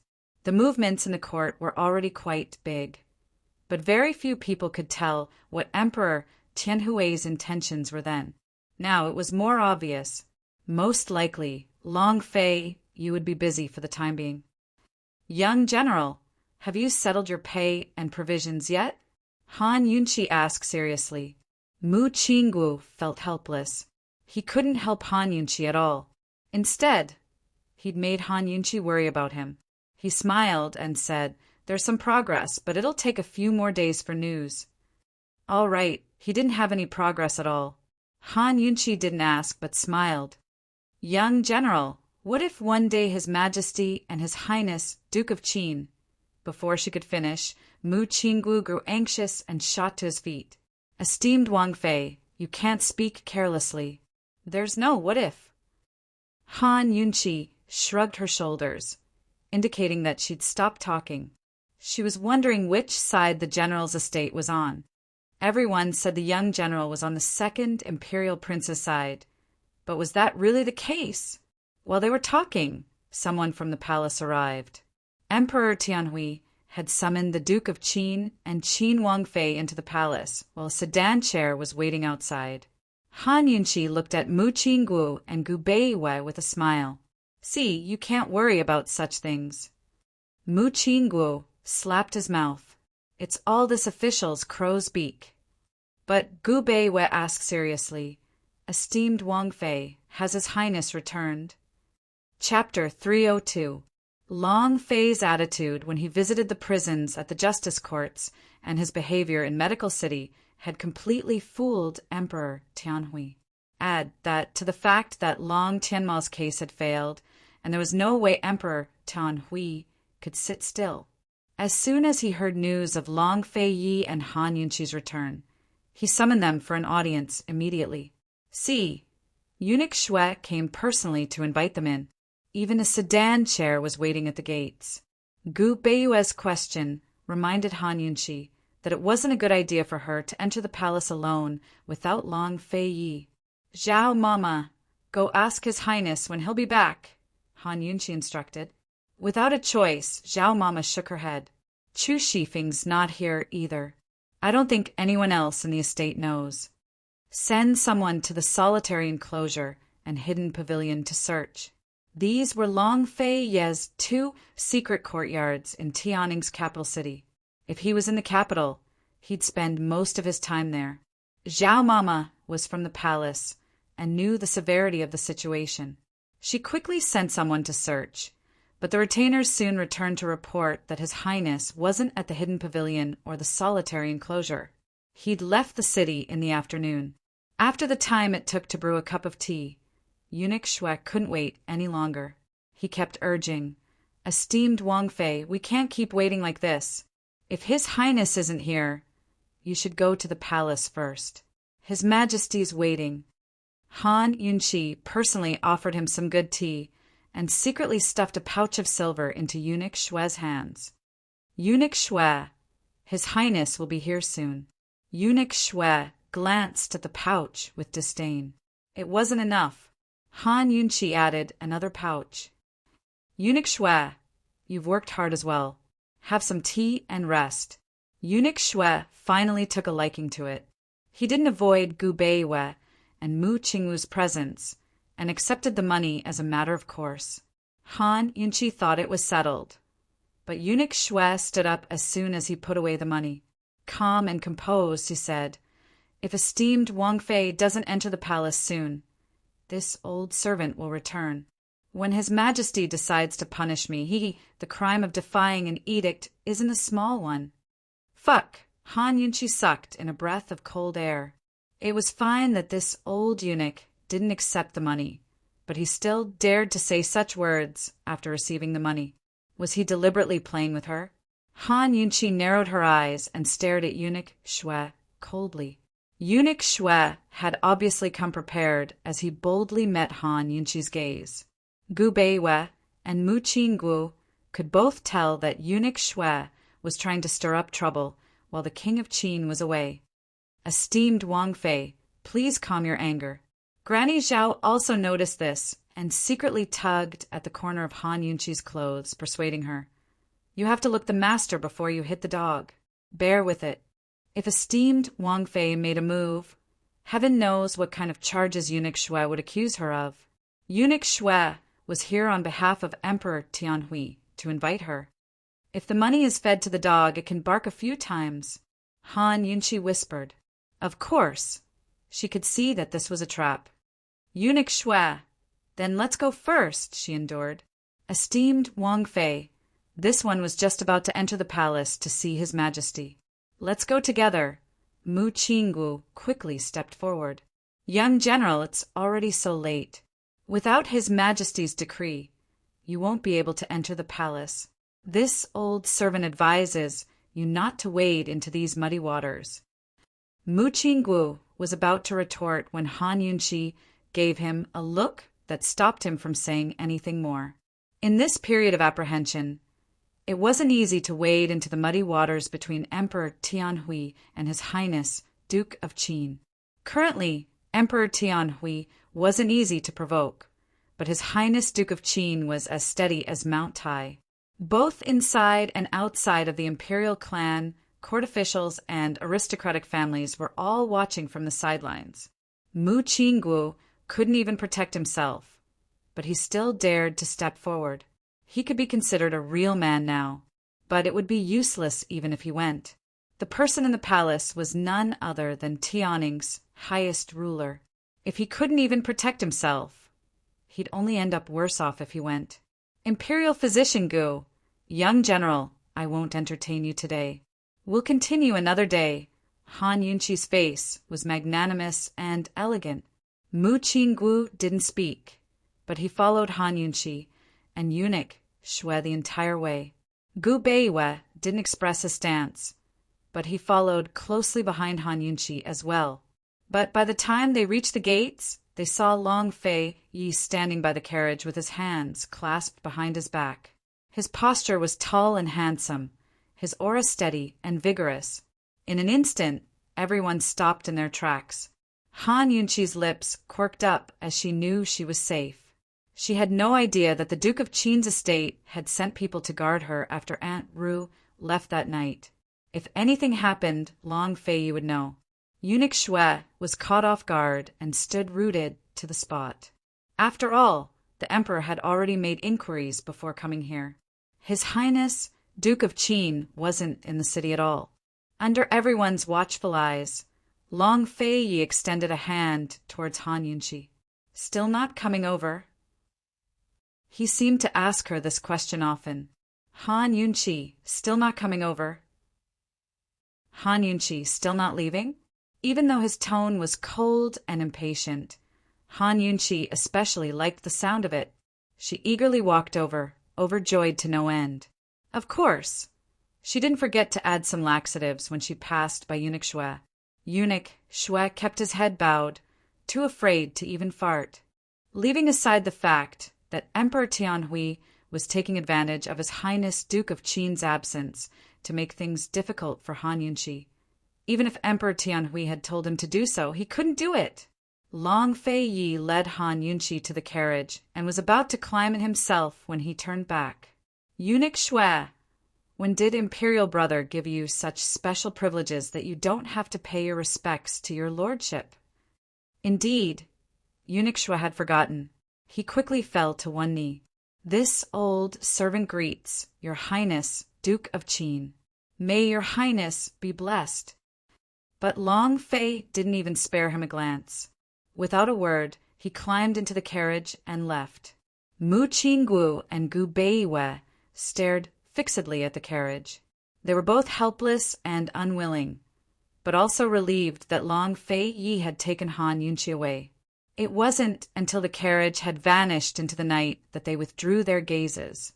The two of them exchanged glances and smiled at each other, feeling like they understood each other. As for Eunuch Shui, Long Fei Yi hadn't allowed him to rise. Heaven knows how long he'd be kneeling in front of the Duke of Qin's gates. When beating a dog, one had to look at its master first. Long Fei Yi wasn't just helping Han Yunqi vent her anger, but beating a dog for the world to see. When Long Fei Yi and Han Yunqi arrived at the palace, they were told that Emperor Tianhui was holding a banquet with the Empress Dowager. When the two of them arrived at the Palace of Heaven and Earth, they discovered that Crown Prince Long Tianma and Qin Wangrong were both present as well. What was this rhythm? What was going on? Yi is your Mufei well? The Empress Dowager was still polite to Long Fei Yi. Long Fei Yi nodded but didn't answer. I heard that she often goes to Marquis Pingbei's estate to see Morong Wanru, the Empress Dowager asked next. I'm not clear. Long Fei Yi could always make the Empress Dowager feel awkward with a few words. She couldn't ask any more questions, so she took Han Yunqi's hand and patted it lightly. Yunqi, you saved the Crown Prince's life again this time. Today, not only will the Emperor reward you, but I'll reward you well too. So she was telling her to go to the palace to receive her reward? Han Yunqi felt like she was overthinking things. She put on a false smile and said, Qinxia will be satisfied if I don't have to bear the blame and go to jail. I really don't dare accept the reward. With Long Fei Yi sitting by her side, she didn't hold back with her words. Emperor, look, this girl's blaming you. You almost wronged a good person and harmed Tianma's life. The Empress Dowager pretended to reprimand. It doesn't matter if Qinxia is wronged. The Crown Prince's life is more important. As long as the Crown Prince is well and sound, what's a bit of grievance for Qinxia? Han Yunqi spoke so generously, but everyone present was smart enough to understand her meaning. Emperor Tianhui was using the Crown Prince's life as a bargaining chip to wrongly accuse her, and now she was sowing discord. Hatred flitted past Emperor Tianhui's eyes. If there was a medicine for regret in this world, then the one thing he regretted the most was being soft-hearted and trusting Long Fei so easily that he didn't torture Han Yunqi to death in the prisons. The Crown Prince was already a chess piece that he discarded. But Han Yunqi had not only saved him, but also sowed discord. She was purposely making trouble for him. Still, Emperor Tianhui had underestimated the situation. This was no longer trouble, but hatred. Long Tianma looked calm, but his hands had long clenched into fists beneath the table. He hated this father of his bitterly. If not for this incident, he would still be working hard to share his father's burdens and become a qualified heir to the throne. But now he understood that the best way to keep his position as crown prince was to ascend the throne as soon as possible. He couldn't just sit and wait for death and be toyed with in his father's hands. The struggle for the throne wasn't just a battle between brothers, but father and son as well. "Crown Prince, what do you think?" Emperor Tianhui asked. Long Tianma was smart enough to avoid the question. He stood up and raised his cup. "I've made Imperial Father worry these past few years. Again will punish myself with 3 cups of wine." Only then did Emperor Tianhui nod his head in satisfaction. "Sit down. You should know Weijin cultivated you for so many years." Originally, she'd wanted to make trouble for Han Yunqi, but Han Yunqi had instigated discord instead. The last thing the Empress Dowager wanted to see was the Emperor and Crown Prince turn against each other. The Emperor was her son, while the other was her grandson who would directly affect the rise and fall of her maternal family. What she wanted most was for the Crown Prince to smoothly ascend the throne. "Someone come! Bring out the item I've prepared." The Empress Dowager changed the topic just in time. A servant girl presented a dark green jade bracelet with a lustrous emerald luster. Even an ignorant person would know that it was top-grade jade. "This was left to me by the Empress Dowager. It's been with me for many years. Yunqi, today I'll give it to you," the Empress Dowager said as she personally put it on for Han Yunqi. Han Yunqi subconsciously withdrew her hand, overwhelmed by the favor. Was this really the rhythm of bestowing a gift? That couldn't be right. In the end, the Empress Dowager pulled her hand back. "You girl, are you disdaining it?" No, it's too precious." "Qinxie, really?" The Empress Dowager wouldn't allow Han Yunqi to refuse, but insisted on placing the bracelet on her wrist. Han Yunqi glanced at Long Fei. Seeing that he didn't speak, she silently accepted the bracelet. At this moment, Emperor Tianhui's reward arrived as well. It was none other than an imperial edict. Seeing this, Han Yunqi immediately looked towards Long Fei, who was already knitting his brows. An imperial edict was something that couldn't be disobeyed even with sufficient reasons. Back then, Long Fei had disobeyed the edict and refused to marry Duanmu Yao. He'd paid a hefty price for doing so. This imperial edict made Han Yunqi the right courtyard head of the imperial physician courtyard, while the former head of the imperial physician courtyard, Gubeiwa, the left courtyard head. Both would enjoy the salary of a third-rank official. After the eunuch finished reading, Han Yunqi gave a start. She was too surprised. It was already difficult to be a daughter-in-law of the imperial family, much less an official of the imperial family. Emperor Tianhui's move was truly ruthless, but there was something even more ruthless to come to the reader. Reporting Momo needs to save up drafts so she can fix bugs. So starting today, she'll update twice on September 1st. Starting tomorrow, she'll update at noon. Chapter 303. As expected, Han Yunqi had come to receive her reward tonight, but this favor was too heavy for her to bear. This was a world of imperial power where imperial edicts held the highest authority. Anyone who defied them would be killed without mercy, no matter who they were. In the entire world, Long Fei was probably the only person who defied an imperial decree and ended up under house arrest. He didn't care about anything in Tianing, but the connections, wealth, military strength, and charisma he wielded were all things that Emperor Tianhui feared. Right now, the imperial court was in a state of panic, but it was all Emperor Tianhui's one-sided actions. Long Fei Yi didn't seem to care much about the matter. The only time he'd responded to Emperor Tianhui was when he went to the justice courts to visit the prisoners. Nobody knew what His Highness Duke of Qin was planning, but as soon as he made a move, the neutral parties would definitely lean to his side. Rather than watching, it was more accurate to say that they were waiting for Long Fei Yi to declare his stance and pledge their loyalty to him. A true expert didn't depend on how much he did, but how much he didn't have to do. Han Yunqi understood all this, but she didn't dare to hope that Long Fei Yi would defy the imperial edict again, especially when she saw Long Fei Ye's furrowed brows. She knew that they could only admit defeat this time. Han Yunqi had no idea that Long Fei Yi hadn't needed her to save him that time. She thought back to the time Long Fei Yi had been placed under house arrest, but it was a coincidence that he'd run into the plague. That was why she'd had the chance to threaten Emperor Tianhui into releasing him. Otherwise, heaven knows how long Long Fei Yi would remain under house arrest. After the imperial edict was read, Han Yunqi could only accept it and express her thanks, but she'd hardly risen when Emperor Tianhui spoke up again. Yunqi, the Empress has been recuperating in the western mountains for a while now. The imperial physician courtyard's doctors are all helpless. You should go take a look. 1 second, he'd been appointed an official. The next, he'd been sent on a mission to the Empress. The Empress was not sick, she was crazy. Before she was sent to the western mountains, Gubeiwa had examined her, but he couldn't do anything about it. After she was sent to the western mountains, the Empress Dowager and the imperial uncle's estate had invited the divine doctors of the medical academy to examine her, but they couldn't do anything about it either. That was a mental illness that no medicine could cure. Perhaps he would be fine the next day, or perhaps he would remain crazy for the rest of his life.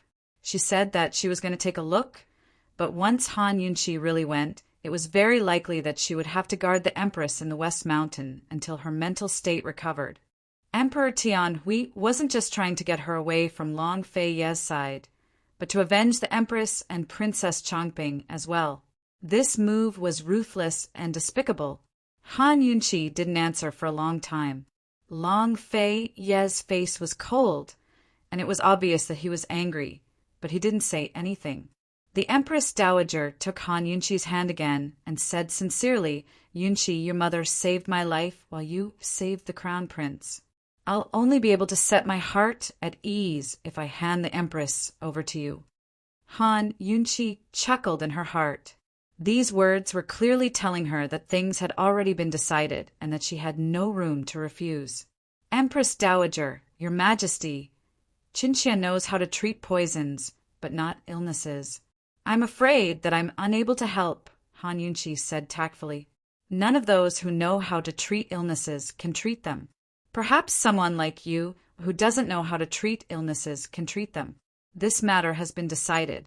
Imperial Physician Han, report to the Imperial Physician courtyard tomorrow and discuss things with Imperial Physician go over the next few days. You can set out after the Empress Dowager's birthday celebration."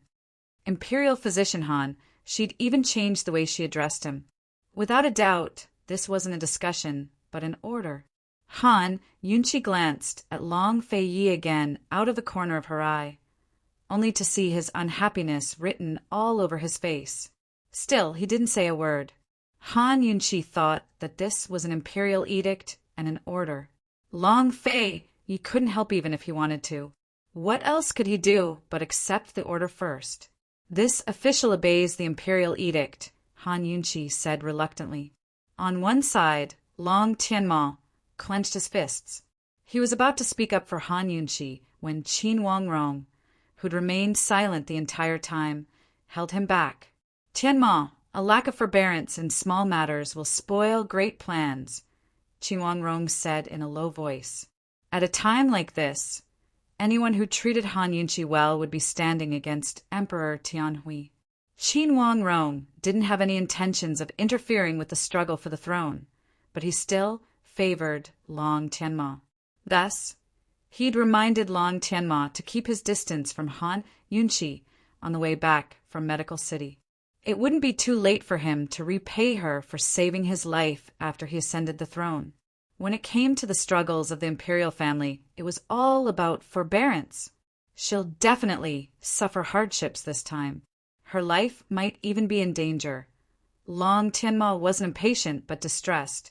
The West Mountain was a side palace of the imperial family. It was a place where no one would know even if someone died. Even the Duke of Qin can sit still, but you can't. Qin Wangrong reprimanded in a low voice. In other words, what can you do when the Duke of Qin can't do anything? Long Tianma wasn't satisfied, but he still unclenched his fists in resentment in the end. A single family banquet, bestowed with rewards and titles, showed both kindness and power. Emperor Tianhui was perfectly satisfied and ordered servants to bring fine wine. Unfortunately, Long Fei Yi didn't give him any face. Muhu, imperial brother, if there's nothing else, we'll take our leave first. Wasn't he like this every time? He came to talk business, then left if there was nothing else. He wouldn't stay a second longer or say a single extra word. The Empress Dowager said seriously, "You've just returned as well, so go back and rest early." Fei! You've been married for so long. It's about time you let your wife's stomach give birth. There's plenty of gossip in and out of the palace. She was about to go to the West Mountain, but he was still bringing that up? Han Yunqi felt unwell all over. It was rare for Long Fei Yi to speak, but he took Han Yunqi's hand and walked away. His palms had always been warm, but now they were frighteningly cold. As they walked, Han Yunqi finally realized that Long Fei Yi was completely gloomy. He wasn't silent, but sullen. Long Fei Yi, the West Mountain, Han Yunqi was about to ask when Long Fei Yi took her other hand and wordlessly took off her jade bracelet before tossing it into the well on the side. They hadn't even left the palace of heaven and earth yet. So it wasn't good to throw something away, was it? Long Fei Yi, you. Don't you like the Imperial Physician Courtyard's medicine storehouse a lot? Starting tomorrow, you'll be able to go in with a proper reason, Long Fei Yi said, mildly. When did this guy know she liked the Imperial Physician Courtyard's medicine storehouse? Han Yunqi was suspicious, but this wasn't what she should be thinking about right now. What she should be thinking about right now was what he meant by that last sentence. Long Fei Yi didn't say anything else and continued walking forward while holding her hand. Han Yunqi thought about it for a while. Then her lips gradually curved into a smile. She thought that she probably didn't need to go to the West Mountain, because if His Highness Duke of Qin got angry, the consequences would be severe. His anger actually made her happy. She joked, "Your Highness, that bracelet is priceless." "I'll give you one that's priceless in the future," Long Fei Yi replied. "What was priceless?" King Zhao of Qin wanted to use a city to exchange for the jade annulus of He clan. So the jade annulus of He clan was priceless. Later generations used this phrase to describe the value of an item. What was priceless? Could it be a treasure that was worth exchanging for an entire country? Would there come a day when this phrase was used by later generations and used as an allusion to His Highness Duke of Qin? Han Yunqi looked at Long Fei Yi's cold profile and inexplicably wanted to laugh. In an instant, all of the grievances and unwillingness from the family banquet were swept away. She didn't know what Long Fei Yi would do next, but she knew that Tianning's capital city would soon be in turmoil. By the time they reached the Duke of Qin's estate, it was already the middle of the night. Eunuch Shui was still kneeling by the gates. Before they even got close, they caught a whiff of a foul stench. Only then did Han Yunqi remember that she'd given Eunuch Shui a laxative before leaving. Eunuch Shui was kneeling on the ground, his butt covered in filth. It was indescribably disgusting. His body was curled up in a sorry state, his head bowed as he wiped away tears. Pitiful people always had a hateful side to them. As soon as he saw the carriage approach, Eunuch Shui ignored the filth beneath him and quickly straightened his body to kowtow. "Your Highness, Duke of Qin, esteemed Wang Fei, this old servant was wrong. This old servant knows his wrongs. Your Highness Duke of Qin, esteemed Wang Fei, I beg you to spare this old servant this once. This old servant won't dare do it again. Esteemed Wang Fei, I beg you to give me a way out. Long Fei, you got off the carriage first, then helped Han Yunqi down. He turned a blind eye to eunuch Shue's kowtows and pleas. Han Yunqi only felt disgusted at one glance. She was about to avoid him when eunuch Shue suddenly pulled out a pile of silver from his filthy hands and extended it towards Han Yunqi. Esteemed Wang Fei, this is all to show filial piety to you. Please be magnanimous and spare this old servant. This old servant won't dare do it again, won't dare. What was eaten had to be spat out in the end. Of course, Han Yunqi didn't want it. Even the sight of it disgusted her. She was about to dodge when Long Fei Yi shielded her and kicked eunuch Shue's hands aside. Someone come. Watch over this lordship. You're not allowed to get up until you've knelt for 3 days and 3 nights. This, after all, eunuch Shue had been kneeling here all this time in the middle of the night. Not many people had seen him, much less 3 days and 3 nights. Even after daybreak, the news would spread like wildfire if more people saw him. Long Fei Yi wanted the entire capital city to know about this. Eunuch Shue was Emperor Tianhui's most popular eunuch. All of the civil and military officials in court had to curry favor with him. Even the 3,000 concubines in the imperial harem had to flatter him. Long Fei Yi wasn't beating a dog without looking at its master, but beating the dog for the sake of its master and the world to see. When she saw the man's cold, stern profile again, Han Yunqi's heart grew fearful. He was really angry. Eunuch Shue's sobs abruptly stopped as he fell to the ground. After serving in the palace for most of his life, he was more sensitive to changes in the political situation than anyone else. He knew he was completely done, for Long Fei Yi held Han Yunqi's hand all the way back to the hibiscus courtyard. He didn't say much, so she didn't ask either. She'd unconsciously gotten used to his taciturn personality. Before they knew it, they'd reached the fork in the corridor again. The left side led to the sleeping quarters, while the right led to the leisurely cloud pavilion. So many times in the past, he'd walked in front while she followed behind. They'd walked together in silence, but tonight was different. They were walking side by side while he held her hand. This time, Long Fei Yi didn't stop walking. Instead, he walked to the right side and personally escorted Han Yunqi to the leisurely cloud pavilion. This was the first time a man had walked her quietly through the silent night to her door. Although they were husband and wife, Han Yunqi felt like she was in love. Rest. Tomorrow, when you go to the imperial physician courtyard, be careful, he said mildly. Han Yunqi nodded seriously. The two of them stared at each other. The silence between them grew even more intense as an ambiguous air stirred in the air. Chapter 304. The night was quiet and the people were quiet. His eyes were dark and deep like the night sky, containing all the hustle and bustle of the world.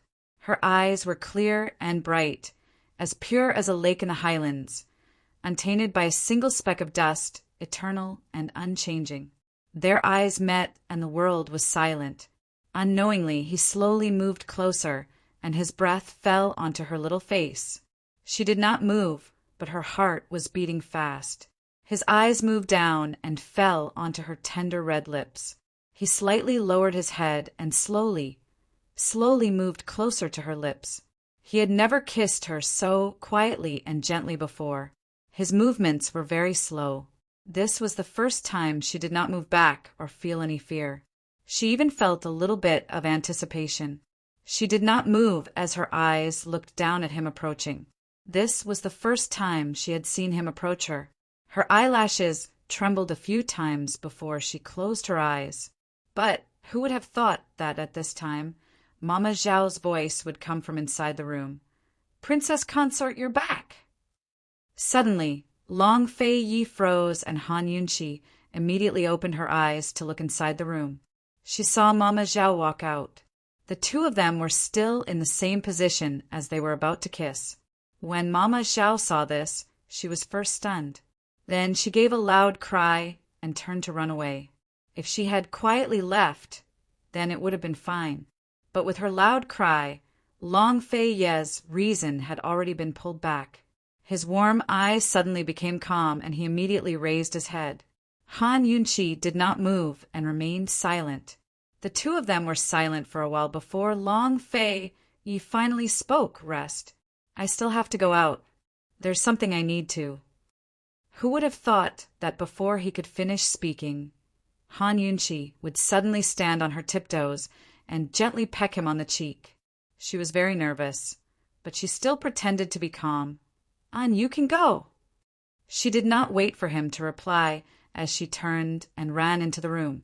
Her figure quickly disappeared from his sight. Long Fei Yi did not expect this at all. He was stunned for a while before he recovered. Rubbing the side of his face, he couldn't help smiling as he gave a soft laugh. Woman, he muttered to himself. He felt that it was inconceivable that there would be a day when he would allow a woman to kiss him. Never mind. Didn't he already allow this woman to hurt him at close range? Han Yunqi stood in the attic and watched Long Fei Ye's figure disappear at the end of the backyard before she withdrew her gaze. Her face was still hot, thinking about how bold she was just now. She was scared, but she couldn't help but laugh. He laughed at himself and also laughed at Long Fei. Love is a risk. If you like someone, then be brave and love them well. Long Fei, I really like you. Long Fei Yi walked all the way to the back door with a pensive look on his face. His fingers kept stroking the side of his face and didn't let go. By the back door, Chu Shifeng had been waiting for a long time. When he saw Long Fei Ye's actions, he only found it strange. He wanted to ask, but didn't dare. How is it? Long Fei Yi asked. Your Highness, I've investigated clearly. Gu Beiwei is on duty at the palace today. He won't return to the Gu estate for a single night. Chu Shifeng replied honestly. Long Fei Yi nodded and prepared to leave without further instructions. Chu Shifeng quickly asked, Master, Gu Beiwei, what's wrong? Long Fei Yi immediately gave him a cold look. Chu Shifeng knew he'd asked too many questions. Master, please forgive me. This subordinate doesn't know anything. Only then did Long Fei leave with large strides. Chu Shifeng really didn't understand. His master had only told him to check if Gu Beiwei would be at the estate tonight, but nothing else. Just what was he trying to do? What was there to investigate about a weak imperial physician Gu? Chu Shifeng couldn't think of a reason, no matter how hard he racked his brains. He was too lazy to think any further and headed for the front door. He had to watch over Eunuch Shui. Eunuch Shui was still kneeling in front of the Duke of Qin's estate. No one was guarding him, so he didn't dare to escape. He couldn't rise unless His Highness Duke of Qin told him to. These were the rules. As someone who'd lived in the palace for a long time, he knew that such things could be serious or trivial. If the Duke of Qin didn't look into it, then it was a trivial matter. But if he got up, then it was a serious matter. Even if he disobeyed the Duke of Qin and offended his superiors, he could be sentenced to death. He could only wait obediently and hope that his master could save him. But Eunuch Shui was overthinking things. He had no idea how many assassins Chu Shifeng had sent after him tonight. What? He didn't succeed again. Emperor Tian Hui didn't sleep at all, but kept an eye on Eunuch Shui's movements. Your Majesty, none of the men we sent came back. A bunch of good-for-nothings. Emperor Tian Hui paced back and forth in his study. He would never allow Eunuch Shui to kneel in front of the Duke of Qin's estate until tomorrow morning. If there were more people tomorrow morning and the news got out, where would he put his face? Long Fei Ye's actions were clearly a slap to his face. A few hours ago, he dealt with Han Yunqi with both grace and power. Long Fei Yi hadn't said a word, but now he was making fun of Eunuch Shui and declaring war on him. No matter what, Eunuch Shui was his first battle, so he had to win. Someone come, hire assassins from the City of Daughters. Kill him and take away the corpse, Emperor Tianhui ordered. He didn't want to keep a useless thing like eunuch Shui around. Your Majesty, it'll take at least 3 days to hire assassins from the City of Daughters. Eunuch Shui won't be of any use then, Eunuch Qin said timidly. He was Emperor Tianhui's second favorite by his side. Although he dearly wished that Eunuch Shui would never come back, he still had to remind Emperor Tianhui. 3 days later, Eunuch Shui could get up again, but Emperor Tianhui had lost all face by now. Send more men. If we can't handle this, bring your head to me. Emperor Tianhui was furious. Just like that, a happy night had turned into a sleepless night. The next day, Eunuch Shui was still kneeling in front of the Duke of Qin's gates, safe and sound. It didn't take 3 days, but groups of onlookers had come and gone in the morning. News quickly spread throughout Tianning's capital city and even to the neighboring cities. The capital city, which had been jittery at the slightest sound, was suddenly filled with turbulent undercurrents. Everyone was on tenterhooks. Everyone knew that His Highness Duke of Qin had made his stance clear. With only 3 days left until the Empress Dowager's birthday, many people were guessing that she'd have a hard time celebrating her birthday this year. Long Fei Yi was really too busy. Han Yunqi guessed that she'd have to wait until the day of the Empress Dowager's birthday to see him again. Grand Concubine Yi was famous for her face, while the Empress Dowager was famous for her fondness for receiving gifts, especially on her birthday. Han Yunqi had long heard that the Empress Dowager didn't accept gifts ahead of time. She liked to accept them one by one at her birthday banquets and open them up on the spot. If she wasn't satisfied with anything, she'd embarrass the recipient on the spot.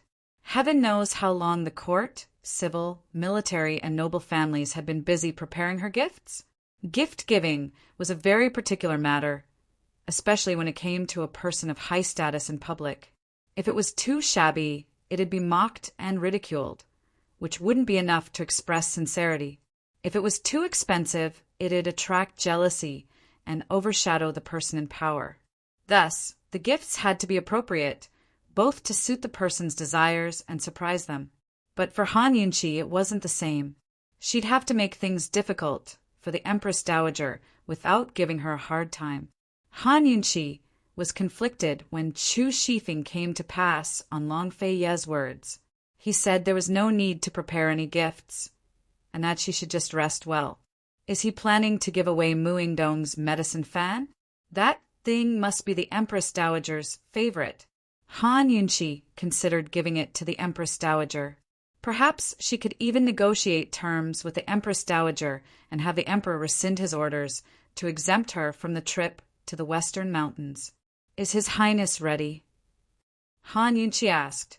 This subordinate didn't see His Highness prepare anything, so he probably didn't, Chu Shifeng replied honestly. Han Yunqi nodded thoughtfully. Perhaps Long Fei Yi really was planning to use this chance to protect her with the medicine fan. Aye, the medicine fan was a good thing. Her heart ached for it. Han Yunqi was still busy without any gifts.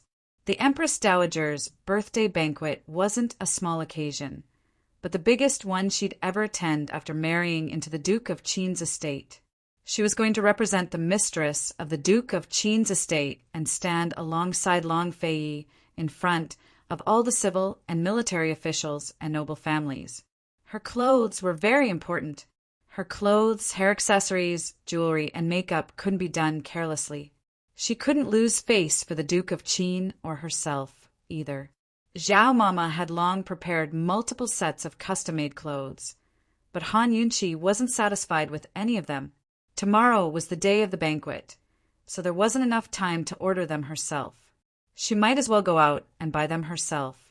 In the capital city, there was no need to worry about not finding good things with money. Han Yunqi and Zhao Mama left the house early that morning. Needless to say, they did find quite a few things to their liking after browsing through a few stores. When it was close to noon, the two of them entered a restaurant to eat their fill before going back. Unexpectedly, Han Yunqi had hardly reached the stairs when a chair came crashing down on her head. "Mistress, watch out!" Zhao Mama reacted quickly and pulled Han Yunqi out of the way. The chair landed right next to Han Yunqi's feet and shattered into pieces. Han Yunqi was still in a state of panic. She'd never been this scared even when faced with a group of assassins, but this chair had come too suddenly. "Manager, what's going on? Are we still doing business or not?" Zhao Mama immediately shouted angrily. As soon as she finished speaking, the sounds of fighting came from upstairs. Soon enough, a group of people ran down the stairs like they were running for their lives. "They're fighting. It's too scary. Then they're two tigresses. Tisk tsk, you can't judge a book by its cover. Hurry up and leave." Two women were fighting upstairs? How unlucky. "Zhao Mama, let's go to another restaurant." Han Yunqi was too lazy to pursue the matter. She was about to leave with Zhao Mama when they heard a familiar voice from upstairs. "This lady doesn't care who you are. If you don't apologize today, don't even think about leaving." Han Yunqi halted her steps. "Mu Ling, She recognized the sweet voice as soon as she heard it. It had to be Mu Ling. This girl hasn't left yet? Who's she fighting with?" Soon enough, another voice came down the stairs. "Damned girl, listen up. This lady is Chu Chinga from Western Zhou's Chu clan. Don't die without knowing who killed you." Chu Chinga. Han Yunqi licked her lips in amusement as she smiled. Enemies were destined to meet on a narrow path. For the readers, Little Poison Consort's Little Drama 2 is out. Add Momo's WeChat and reply with 2 to see it. WeChat ID, Jimomo 2015. Chapter 305. All of the customers on the second floor had fled. Tables and chairs were strewn all over the floor, leaving a mess everywhere. Mu Ling was dressed in violet robes, a flexible sword in her hand as she stood on a chair. Her long, shapely eyebrows were furrowed and her phoenix eyes were round. Anger was written all over her face. Chu Chinga sat on a table, dressed in pure white robes as she admired herself. Her almond-shaped eyes were filled with disdain. "Apologize right now." Mu Ling said sternly again. Chu Chinga gave a cold snort and glanced at the little beggar curled up in a corner. "Go ask her if she's worthy of this young lady's apology first." The little beggar in the corner was a 7 or 8-year-old girl with unkempt hair and a dirty face. Her clothes were torn and tattered, and a bright red handprint was left on the side of her face. It was a ghastly sight. She was crouched on the ground as she stared at Chu Chinga and Mu Ling. Her large eyes were filled with fear as she trembled from head to toe. Because she'd been begging Chu Chinga, she'd accidentally touched a corner of the girl's robes and been slapped hard on the face, sending her crashing into a corner. The older sister in violet robes had been next door to the white-robed woman. She immediately rose to her feet and kicked a chair at the white-robed woman, cursing. "You even hit a child? You vicious woman!" The white-robed woman kicked the chair downstairs and replied, "Meddling in other people's business." Thus, the two of them began to fight. "Why can't you bear the responsibility? Who do you think you are? What the fuck is your Western Zhou's Chu clan? Even if you're a member of Western Zhou's imperial family, you still have to apologize before you can leave." Mu Ling was so angry that she even cursed. She hated it when people bullied children and the elderly. "Damned girl, you better watch your mouth." Chu Chinga was furious as well, but Mu Linger simply raised her chin and cursed word by word. Your mother, slut." Chu Chinga had never cursed in her life, much less been cursed at. She was so angry that she felt unwell all over. She hadn't brought her bow today, or else she'd shoot an arrow through this damned girl's mouth. "Shut up! What a vulgar girl! You have no manners at all." She slammed the table and stood up. She picked up a broken chair and kicked it towards Mu Ling. "What is upbringing? Is it edible? Mu Ling nimbly dodged aside. Although she was filled with rage, she wasn't stupid.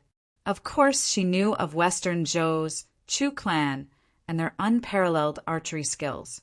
But Chu Chinga hadn't brought her bow today, so she might not be her match. You. Chu Chinga didn't know how to reply. She kicked a bunch of chairs at Mu Ling. But Mu Ling avoided them all. What about me? I hate people like you the most. Talking to me about upbringing? She made it sound like she was very cultured. Do you have any manners? Mu Linger asked angrily. Would a well-educated woman slap a little beggar just because he touched her clothes? True upbringing wasn't just for show. This young lady's upbringing isn't your.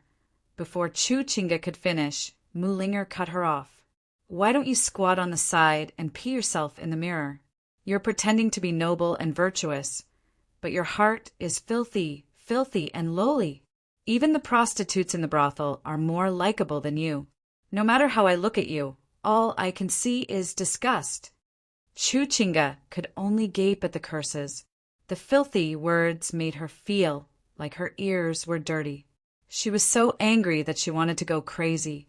She slapped Mu Linger and cried, Slut! This young lady wants you to live a life worse than death. Without a bow, she and this damned girl were evenly matched, but she could use poisons. If she didn't teach this little slut a lesson today, she wouldn't be called Chu Chinga. TSK. Even a well-educated young lady knows how to use the word slut. Do you know what slut looks like? Just like you. Mu Linger didn't even bother to sneer. She didn't dodge, but attacked with her flexible sword. I'm going to tear your mouth to shreds. Chu Chinga exploded with rage. She sent out multiple palms in a row, not aiming to hit Mu Linger, but to poison her. Palm after palm. The wind from each of her palms dispersed the poison powder into the air. Who would have thought that, at this moment, a golden needle would suddenly fly over from the right, quickly passing between the two of them? For some unknown reason, the surroundings were immediately filled with a faint fragrance. Mu Linger and Chu Chinga stopped at the same time and turned to see a woman sitting on one side. Han Yunqi! The two of them exclaimed at the same time, surprised. That's right, it was Han Yunqi. She told Zhao Mama to go back first, while she snuck up to watch. If Chu Chinga hadn't used poisons, she might not have made a move. You used poison? You cured the poison, Mu Linger and Chu Chinga said at the same time. Mu Linger was a pharmacist, so she wasn't familiar with poisons. She only knew that something was amiss when she smelled the scent, but Chu Chinga's poison skills were exquisite enough to know that Han Yunqi had put the antidote on her as soon as she smelled it. Hearing Chu Chinga's words, Mu Linger immediately understood what was going on. She quickly backed away and cursed. Chu Chinga, you're too despicable. Mu Linger, she used an aphrodisiac, you know. Han Yunqi didn't forget to add oil to the fire. What? Mu Linger exclaimed in disbelief. The dignified eldest young miss of Western Zhou's Chu clan actually carried an aphrodisiac on her person.